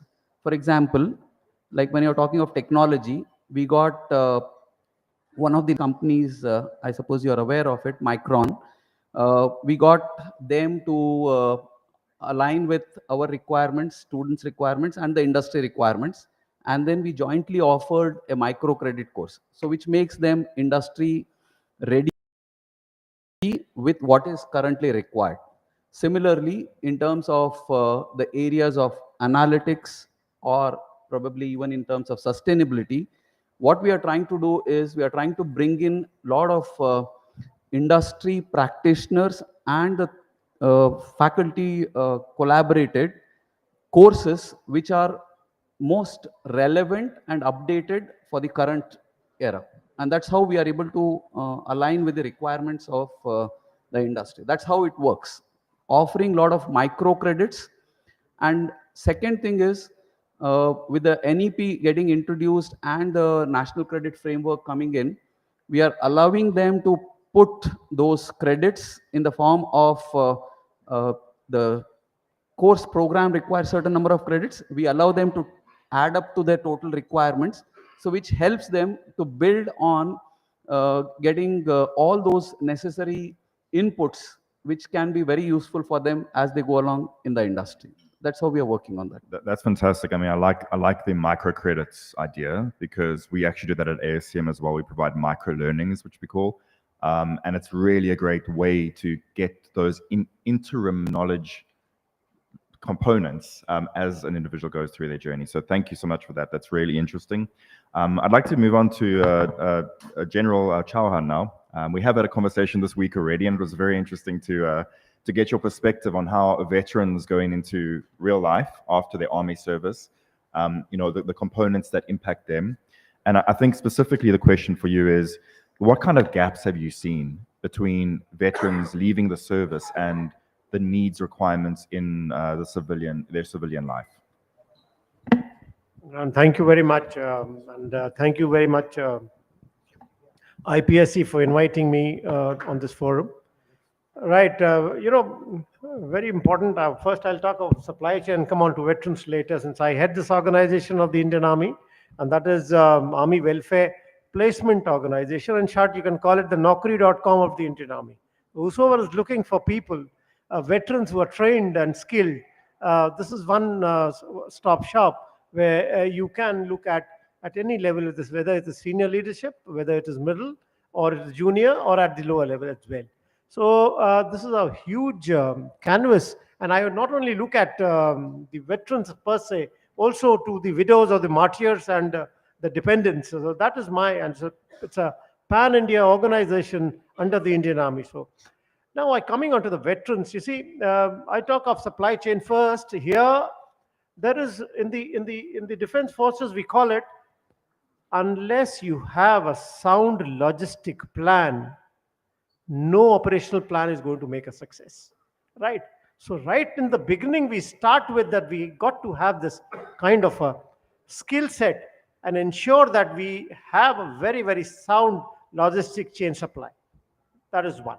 Now, coming on to the veterans, you see, people looking from outside generally has a perception they're only good for war fighting. I think that's a misperception. You know, you will be surprised. We don't hire people from outside. We train our own people, whether it is supply chain, whether it is war fighting, whether it is flying, whether it is engineers. You will be surprised, ladies and gentlemen, to know that we within our own organizations have supply chain institutions. there's a general sitting with us. He is a expert on supply chain in Army School of Catering Technology and Supplies. We have an Institute of Material Management. Here, Lieutenant General Kapoor is sitting next to me. He just mentioned the College of Mechanical and Electronic Engineering.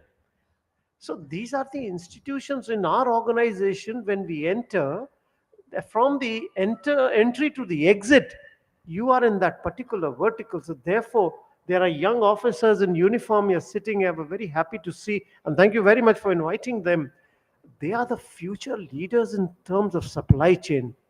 If these young officers lead through the most rugged terrains of the J&K, Jammu and Kashmir, right from Pathankot to Leh, with their mission that they have to supply this at a particular point in time, I think they are doing a beautiful job. Now, coming on the transition gaps which you look at, you see, as far as the job is concerned, they are masters in the job.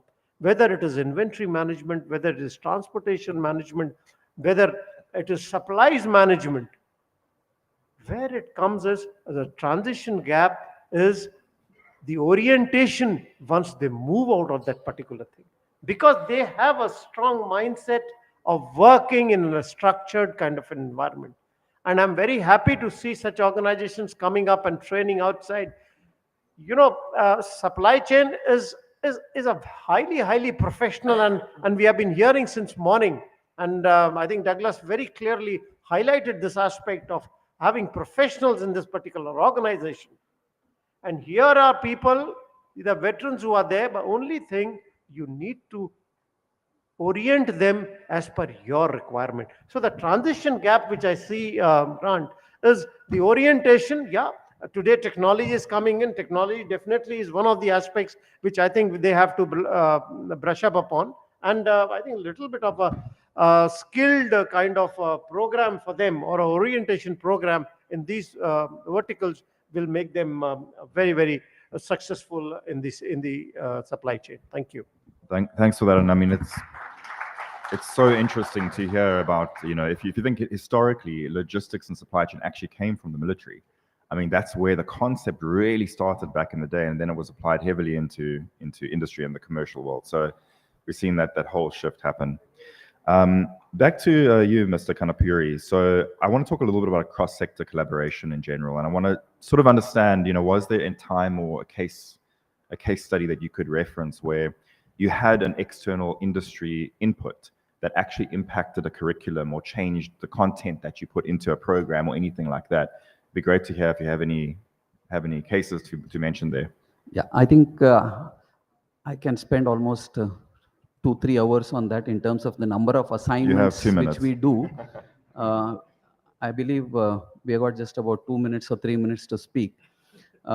Anyway, I'll just quickly tell you what kind of things we do and how it has resulted in a curriculum and leading to a program which is more industry focused or sector focused. Like I explained to you, we believe in very strong industry collaboration. We work very closely with the industry in the two ways. One is through capability building, and also work on consulting and encourage industry to come to us, work on through a memorandum of understanding, and we work on multiple projects through those MOUs. Now, what has it led to? Now, one such example which I would like to share is about what somebody in the morning talked about just after the lunch. We are we are there everywhere seeing the role of semiconductors, and as everybody knows, it was a huge disruption of this supply chain of semiconductors during the COVID, and post that, a lot of initiatives moving towards becoming Atmanirbhar Bharat. A lot of a few companies have started their own investments in setting up these factories across the value chain. But still, we are not at the top end of the value chain. We are still working towards the assembly part of it. But yes, even there at that stage also, what we started off as a small course in semiconductor supply chain. Now we have gone up the value chain in terms of our value chain is in terms of offering a 2-year full-fledged MBA program in manufacturing semiconductor supply chain. And that is one example I can very confidently talk, because it's not just one of such thing. It's already the second cohort which is there. There's a lot of interest, because this is where the future is going to be in terms of the semiconductor supply chain. The second area is in terms of extensively we have been hearing about analytics. We have been talking about machine learning, artificial intelligence, all these things. Now, every assignment, what we do, we actually drive all those concepts, apply them, and then see to it that the organization benefits. Now, this translates into multiple short-term courses in terms of one which has led to a warehouse automation program. It has also led to certain program which is mostly working on adoption of digital technologies and automation. Now, what these two examples which I'm talking of, these are real industry collaboration. One industry is working with us through a long-term MOU. The other example which I shared was through an engagement. And each of these things give a lot of opportunities. And we do a lot of such things. In fact, I'll just do a little bit of promotion also here. Those of you who are interested, most welcome to IIM Mumbai, and we would be more than happy to engage with you and take up. Thank you. That's the perfect case study. I love that. So bringing it up a little bit, and I've been hearing this a lot the last couple of days that we've been meeting with many organizations here in India, but the vision for 2047, right? There's a vision there to be a developed country in that year. And I think what's really one of the key components of that is the GDP of the country, right? So a question to you, Dr. Buddha, just thinking about how GDP is impacted by supply chain and supply chain education specifically. Very interesting question, because yesterday I was doing some kind of a research on this, because I'm a more technologist, not a supply chain expert. But the matter of the fact is 14% of the GDP we are losing just because of the inefficient logistics and supply chain management systems in our country. So if you consider our current GDP up to 4 trillion, it means somewhere around 1 trillion we are losing just because of the inefficient supply chain logistics systems. But the other side of the coin is much more interesting than anything else. We are spending somewhere around 13% of our GDP if you for the logistics and supply chain, if you compare with any developing and developed nations where they're spending only 8 to 9%. So if you see right on both the sides, we are getting hit very hard. I think now it's a time, as our infrastructure is improving from the road point of view, from a connectivity point of view, from the sea point of view, from the warehousing point of view. I think now it's a time we need to increase, and the recent national logistic policy aims to reduce that 13 to 14% to 10%, right? So I think that's a target, but youth involvement is much more important in this. That's where the Ministry of Education comes into picture. And as you know, we have a student development and faculty development programs.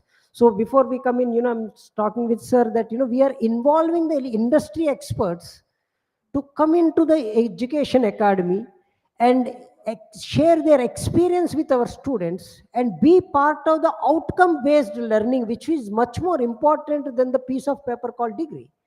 So now what's happening is that the industry expert is coming along with the students. They are mentoring them. They're giving them some kind of a problem statements. Students are working on the problem statements, and they're trying to understand. They're trying to become a professionals. On the other side, changing the mindset of faculty is much more difficult than changing a student mindset. I'm sure the professors will agree. I'm a technologist, not a professor. But here, I'm so happy to share that Ministry of Education has a faculty development program which is much more successful. And we have identified 56 emerging technologies and started doing a cross teaching, so example, a professor from computer science, they started learning supply chain management. The professor from mechanical engineering, they started learning aerodynamics. So what is happening is that, they become a multi-skilled, and they started teaching all this to students in a much more better way, and at the same time connecting them with the industries directly, right? That industry connect is what we are doing here. We are taking the students and faculty towards the industries. They are visiting the industries, they are spending their time, they are learning what is shop floor, how to execute, how to create product, what is a supply chain management involves, and how many components are involved to create a product. Example, if you are, if, as you are driving a car, right? The car needs a minimum 2500 plus components. So from where we are sourcing it, how we are sourcing it, how we are transporting it, is there any way we can make a better efficient way of transporting all this? Is there any way, we can do a better tracking of all these components, how we are getting it together, how we are mitigating the overall risk, how we are doing a better quality control, for this? I think huge opportunities are there in this domain. So I see that, we have a huge opportunities. I think, we have only 10 minutes. So thank you for reminding. But the matter of the fact is, this is the right time. We are on the junction. So I think we as a India, as a Bharat, if we want to become a Vishwa Guru, it is the right time to take things forward. And at the same time, I would like to comment one on the Douglas. A few minutes back, he talked about tariffs. I think I see this as an opportunity, not as a roadblock. This is the right time for a leader and transform this difficulty into a success, and prove that to the entire world that we are a Vasudhaiva Kutumbakam, and help the same country back who put 50% tariff on us. I think, which is much more important than anything else, because people come and go, but India, Bharat has a history that, we feel that the entire globe is our family. When the same country is in trouble, we are happy to help them, and we are happy to help the least developed nations. So what I request everyone of you here, as well as all our student and educational fraternity, is that let us, learn more, share more, and try to implement it on the ground level, not only within our country, across the globe, on a supply chain management system. Thank you very much. Excellent. When you run for president, you have my vote. Let's go back to the military. So I think just to talk a little bit about transferable skills and innovation mindset. So in the beginning, I mentioned it's, we're seeing the rise of AI and these technologies that are really meaning we need different skills. Imagine back to when cars first appeared and what happened to everybody with, the horse industry. It's exactly like that, where we've seen this massive shift. So my question really if we look at this really from an army perspective, and this is to General Chauhan, is what can we learn from the army's internal training models to help employability of the civilian graduates? So now it's saying, what is the army doing that we can learn outside of the army? Right. It is something like, carrying the best practices or copying the best practices. Army has gone into, say, if I talk of the supply chains, one is enhancing the skills. I talked about the institutions. I think it's very important. It goes beyond doubt that the days of Jugaad have gone. And I think we need to have professionals. So one of the best things you can copy outside is have professionals in the field of supply chain management. That is one which I can talk of. And second is upskilling. You see, as we grow into this organization, you get promoted to different ranks. It is not only a promotion. You are being skilled for that in that particular field on a next level. Right. He talked about, he was doing engineering, he talked about leadership also, he talked about engineering also. So it is a comprehensive kind of a package which we give. I think that could be undertaken. And the third part is commitment and dedication. So this is one of the most important part in the supply chain. If an item has to reach a particular place, it is my responsibility, my commitment to ensure, irrespective of weather, terrain, or any of the conditions, we got to ensure that it reaches place B where it is required to be otherwise delivered. Otherwise, you'll have lost the battle. So I think these are the issues which I thought I must highlight. That's amazing. I think we could use some discipline in the supply chain world, so that would really help. So then, just back to General Kapoor, you've been quiet for a while.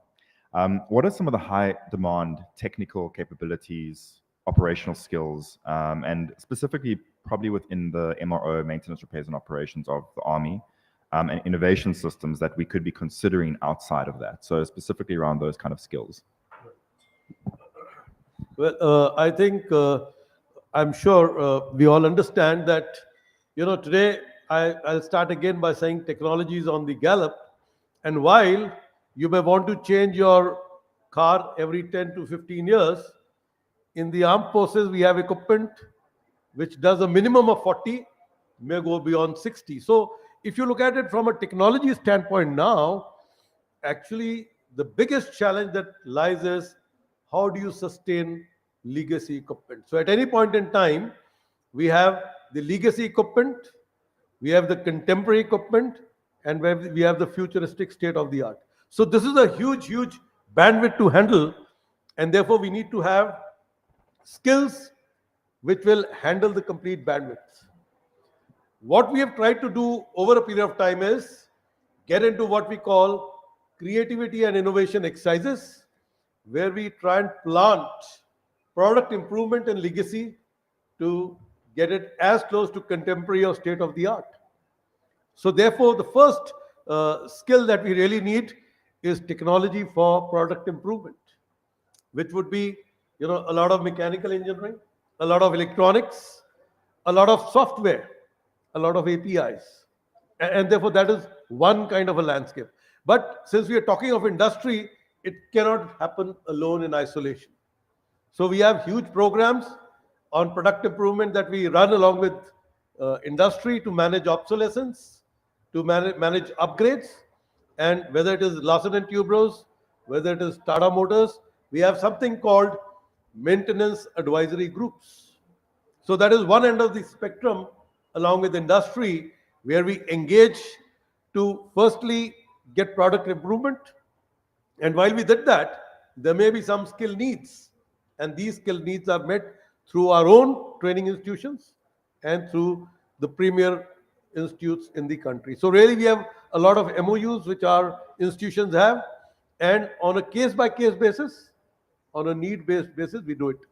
But one good initiative which I'd like to share with the House is something which we have, what we call popularly the border innovation labs.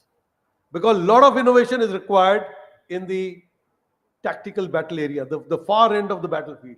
And I think that is where perhaps the industry, academia, DRDO, everybody comes together to create the charisma for warfare.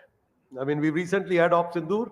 If you look at the number of innovations that got thrown up, it was not that it happened overnight.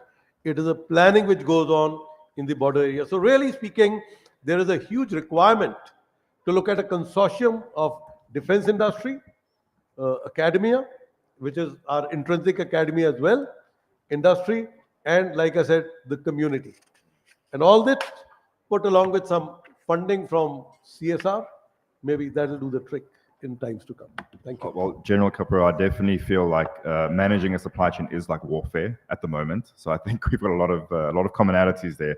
We need to wind up for today's session. So I'd like to just give everybody a chance to give some last thoughts. I did want to ask some further questions, but if you are interested, you should definitely talk to Dr. Buddha about his AI language model, which is extremely interesting. So, but would you like to just maybe wrap up quickly with that, and then any further comments? As you know, in our country, we have different languages, more than 1600, but officially 23. So we from Ministry of Education, we have created a wonderful multi-model, multi-type tool, which translates any foreign language to Indian language, or Indian language to Indian language, or Indian language to foreign language in a pictorial way, in a book way, in a audio based tool, It has so many 75 extraordinary capabilities, but at the same time, we have connected and trained our model for the satellite technologies, and it is GPS enabled. And we started training from the agriculture point of view, because I strongly believe that, example, in order to improve and give the opportunity to our students, it's very important for them to teach the satellite technologies. At the same time, understand in the agriculture production, because food wastage is another biggest concern.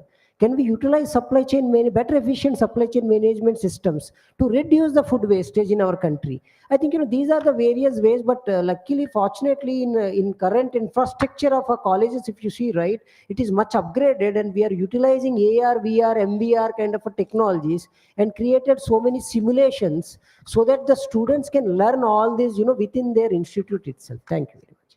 Thank you so much. So let's go to General Kapoor. Any last thoughts from you? Very quickly, please. Okay, I would say that the need of the hour is a policy to converge certified skills of the kind we saw it in the Cambridge Library, along with synergy, which is very important between academia, industry, government, and community. Amazing. General Chauhan, anything from you? Yeah, the learning is a continuous process. I think skill, upskill, and reskill, I find you got to learn every day, otherwise you will be left out of the train. Thank you. Thank you so much. And then let's finish off with Prof. Kanapuri. Yeah, I think I'll just close with one what sir was talking about. I don't know how many of you are aware of, there is this institution called as BISAC-N, which actually captures close to about 1,400 layers of information, which actually helps enormously to design your supply chains, work on your networks. Everything can be done. A lot of opportunities are there. And we have developed some case studies using that information. That's the information. And my closing remarks are, if at all we are striving to bring it down in terms of logistics, improving efficiencies, and reducing the cost, I think industry and academia has to go very close, hand in hand, work together. Then probably you have those opportunities to be leveraged for betterment of the world. Thank you. Thank you so much. Well, it was such a great and a really distinguished panel. I'm pretty sure the Bharat of the future is going to be amazing. So I'm looking forward to see that. Thank you so much, everyone.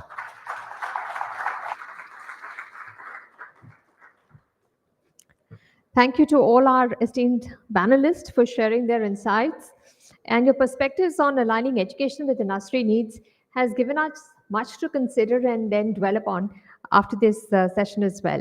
I would like to invite on stage Mr. Abhishek Singh, Director of Academic Partnerships at Blue Ocean Corporation, and Mr. Nahid Alam, Additional Director, ASSOCHAM, to the stage for presenting our speakers with mementos. I request you to present a memento to Dr. Buddha Chandrasekhar.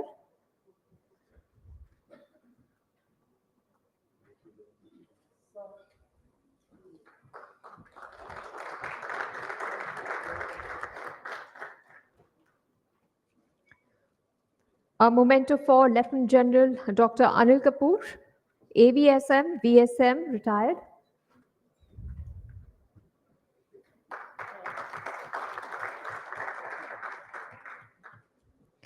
A memento for Major General Ajay Singh Chauhan, SC, SM, retired.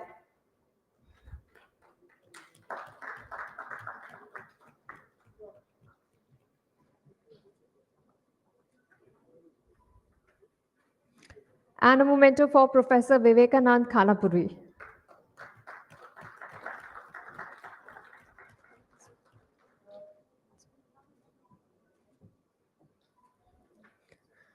I request you to present a memento to Mr. Grant Swainpole.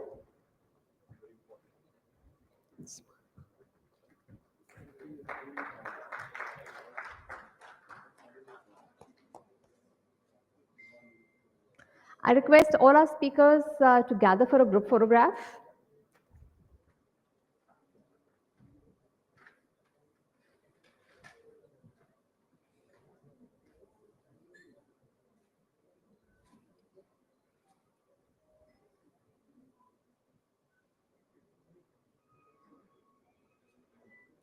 Thank you, gentlemen. I request all of you to take your places off stage.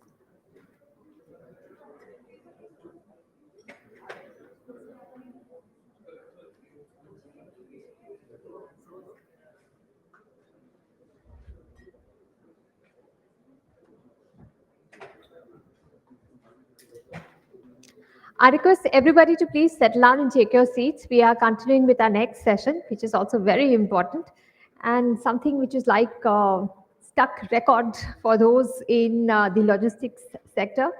There are many sectors which are seasonal, where you'll have an off-season time, but I really wonder if there's any off-season time for the logistics sector at all. There's always some fire burning somewhere which you have to turn out, and you're always on your toes. So our next panel discussion is the role of emerging technology in building supply chain resilience. This is a critical conversation that addresses one of the most pressing challenges of modern supply chains, resilience in the face of disruption. We've seen disruptions over and over again, and we will now try to understand how technology can help us overcome some of these disruptions and build resilience. Please put your hands together and welcome on stage our distinguished panel of industry leaders who will be dwelling on this topic. Please welcome Dr. Surendra Ahirwal, Executive Director, Traffic Commercial, Ministry of Railways, Government of India. Please give a round of applause and welcome on stage Dr. Surendra Ahirwal, who will be giving us a special address during this session. Please welcome Mr. Ravi Bulusu, co-founder and CEO, Inaugural. Please welcome Mr. Douglas Kent, Executive Vice President, Corporate and Strategic Alliances, Association for Supply Chain. Please welcome Mr. Visham Sikand, founder, OneBuy.ai. Ms. Anamika Jain, CEO, AAJ's Supply Chain Management. And Ms. Anamika will join us soon on the panel. Please welcome our moderator for this session, Mr. Jonathan Chung, General Manager, Asia at CIPS. Please welcome all our speakers on stage. I will hand over this session to Mr. Chung, but I would request first off Mr. Surendra Ahirwal, Dr. Surendra Ahirwal, to please give a special address. So please put your hands together and welcome Dr. Surendra Ahirwal.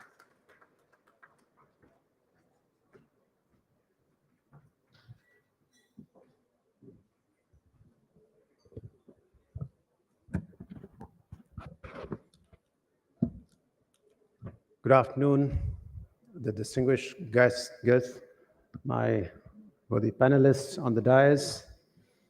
And let me tell you, this is like, for me, a homecoming, generally, when I'm in the midst of the supply chain enthusiasts and, be it from the academia or the industry or the government side. And all of these three, the triad is working together to, ensure that dynamism and the smartness in the supply chains, be it in the domestic level or the global supply chains as such. And then, I was really pleasantly surprised and to understand that this worthy activity and a very valuable activity regarding education and training in the supply chain is being done or engaged in by the Blue Ocean Corporation. I really extend a big compliment for this noble work being done by Blue Ocean Corporation. And I also thank SOCHM for organizing this conversation and bringing all these enthusiasts, the great ideologues of the sector together for this knowledge session. And fortunately, I'm part of it. Thank you very much once again. Well, let me start with a complaint. Once I've given the compliment, I have a right to raise a complaint as well. For the SOCHM and Blue Ocean Corporation, I was not really confirmed that the champion like Mr. Ganguly is also going to be part of this. And he is been associating with this mission or the movement in the global supply chain. I think it's a big value add to the sector. And to have such champions being on board on the mission supply chain or for the mission supply chain, I think it adds a lot of value, and it adds a lot of, the so-called desired resilience, which is attributed to so many factors in the supply chains. And we also understand, supply chain is a very, very unpredictable sector, and it exhibits that VUCA behavior, be it, about its volatility, uncertainty, complexity, and again, at the end of it, is always ambiguous. Now, to add a resilience to this uncertain situation is a big, big challenge, and presence of such leaders, I think, makes a huge difference. And especially in taking forward the knowledge component of the supply chain, which is not very common, let me tell you. You might be having a lot of knowledge in theoretical constructs around the supply chain at the enterprise level, but when you look at the sectoral supply chains or the domestic or economies, entire economy supply chain that of India or the global supply chain, I don't think there's a proper curriculum or a course design anywhere in the world. At least I have not come across today. But such knowledge sessions and experience sharing and then these conversations are really adding, or at least causing that churning, which is leading to emergence of certain theoretical constructs, certain principles, exchange of best practices, which is again helping bringing about the desired resilience in the global supply chains. Right? If I look at the global supply chains, I'm just sharing with you, since it's a knowledge session and not a transactional session. The global supply chains, from my perspective, are contingent on 6 factors. One is, of course, the production. How do you produce, be it in the manufacturing or the agriculture or even in the service sector? How do you produce? What quality do you produce? Is in a manner determines your resilience. Then second factor is, of course, the logistics, be it infrastructure or the service related to logistics. How good the economy has a logistics, the enterprise has the logistics for supply chains, or the global supply at the global level, how good the logistics ecosystem is also hugely determining the supply chain and the outcome of it.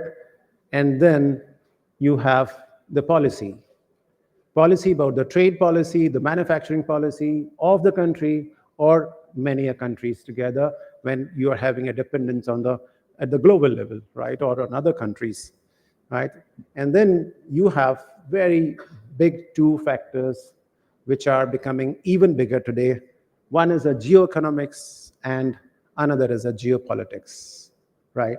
And more so, earlier the economics was around geoeconomics, and that was largely being determined by the geo-economic events and the policies, be it at the multilateral or the bilateral or the national levels. But today, more so, it's being determined by geopolitics. So it's not like politics entering into geoeconomics. In fact, the entire geoeconomics is politicized.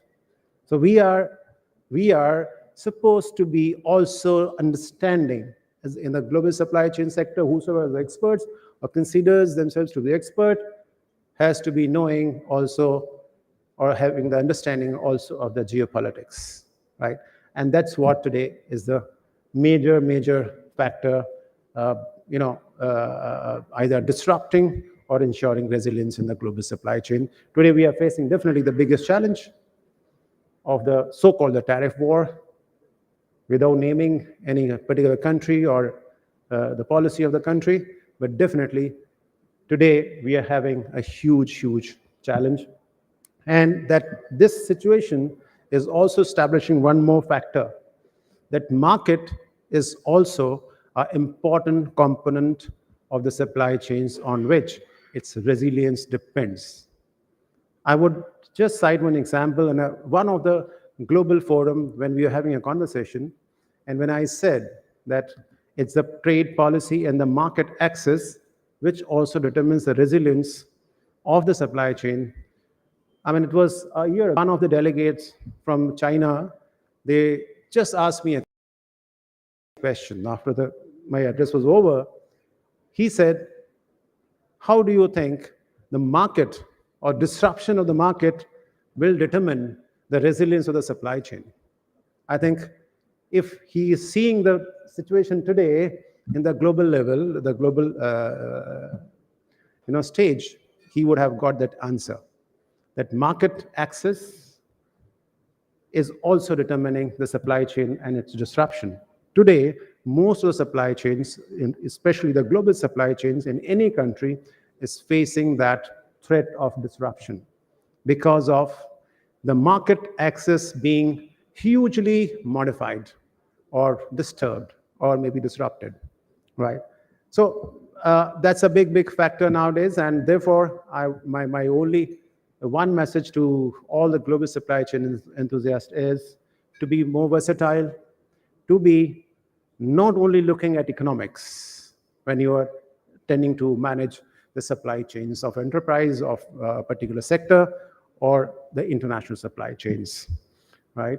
And of course, to introduce that smartness in the supply chain or smartness in the supply chain, or to make the supply chains very smart, I think adoption of technology, digitalization of technology is very important.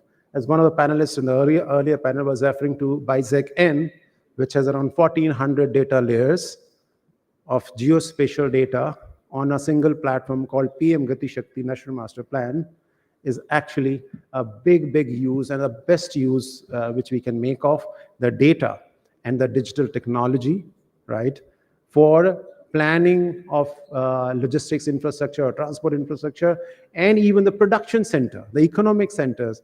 Now, in the government, and as, not only the central government, but also the state governments in India, this PM Gati Shakti National Master Plan is playing a huge role. And every big or small infrastructure today is being planned on this platform, right? Using the geospatial data and other related data, which we call as attribute data of most of the assets in the country, which have been mapped and captured on this platform, is helping us making a lot of decisions about the planning of infrastructure.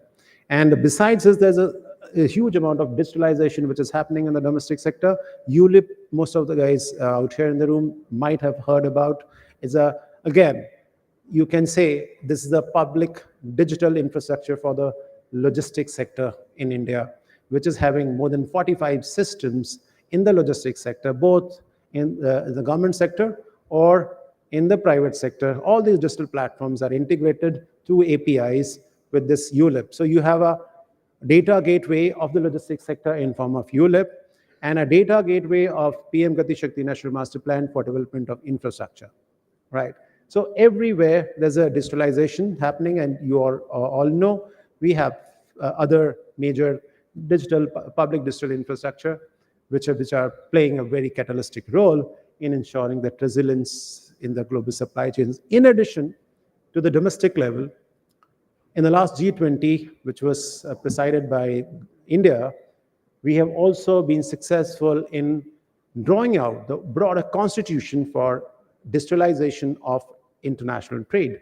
And we could reach a consensus on the high-level principles for digitalization of trade, and which has been unanimously adopted by all the G20 countries. And this can facilitate digitalization of the trade, just not within the boundaries, which we see most of the countries have reached up to 95 level of digitalization, but that is again confined to the national boundaries. However, when it comes to the international trade and the transactions, they are still not digitalized to that extent. Not more than 15 to 20% are digitalized, right? So for this, a lot of Legislative constraints were being realized for adoption of the digitalization for international trade. The same have been overcome through that resolution of G20 for regarding high-level principles for digitalization of trade. I think you guys can just look for it. You may have solution to some of your problems in that, and the entire supply chain sector can be benefited. I'm just not meaning the national supply chain, but also global supply chain sector can be benefited out of this. And these are just some of the digitalization initiatives of Government of India. Government of India has been checking all the boxes. I said 6 factors, 6 aspects of global supply chains. All of them have been worked around by the government, both at the central and the state level. And therefore, this is a good time to work around and for ensuring resilience of supply chains, be it at the domestic level or international level. I wish with this mission in action, a full action, and the academia and the industry also joining the government, I see a bright future and a very resilient supply chains of India. And let me assure you, we are standing firm. We are not shaken by the challenges around which we are seeing, and we are bound to grow and bound to attain the status of Viksit Bharat by 2047. Thank you very much once again, and I once again congratulate Associate Chairman of the Ocean COO. Thank you.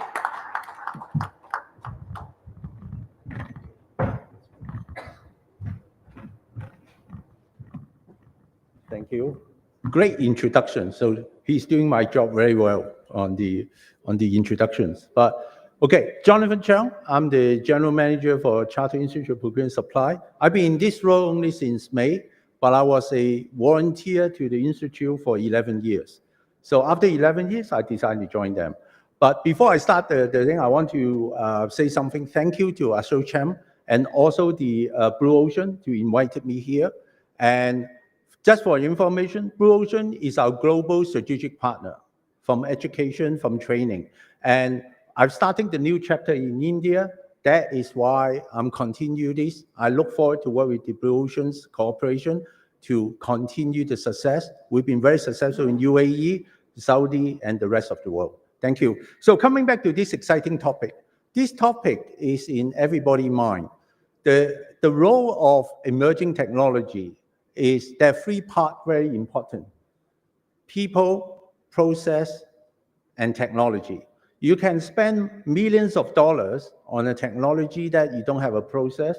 You have a right process, you can get all the big 5 to come and help you to design all the process, but you don't have the people. So that's why today I'm very excited about this panel, excited about what Dr. said just now about the commitment from the government side. And I would like to start the panel now. So what I would like to do is to do the panel differently. I like the expert to share their expertise. So let's start with introductions and also quickly talk about what is the best practice that you believe our delegate here should follow. Thank you so much, and welcome to India, Jonathan. Let me start with some humor. Surinderji, my father-in-law's name is Surinder, and there I'm forced to say that he's a good speaker, but here you were genuinely a good speaker representing the country, so well done on that. What a lovely day to have this panel when yesterday itself India got those tariffs and the resilience of every country is getting tested. So great panel, great day to kind of be on this panel. So just to keep that humor and coming back to what I am. By background, I'm a serial entrepreneur. If anybody has read about me, I've sold my last 3 companies. I am a pastor from Harvard Business School. And strangely, I had invested in a company, this OneBuy.ai, where 2 young people were working on it. And then I realized that the supply chain space has so much to do in this country. There's so much progress. There's so much manufacturing happening in this country. And then I did a little bit of my studies at Berkeley on data science. And then I realized that if the country has good data all across, as Mr. Surinder was also saying, there's so much that can be done. So on my background and quick introduction, I think the flow of data, like the way it has done in the digitization on the fintech side, where you have the UPIs of the world, which has changed your life. Just imagine this data flowing in from all our companies Let me give you a small example. Let's say the Mobile Association of India. In every mobile, there are 1,000 components that come in. Each company is sourcing it from different distributors or manufacturers at different rates. Imagine all this data pool comes in together, and India can decrease their import bill by billions of dollars. All we need to do is bring that. It can be a government originated project, or it can be a company like OneBuy. So OneBuy brings in data of supply chain to their platform, optimizes it using advanced AI tools, and tells companies how they can reduce their supply chain bills. So that's quickly about me, and over to you, Douglas. Great. Well, I don't think I have to introduce myself again, but I'm Douglas Kent. I'm the Executive Vice President for the Association for Supply Chain Management. The topic here being about resiliency, I think I hit on a couple of those topics, certainly before. Again, an unprecedented time. If we just take a look at the geopolitical combined with the climate challenges, the regulatory and compliance challenges, the rapid digital transformation needs, utilization of these technologies, et cetera. I think it really just challenges us to have a skilled and adaptable supply chain workforce. And just to hit on Visham's point here just for a moment is that does mean and it requires us to be quite data driven. I mean, it's almost laughable when we hear this concept of people saying, oh, you know, we must use big data when we haven't even figured out how to use small data yet. And I find it, you know, as we work across multiple global organizations, that there's one commonality, and that is the fact that they're data rich but quite information poor. So as we really try to skill up the workforce, I think it becomes very important to take one step back and say, what question are we trying to answer? What problem are we trying to solve? And not all data is worthy to help us in that situation. So in order to build resiliency, we really have to understand the value of the data, how it contributes to the questions that we're trying to answer, how it contributes to the decisions that we're trying to make. And I think as we look at the upskilling of the workforce, it's really bringing that level of intelligence that I think is going to make a true difference. Thank you, Douglas. Ravi, maybe you. Hello, everyone. Good afternoon. I am Ravi. I am the co-founder and CEO of OnMobile. We are an organization. We are an AI-first enterprise supply chain and logistics technology solution provider. Essentially, what we do is we have solutions right from supply chain, in the sense that we do it from inventory planning, forecasting, all the way down to dispatch planning, all the way to execution. Work with major OEMs, in the automotive space, FMCGs, cement, steel, many other verticals. I think because we are talking about supply chain resilience here, I'll just quote a couple of anecdotes or recent experiences we've had, which are precisely bang on in terms of how they are impacting the current geopolitical scenario. I think one of our solutions that we have deployed is an inventory optimization solution, for example, right? I mean, it's an FMCG customer who uses it to find out how to optimize the inventory across various warehouses. And we noticed that suddenly there was a surge in his activity in leveraging our solution, wherein he was trying to model scenarios where he was saying, what if I have a glut of inventory that's suddenly going to stay in India and not going to go anywhere else? And this was just happening yesterday and day before, probably the last week. And what we were trying to do is our solution tries to recommend the most optimal safety stock levels at various warehouses. How do you want to arrange at various places and things like that? And he was trying to model, you know, what if I don't export it, and what if I keep it locally? What's the impact of all my all the material or the inventory that's gonna stay up, and how much should I ship it down, and how much should I hold on to it? How much should I hold on, and how should I push back on the production, additional production in the short term? And this essentially, I believe, is a real-time impact of geopolitical decisions. Call it what you may, But the point is figuring out leveraging technology and transitioning it to actionable items, actionable decisions that they could make to understand the impact of supply chains, to quickly recalibrate themselves. This is the major FMCG company trying to recalibrate inventory across all their warehouses based on what's going to come up. So that's something that we have recently experienced. One of the things that's probably directly related to how they are trying to manage their supply chain resilience.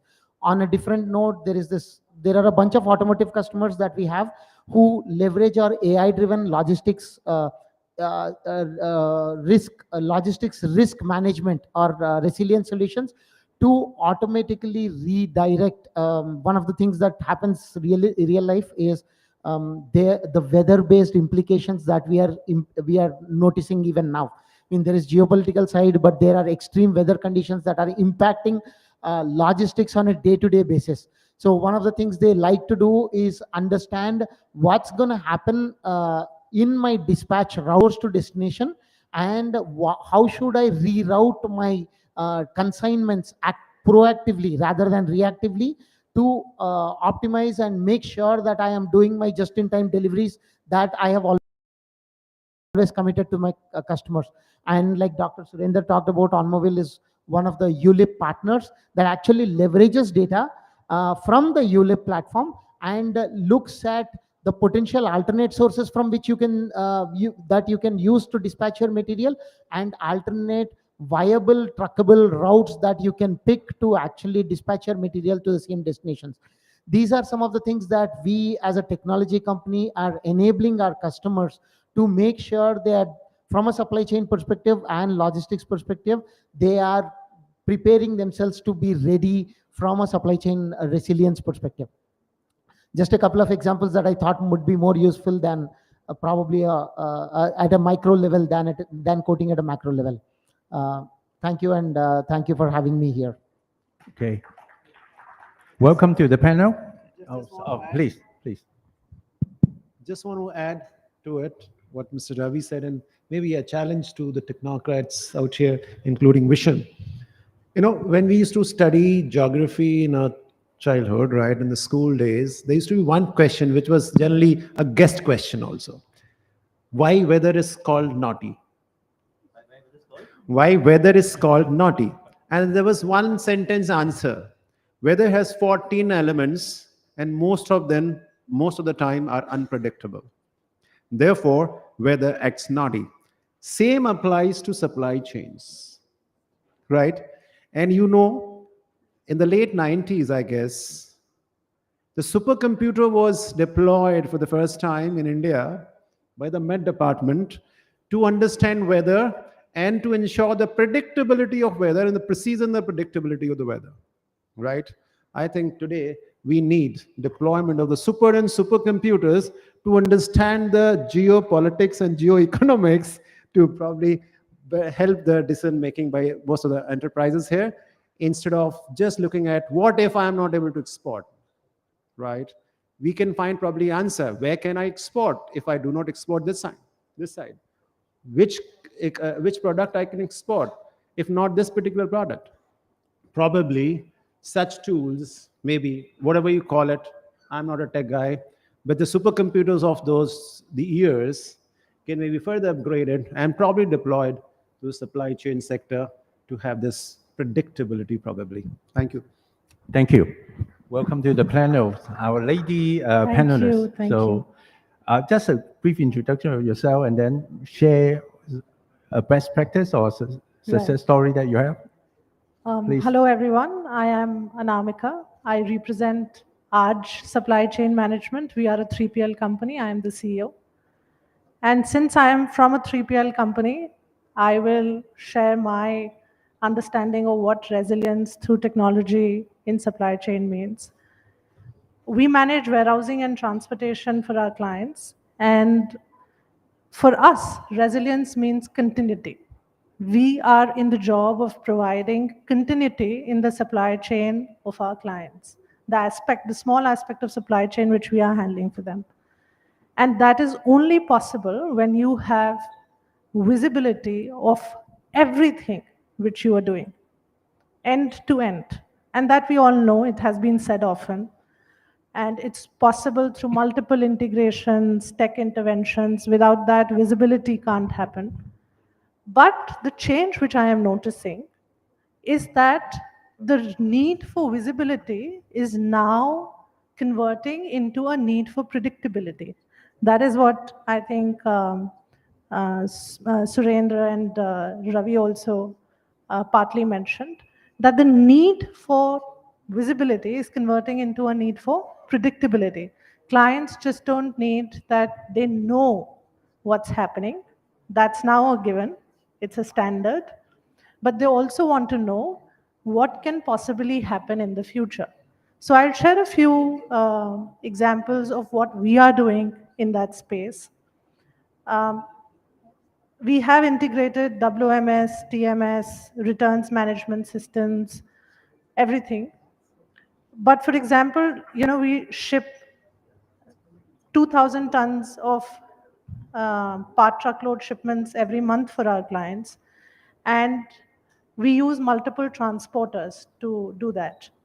We are now trying to calculate what is the probability that the shipment will get late based on the past performance of that transporter on the lane. What is the probability that that shipment may get late? And if it gets late, by how many days? So, clients value that predictability, because then they know, okay, if there is a cost difference which they can absorb, then probably they want to switch to a more reliable transporter. So that is one thing which we have developed in our TMS and are enhancing it. Now, we know that supply chain is also labor intensive, right? With all the automation which is in the pipeline, still warehouses operate with a lot of manpower, especially so in our country. So, and people at the forefront, people leading important aspects of operations are important for businesses. So what is the employee sentiment? What is the probability that a person who is in a critical role for your business, he may attrite? So that's another, monitoring employee sentiments in supply chain. When you are managing multiple locations across cities, if you can get a centralized visibility of that, that's really useful. Because if there is something which is culturally not aligned at a particular location, or something going haywire at certain locations, you can probably intervene at the right time and prevent a problem from happening. So I think the change which we are seeing, and the change which is useful for building more resilient supply chains, is the transformation from increased visibility to increased predictability, and how can we as supply chain service providers enable that for our clients. So that's my take on that. Thank you. Thank you very much. Very nice. So every panel that I moderate, every conference I go to, we procurement and supply chain professional always get asked by the CFO to say, how do you balance cost efficiency with resilience when you deploy a new approach, new tech? So maybe I start with you. That's exactly our business. So I'll just rewind a little on the panel discussion. So I don't know how many of you know that Google Maps was not invented by Google. So Google Maps was a company that Google bought. And then an Indian called Prasad Ram went into that business and found out what are the various variables in the world that will define how you'll go from a place A to place B. So I called Prasad Ram when I was doing one buy. I called him from Los Altos, US, and said, hey, why don't you fly down and tell me how we can do this for the global supply chain? And he said, you have to do it exactly like Google Maps. Understand, like Anamika was saying, understand all the variables that a manufacturer has, whether it's the freight, whether it's the time, whether it's the quantity, whether it's the country of origin, or it's an authorized distributor. So me and my partner, we reached about 400 such variables. Pricing came as one of the top ones for India, at least.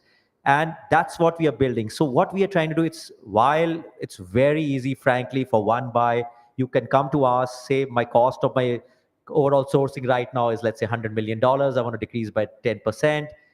With data, that is so easy. Till LLM models did not exist, you needed 100 people to do it. Now we can do it with 8 people. So cost optimization using data is something we do, very easy to do. But it's not only about that. It's about the resilience and the risk around it. So the parameters around it is what we are solving for next. While we can reduce your cost and optimize your cost, as Jonathan was saying, from 100 million to 95, it should be absolutely foolproof. So that's what we are trying to build in. And as we all been talking about, all we need is more data. Your companies joining in platforms like ours brings in more data. We know who's doing it well, where was the risk parameter higher, and accordingly, for example, today, if you have to change a supply chain from a country who's not geopolitically aligned to us, how many companies over here have an option? That's where we have to have data available to startups like ours and do the optimization both on cost as well as on the resilience and the risk. So we are ready with that. Any company or any consulting, just trading ourselves, most welcome to talk to us on how do we do that. Douglas, do you want to add your? Well, first of all, don't talk to your CFO. That's the first thing. No, in reality, it is again one of those interesting conundrums, because the reality of it is most CFOs don't understand cost avoidance, and that's a critical element when we're talking about mitigating risk, is to spend money to avoid. So in the supply chain world, we have what's called VAR, or value at risk, and I think, Anamika, you said something very similar to that, which is, we have to take a look at what's the predictability of a risk event occurring versus the impact of that event. And when we look at mitigation, then what you're looking at, of course, is that trade-off, is to say, what can I afford to mitigate based upon that factor? It allows us to quantify risk. But the reality is there's one component that's missing. We talk about the trade-offs. You also have to be looking at, particularly as it relates to transport, transport and logistics, et cetera, is the trade-off on sustainability. So unfortunately, when we come to having conversations that are oriented on that cost, we forget about our moralistic obligation to sustainability, which I think is paramount. But how does technology fit into that overall equation? I'll give you one very, very quick example. We were preparing for a conversation with the Department of Commerce, and we're talking about how do you analyze the big data and all the factors all the variables that need to get considered, and how do you put agentic AI together such that it can say, okay, this risk event is going to happen, and therefore I might need to change the modal of my transport, and I need to consider cost and resiliency and sustainability factors, et cetera. And what I saw for the very first time is they took those variables in and said, this is the probability that I'm going to have to make a change to my transportation lane. And we had the company that needed that change to be made. So the buyer of the transportation had an agent who was negotiating with the agent of the transportation provider. So quickly, the variables were illuminated, the need for making a change was highlighted, and then you had two agents negotiating for each other and no human was involved. Okay. Okay. Thank you.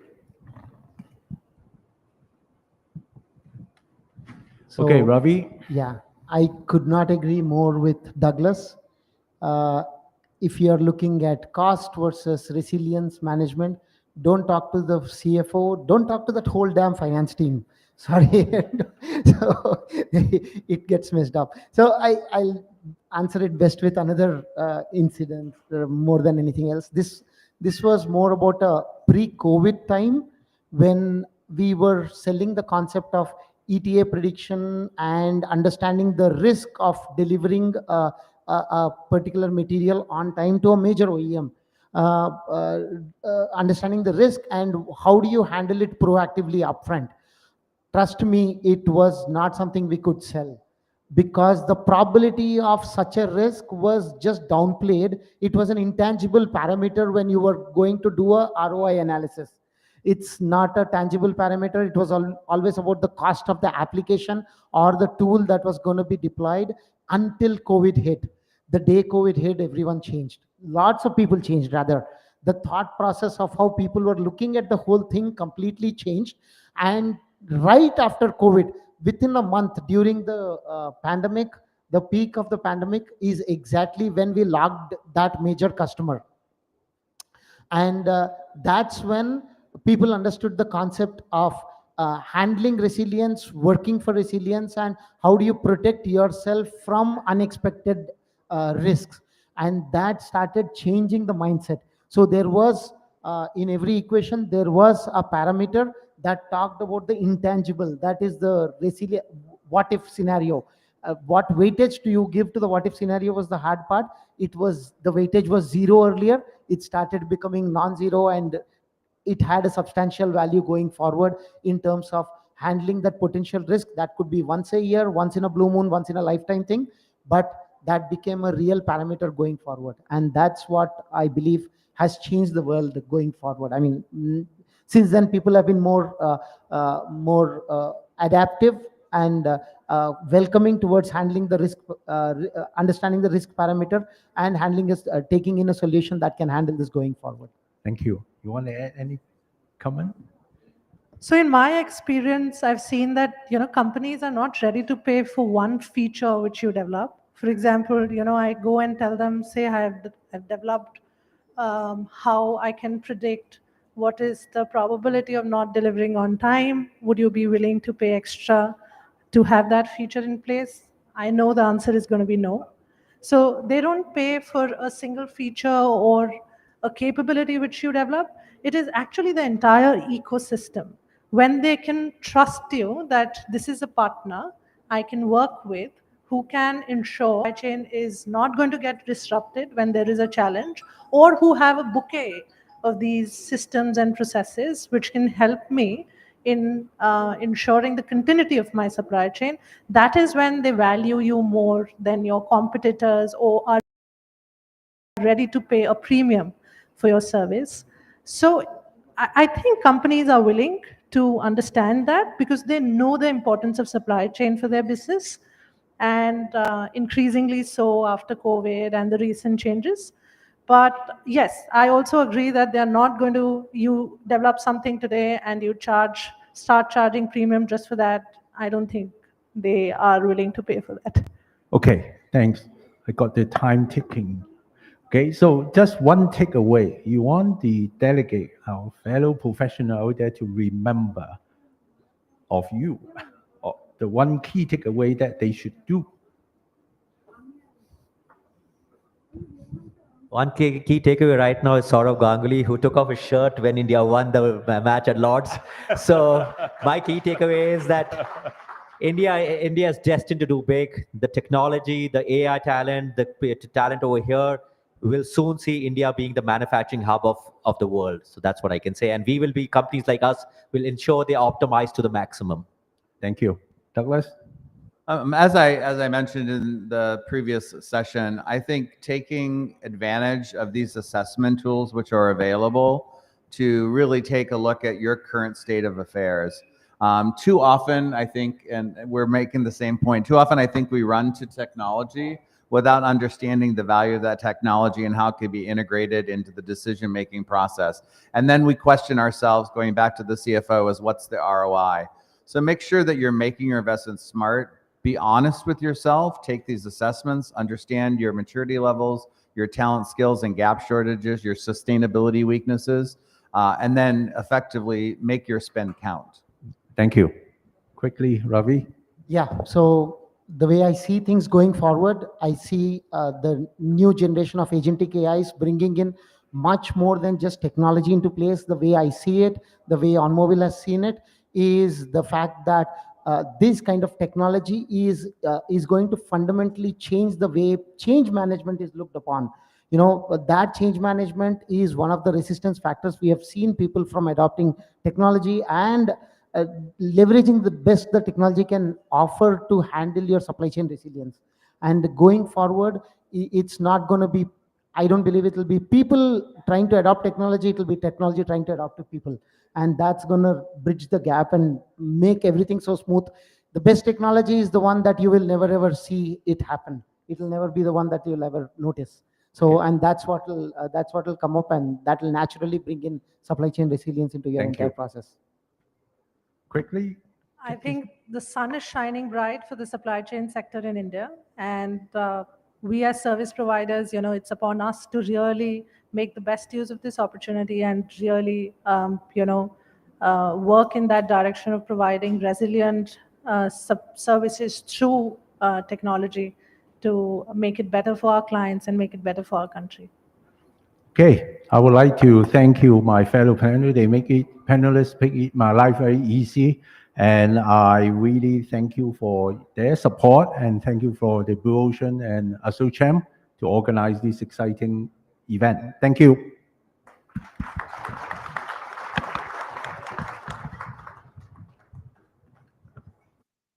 I would request all our panelists to stay on stage for a minute. I would like to invite on stage Dr. Jitender Matlani, Chairman, JM Global Group, and Dr. Omar Al Marzouki, Major in the Dubai Police, owner of Omar Al Marzouki Group of Companies, and Mr. Nahid Alam, Additional Director, ASSOCHAM, on stage to present our speakers with mementos. We want to thank them for coming here and sharing their thoughts with the audience. I request you to present a memento to Mr. Ravi Bulusu, co-founder and CEO, Inaugural.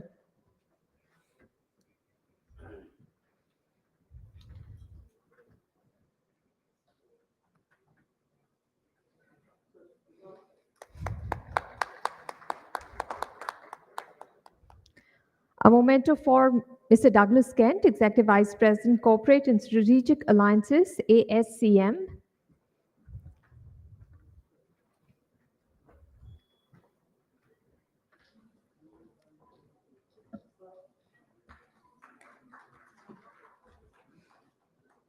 A memento for Mr.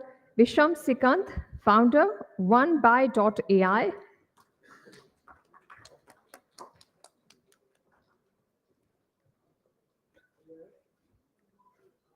And a memento for Ms. Anamika Jain, CEO, Art Supply Chain Management.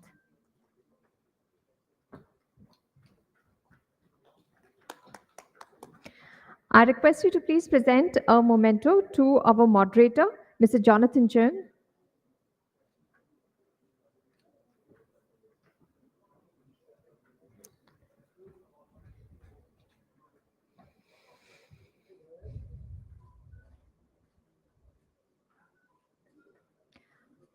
I request all of you to please gather for a group photograph.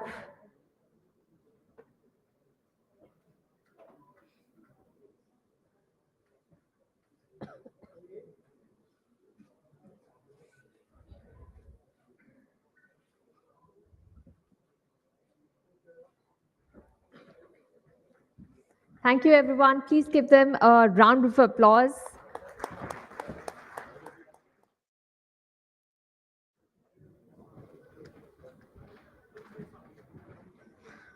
This brings us to the conclusion of today's keynote addresses and panel discussions, but we have some more things lined up for you.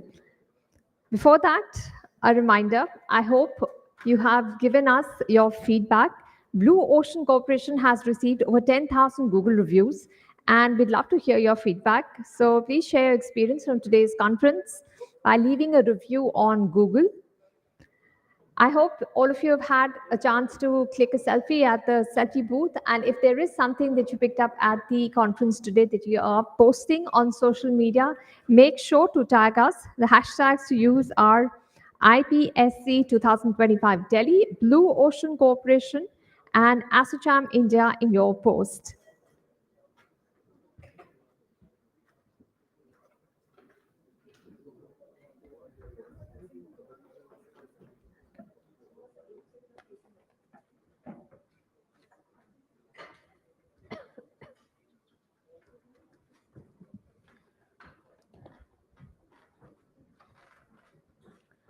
We've come to that part of the conference that all of you have been eagerly awaiting for.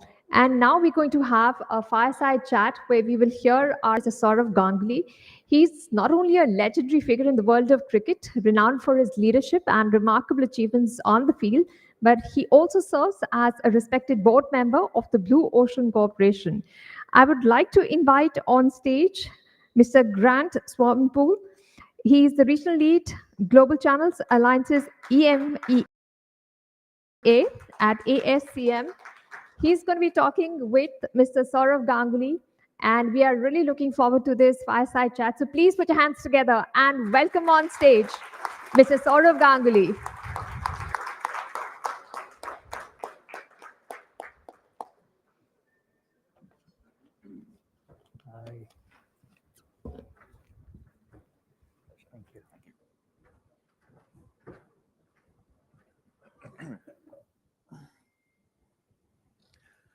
Wow, thank you so much. And I know there are a lot of very jealous people out there that I'm the one that gets to do this. So I hope that I can do justice to the questions that you wanted to know. So Blue Ocean as an organization is really good at identifying the technical aspects of supply chains, what's needed from a skills perspective, and also helping individuals out there to make that leap into a supply chain career.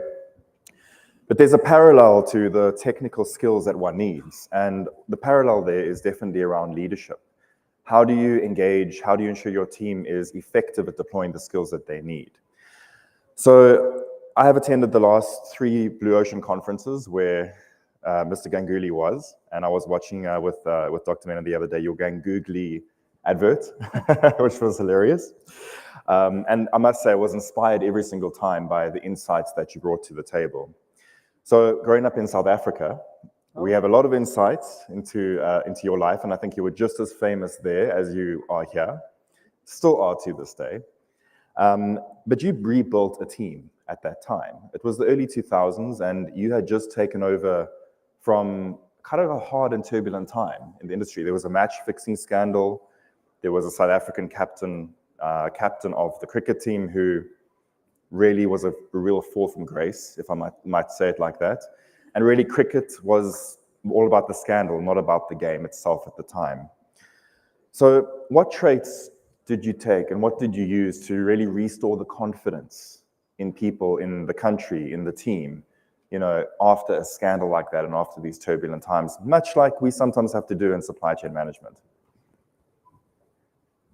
You asked a question which has so many answers. So firstly, I would thank you for inviting me here on behalf of Blue Ocean, Dr. Satya, Jayesh, and the team, Grant, yourself. Johnny is around, the COO, he's around. So all at Blue Ocean, thank you for inviting me here and making me a part of themselves. It's been a great journey for Blue Ocean. Every time I meet Dr. Satya, it really makes me feel happy to see, he keeps moving and moving and moving forward. And I congratulate him for that. As I keep talking to him, I see his base getting bigger and bigger all around the world. So good wishes to him and good wishes to all of you. And that is a part of answer to your question. Sport and business is about team. It's about people who you work with. And this, as they say, the biggest and the most important investment in sport and in business is human talent.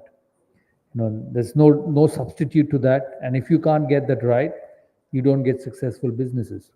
So team building is also about the same. And it has a whole lot of criteria when you build the team. It's about identifying a talent. It's about allowing that talent to perform. And especially in a country like India, where there is so much talent and so many people, you go around. I know you spend a lot of time in South Africa. I'm heavily involved in that SA-T20, which happens in South Africa, and I'll be there in December with the Pretoria Capitals team. So, the cricketing part of India is unreal. You go to the streets of Bombay, Delhi, Bangalore, Calcutta, even the smaller cities. You go on a Thursday, you go on a Saturday, you go on a Sunday, you see kids with kit bags heavier than them on the road, going to cricket clinics, coaching camps, training centers, wanting to practice. So as much as the sport is a religion in this country, it comes with a lot of competition, a lot of prices and a lot of focus, just like in business. The bigger you grow, the more competitive it becomes. I don't say harder, but it becomes more competitive because competition is good. It actually makes you better. So coming back to your question, when that happened in 2000, I had just become captain, and Hansi was very respected in South Africa, and a superb ambassador to South African cricket. So it was my first series as captain, and when I heard that, obviously I also fell from grace. Couldn't believe it, and did not even think that someone like Hansi would even be a part of it. Initially, I thought these are all allegations and nonsense, and I don't think there is any truth in it. But unfortunately, with time, you got to know what happened. And I was just today in the morning at breakfast, I was going through social media, and I was seeing an interview of Alan Donald with Mark Butcher, an interview, and invariably they were asking about Hansi's issue, and I could see the tears coming out of Alan Donald's eyes because they respected Hansi so much. But as they say, things happen in life, and it happened to Hansi. Coming back to my journey as a leader, as a team builder, as a captain, I believed in a few things. Firstly, for me, the individual was important. Just like in supply chain for Blue Ocean, it's the people who you work with. And for me, it was the people who played for me, the players who played for me, because you don't succeed or you don't become good on your own in a team game, whether it's business, whether it's in sport. You don't become good just by yourself. So you have to have the right people around you. And for me, when I became captain of India in 2000, my first and the foremost attitude or goal was to pick the right guys with attitude. Because attitude is very important in life. You don't succeed all the time, you don't fail all the time, but you have to find a way to succeed more than failure. And I think people with attitude, the right attitude, do it more number of times than the others. So I believed in identifying individuals, and a lot of young players who came in during that generation, likes of Sehwag, Harbhajan, Zaheer, Yuvraj, Dhoni, VVS Lakshman, all came around my captaincy, and they went on to become champions for India in the years, to win World Cups, to play 100 Test matches. So I believed in picking the right people, and I had a certain criteria. In sport, you either win or lose, and you don't win all the time, you don't lose all the time, and you need people who make you win, because you will lose. You will lose matches when you play the England, Australia, New Zealand, Pakistan then was very good. West Indies then was very good. They will beat you. They will beat you at times. But if you're good, you'll beat them more often than they beat you. And I think for me, that was very important, is to identify the players with the winning mentality, that I play to win. I play to win, and the draw was not in my dictionary. I didn't mind losing, but I minded not winning. And I think that was my goal. I wanted to change Indian cricket also, because we were a great side at home, and we went through a period of 10 years where we didn't win away from home. We had some great players, the likes of Sachin, Azhar at his early stages, Kapil Dev, Manoj Prabhakar, you name players, Manjareka, Vengsaka. But during that period from 90 to 2000, and even when I came in early, we would go to countries like England and Australia and South Africa. Tremendous individual performances, but at the end of day 5 of a test, and we were a test match generation. We're not the T20 generation. So we started in a test match generation, and at the end of the day 5, we wouldn't win. And that was important for me, that to convert this exceptionally talented, gifted young players to play for a winning cause. And for that, the mentality had to change. For that, the purpose had to change. And for that, the culture in the team had to change. And it's the same thing in business. It's the culture within the group who you work with. And for me, it was the winning culture that, it's not about scoring hundreds. It's not about scoring 200s. It's not about just taking 5 wickets. It's about when you score that 100. India 40 for 4, you get 100. India need 200 runs in a session to win, then you go and get 100. Those things were rewarded more in the team environment. Say the likes of Yuvraj Singh and Kaif, they would bat at number 6 and 7 in one-day matches and wouldn't get a full 50 over like a Tendulkar or a Ganguly or Dravid. So they wouldn't get hundreds all the time.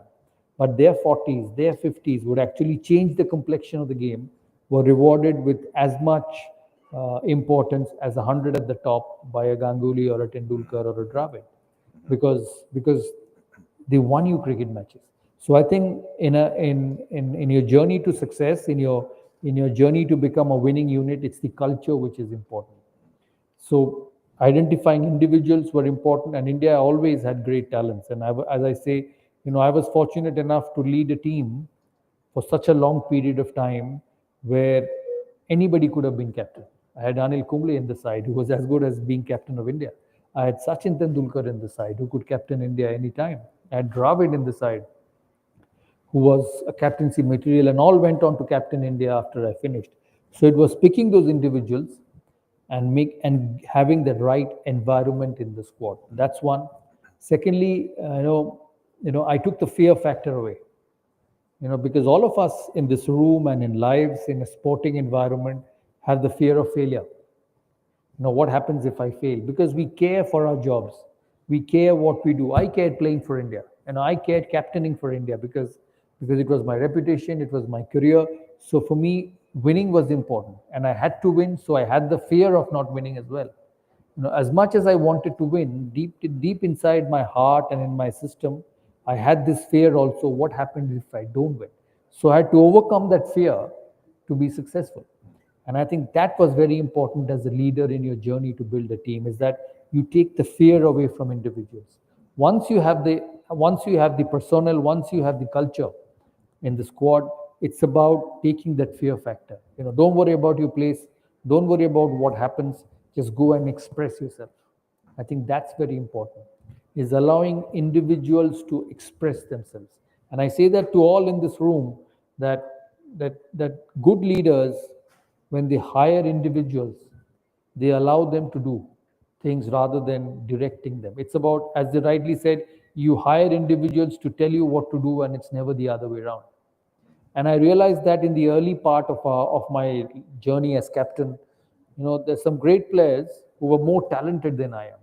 And if I would expect them to play the way I think all the time, I am restricting them from winning cricket matches. And I'll tell you a story. I say that to many. I had the great Virender Sehwag in the side.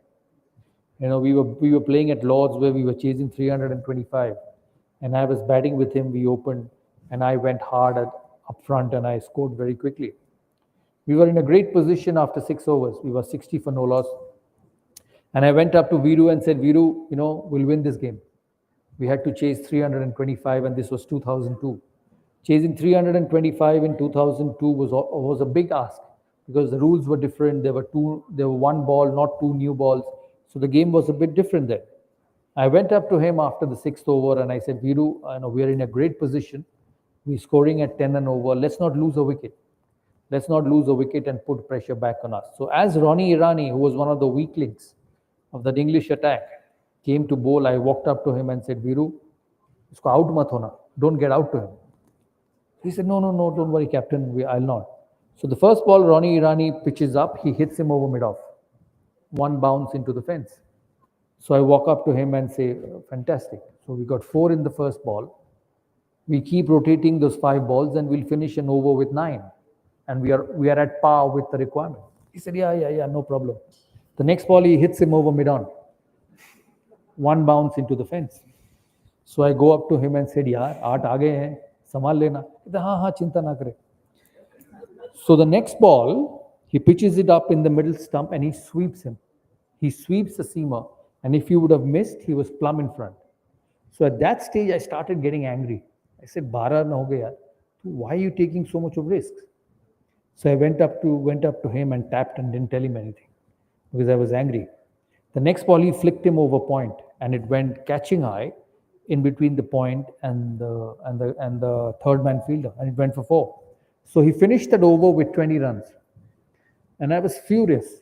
I didn't speak to him. I didn't turn up to him. And as the over finished, he came, and we meet in the middle. You've seen cricket so much. At the end of the over, you meet in the middle of the wicket. So I didn't go up to him. I stood at my end and I was supposed to take guard. He walks up and comes closer to me and says, you must be angry. So I said, in Hindi, which I can't say now, I said, you go. I said, you go.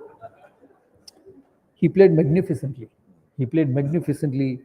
We won the game at the end of the day. I got runs, he got runs, Yuvraj got runs, Kev got runs. And the reason I tell you this story is, I went back to my hotel that night. It was a day game at Lord's and packed.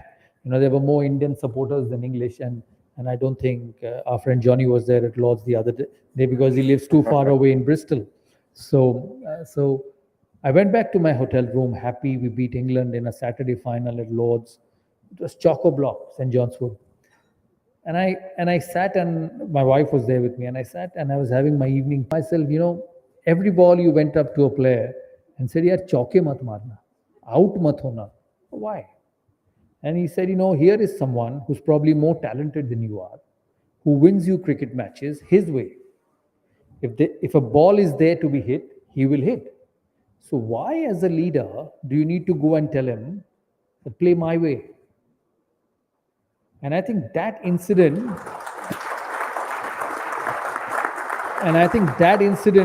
changed my attitude to leadership. And I realized that, you're fortunate enough to lead a team of Tendulkar, Dravid, Sehwag, and Lakshman. Don't ask Lakshman to stop whipping a ball from outside off stump to mid-wicket, because that's his strength. And I think my essence of leadership changed after that night. And I said, if I have to be leader of this team, and if I have to take this team forward, I'll have to adapt to their game rather than they adapting to what I want. And I think that was the best decision I took as a captain. It was early days as captain in 2001, 2002, and I went on to captain 5 years after that. And I realized that I won't be able to take this team forward if I didn't allow them to express themselves. And the only thing I told Viru for the next 5 years after that, I said, "Ho sake to defense kar lena. Ho sake to." He said, yeah, chinta na karo. And the only thing he told me till a very good part of his career, कि आपके लिए मेरे सारे बाल चले गए हैं. English? So he said, I've lost all my hair because of you. Because when I came into the Indian team, I had a lot of hair. And you made me open. And by the end of year 2, there was nothing left at the top. So I said, I don't think when you batted, you thought so much that you lose hair. We at the other end thought more than you did about your batting. And that's how good he was. But on jokes aside, this was a huge learning curve for me, that when you lead, when you build a team, when you are the chairman of a company, when you put in all the money, and when you own the most number of shares in the company, what might happen is you call an employee and say, if I tell you to do this, you have to do this. It's not the right way all the time. And I think that's very important essence of leadership. One is the individuals, one is managing the individuals, one is allowing them to express themselves, taking the fear factor away. I can go on and on, but I'll take the second question. No, well, you touched on a few of the points there, and I think the one thing that always comes to mind with you is you were known for bringing in young, semi-untested players in a way sometimes. So what lessons could we learn, in terms of how you developed those players, how you brought them to make them more future ready?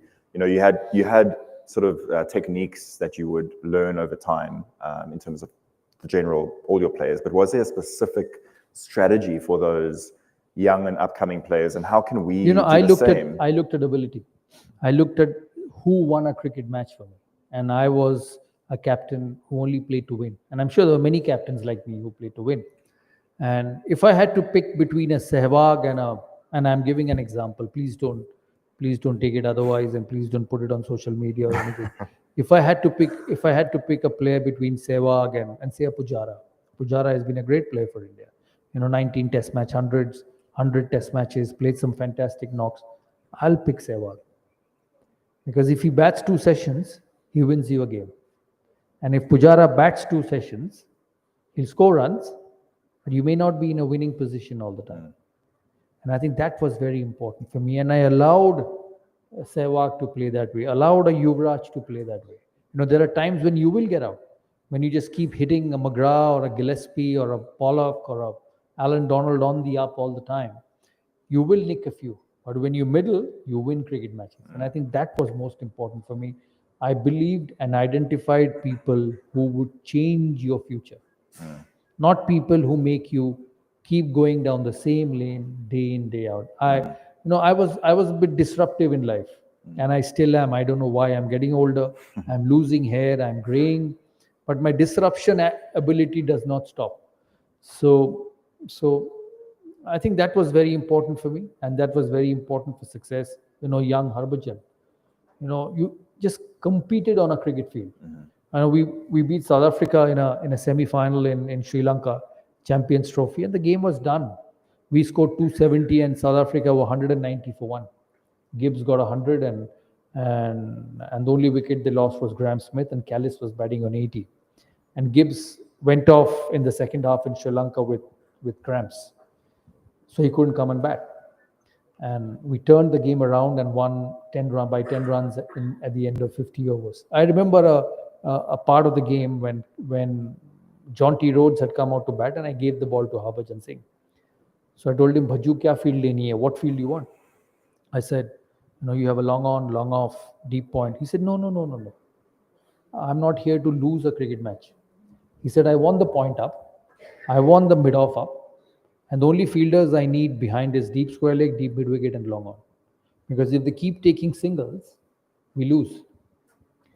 So I gave him what he wanted, and he got 3 wickets. He got Rhodes, he got Dipena, and then he got Callis at the end.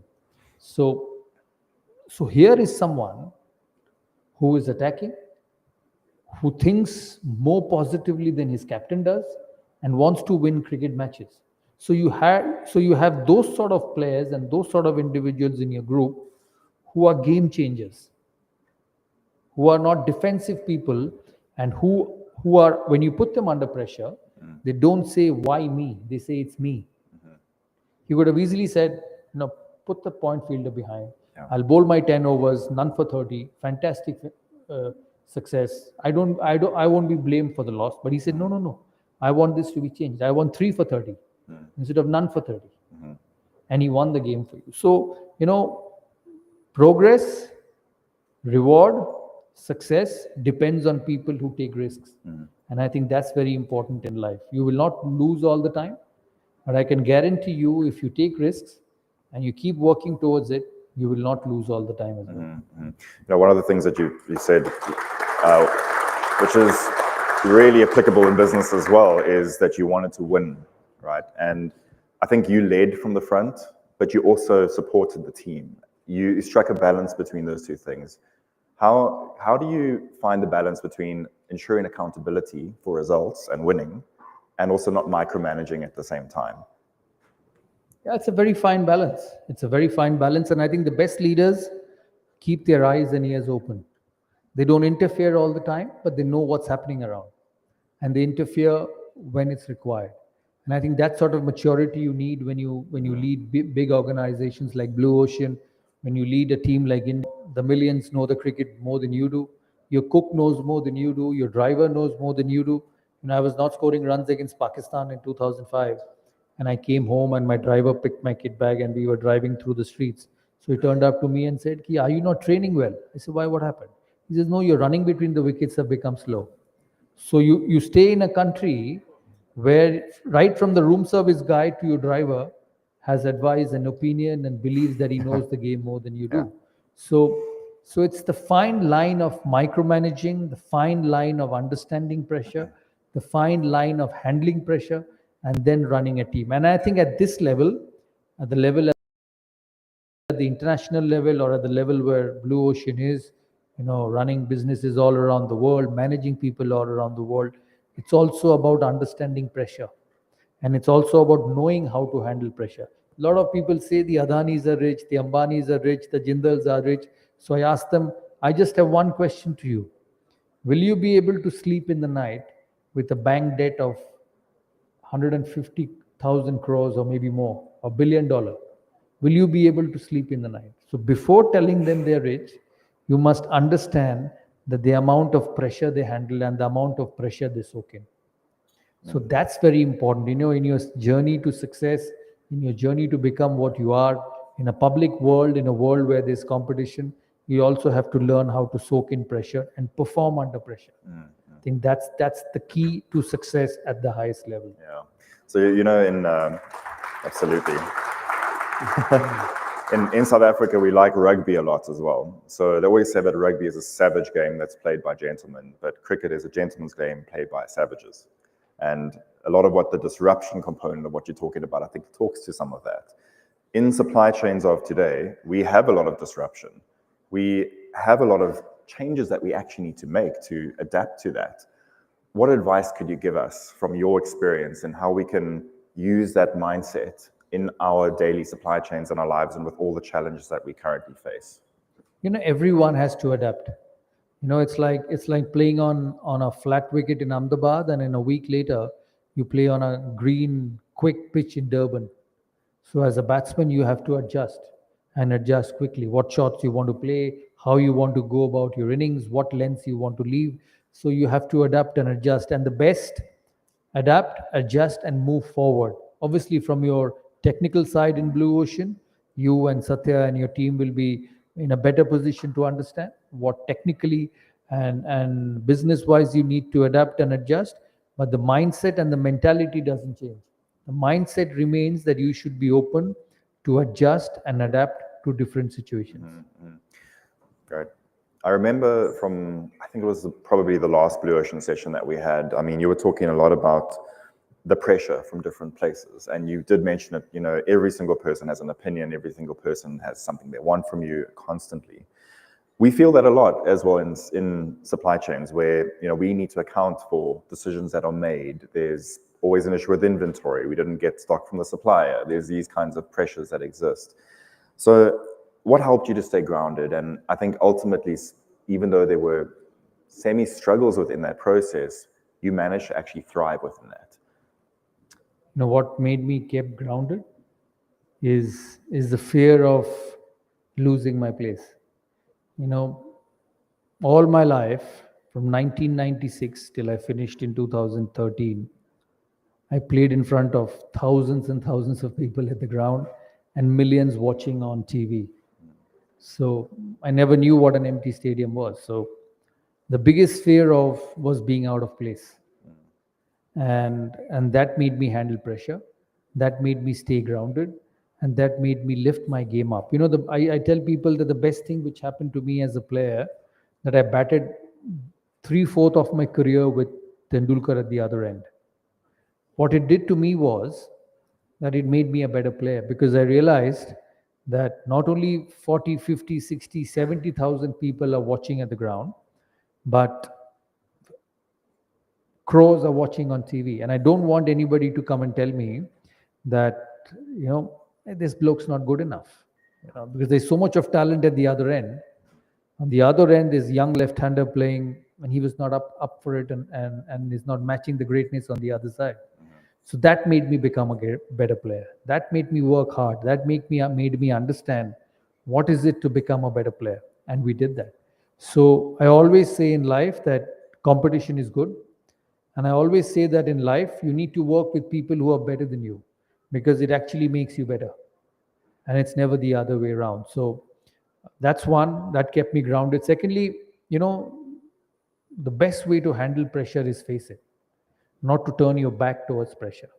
You know, once you start dealing with it, you get used to it. You know, and you know, when I finished playing, one of the journalists who was very close to me, he asked me, Saurav, what is it that you miss most? I said, you know, that nervousness of getting up at 6:30 in the morning, and by 4 o'clock, 4:30 in the evening, you're either a success or you're not, and you work towards it. And when you work towards it, and by 4:30 you know that you've done well, there is no bigger satisfaction there. And as you keep going through that every day, as you keep practicing through that every day, it becomes a part of your system. So pressure becomes a part of your system when you deal with it. When you don't deal with it, it doesn't become a part of your system. And I say in life that stress, anxiety happens when you don't deal with things and don't try and solve it. Once you solve it, the stress and anxiety and pressure does not remain. So for all of us in this room, you know, when you're under pressure, when somebody asks you to do something different, you look at it as an opportunity. I batted at number 3 in my first test match. in England where it was seaming, swinging, cold morning at Lord's, and I went on to get 130. And I was put under pressure. I fought under pressure, and I realized what my talent was at the end of the day, and it made me a player. I did not back away. I did not go and tell my captain, my favorite position is number 5. When the balls got older, bowlers got a bit tired, but I said, okay, you asked me to bat at the top, I go and do it. And I think that's very important. It makes you confident. It makes you understand that you will be able to survive at this level, because the biggest thing in life is self-belief. That what remains with you forever. Situations change, opportunities change, companies change, teams change, but the belief within, but the individual within remains consistently as you keep delivering and you keep doing things one after the other. And I think what the sport taught me over a period of 20 years was this, that if somebody asks you to do a job, look at it as an opportunity and not as a pressure. If your boss comes and tells you you need to lead Blue Ocean in South Africa, it can't be, oh God, it's too much of a responsibility. It should be, yes, it's my time. It's my time to make an. It's very important. Well, thank you so much, Thank Mr. you. Ganguly. Thank you. It's been such a pleasure getting your insights. I mean, you are the architect of modern Indian cricket, but also now imparting your knowledge to us has been so valuable. So thank you so much, and really appreciate your time. Thank you. Thank you, Grant. Thank you, Satya. Thank you, everyone. I wish Blue Ocean all the very best. And I wish Blue Ocean keeps going higher and higher, and we'll keep meeting you soon. Come on, everybody, on your feet. Give a standing ovation to this wonderful conversation. We've heard about so many naughty nuggets about how cricket is played in real life and how winners really take it all. Thank you all. Thank you, Grant, and thank you, Saurabh, for this conversation. We've all loved it. Thank you so much.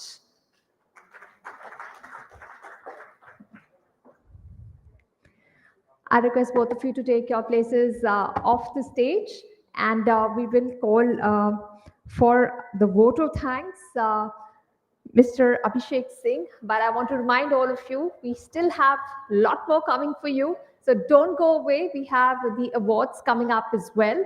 So stay where you are, and there will be a lot to celebrate in this evening. I would like to invite on stage Mr. Abhishek Singh, for Director, Academic Collaboration, Blue Ocean Corporation, to deliver the vote of thanks.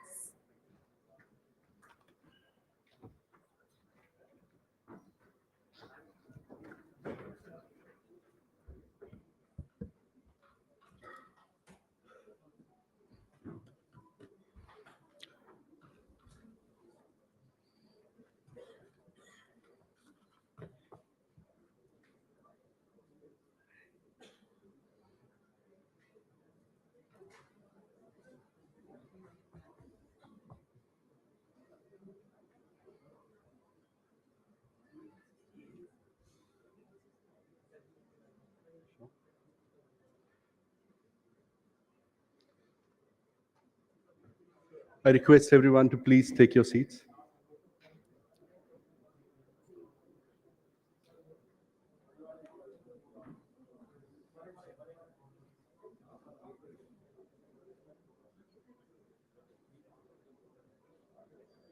I would request everyone to please take your seats.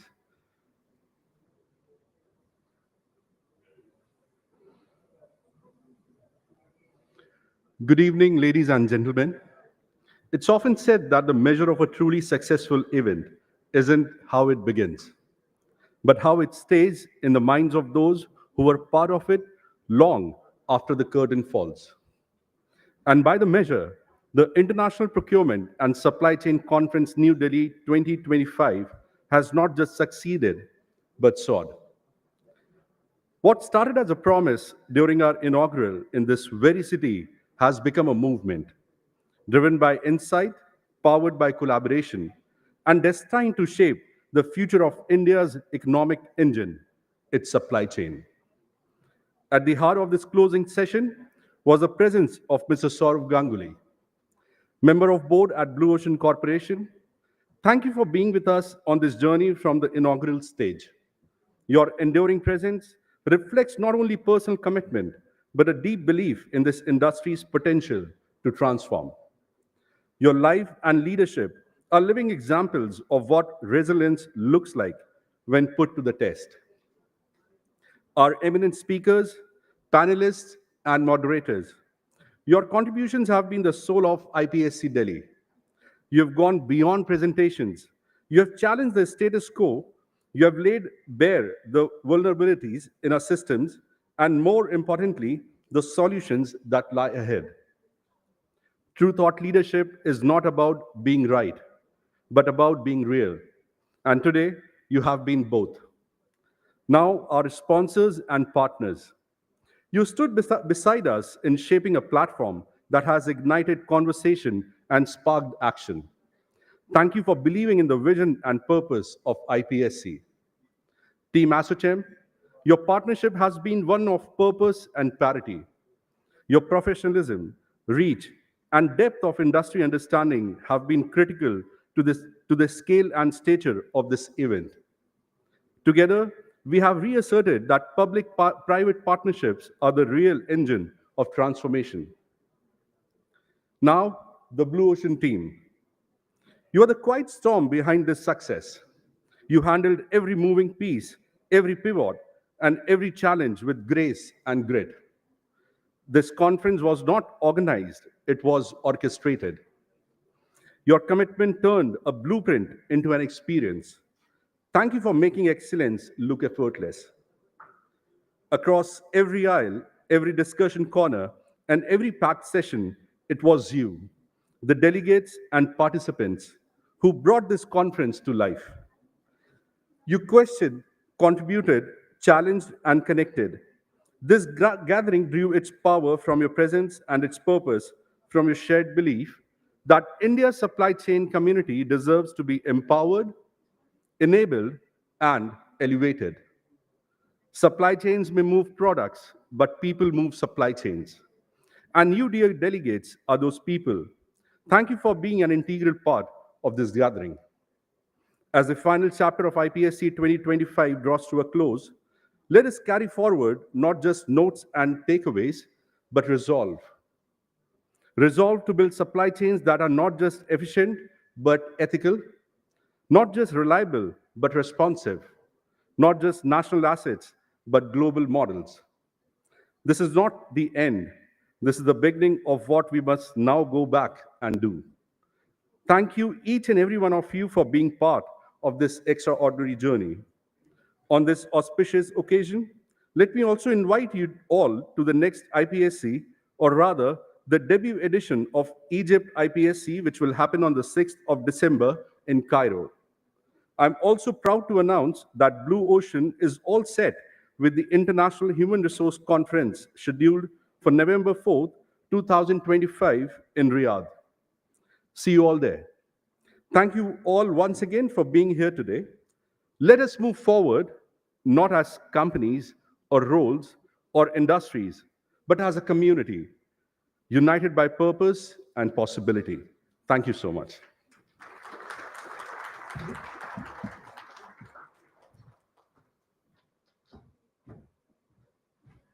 I'm borrowing 1 minute of yours to share one instance from BCCI about our guest of honor for the evening. You know, one of our journalist friends asked from Saurav Ganguly that, sir, did you explore and get chain before you became on the board of Blue Ocean?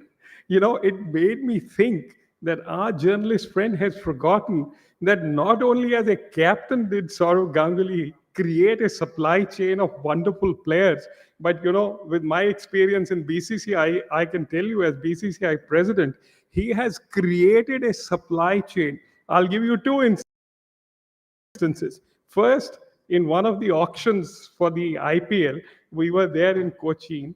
A guy came who was from a small village in Sirsa. He was a cobbler's son who had been selected by KKR for 20 lakhs. He had played leather ball cricket twice in his life. Scouts Saurav Ganguly Saab had sent scouts to such villages to pick up talent that a person could be selected for 20 lakhs who had played leather ball cricket twice in his life. And he came to me and told me, although he said, thank you. I said, thanking me why? He said, I'd never even seen 500 rupees note, sir. You're going to give us 20 lakhs. So he's the supply chain creator of that kind. And the second supply chain which he has created, which maybe some of you would know, but others may not know, right now, 16 state cricket associations are playing their own IPL kind of T20 leagues. We right now here have Mr. Jayesh George in Kerala. They have each, so many teams which play T20 cricket there. So that is another supply chain where the T20 and the IPL thing has gone down to the villages. And at some places, there are about 20 teams which each state association has created. So, our guest of honor for the evening is not just curious about supply chain, he is a supply chain creator, and we need to really compliment him. Thank you so much.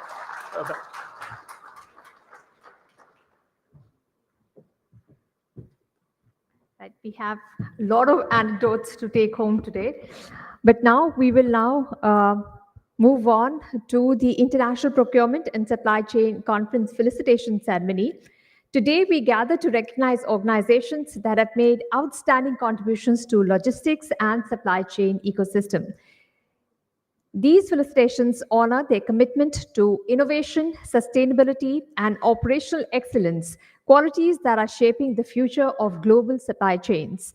I humbly invite on stage our esteemed guest of honor, Mr. Saurav Ganguly, and Dr. Satya Menon, Group CEO of Blue Ocean Corporation, to please come up to present the awards. Please give them a round of applause.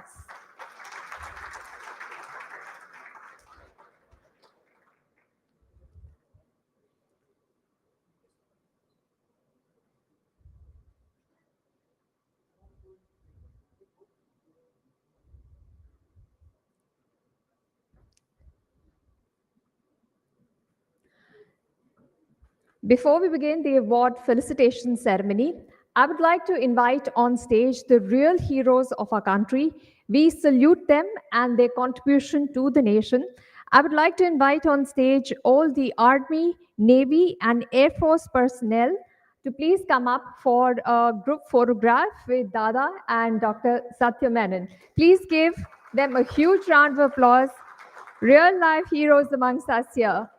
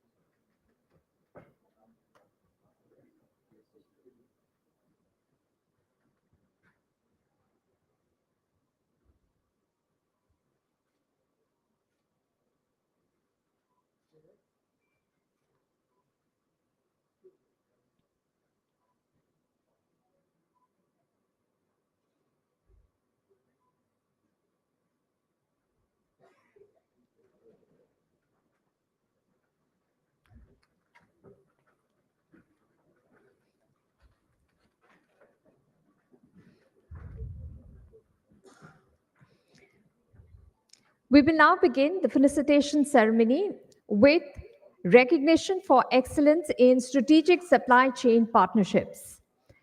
We now honor Bharat Petroleum Corporation Limited for its strategic supply chain collaboration that significantly enhance energy security and global procurement resilience. Their recent agreement with ADNOC and Equinor highlights BPCL's foresight in diversifying energy sources and building strong, reliable international supply chains. I would like to invite Mr. Praveen Kumar, Senior Procurement Manager, Mr. Ashwin Rao C, General Manager Finance, and Mr. Rakesh Kumar Sinha, Chief General Manager Sourcing and Logistics, to come up on stage to accept this honor on behalf of BPCL.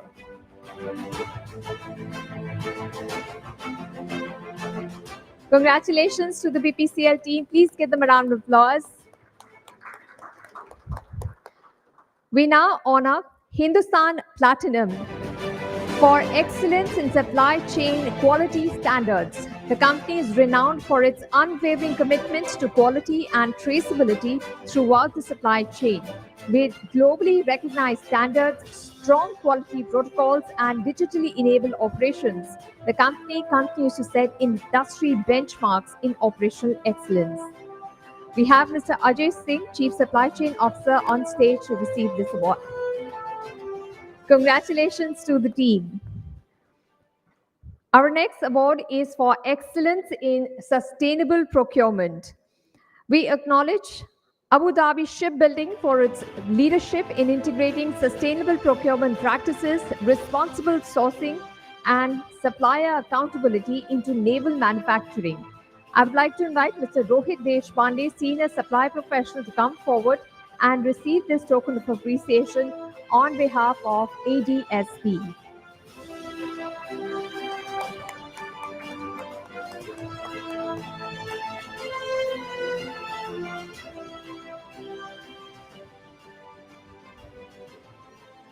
The next award is for excellence in digital transformation. Here we honor Thermo Fisher Scientific for its pioneering role in digital transformation within the supply chain domain. From AI-enabled analytics to intelligent lab ecosystems, Thermo Fisher continues to advance efficiency, traceability, and customer experience. We have Mr. Vivek Sabri, Senior Director, Supply Chain and EHS, India and the Middle East, Thermo Fisher Scientific, on stage to receive the award. Congratulations to the team. Please give them a round of applause.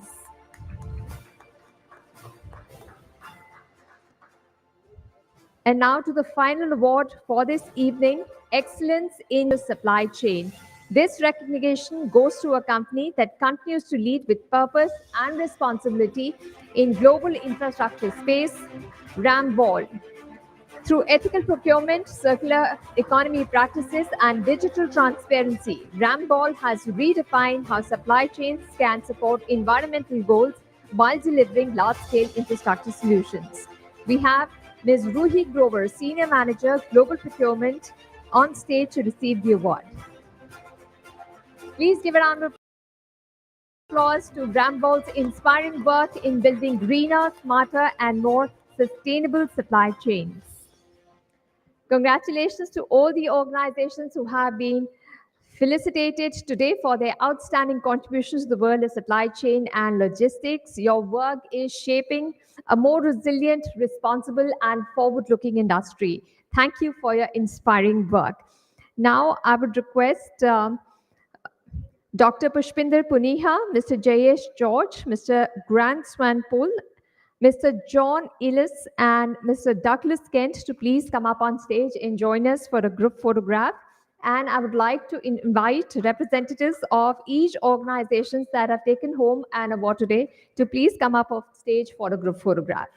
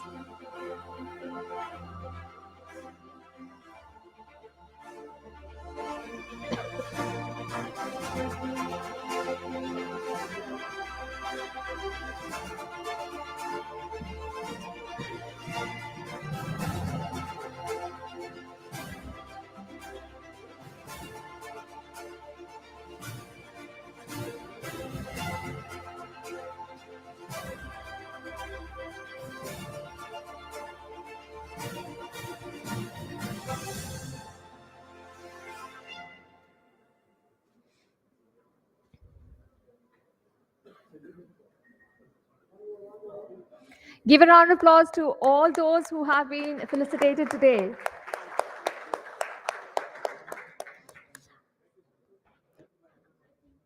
I would request all our dignitaries to please stay on stage, and I would like to invite the entire Blue Ocean team to please come forward for a group photograph.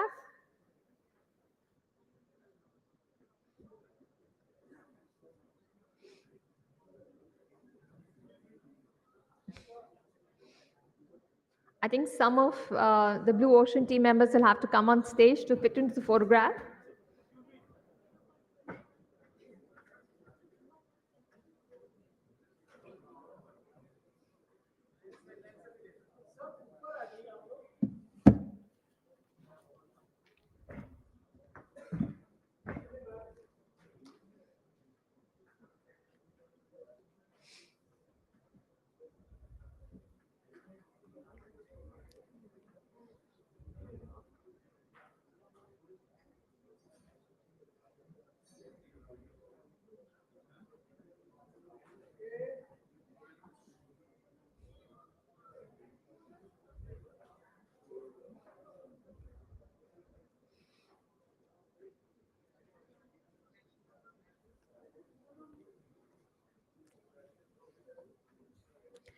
I would request our dignitaries to please remain on stage, and I would call upon the ASSOCHAM team to please come forward for a group photograph. I request the dignitaries to please stay on stage for a group photograph. Please stay on stage for a group photograph with ASSOCHAM team members.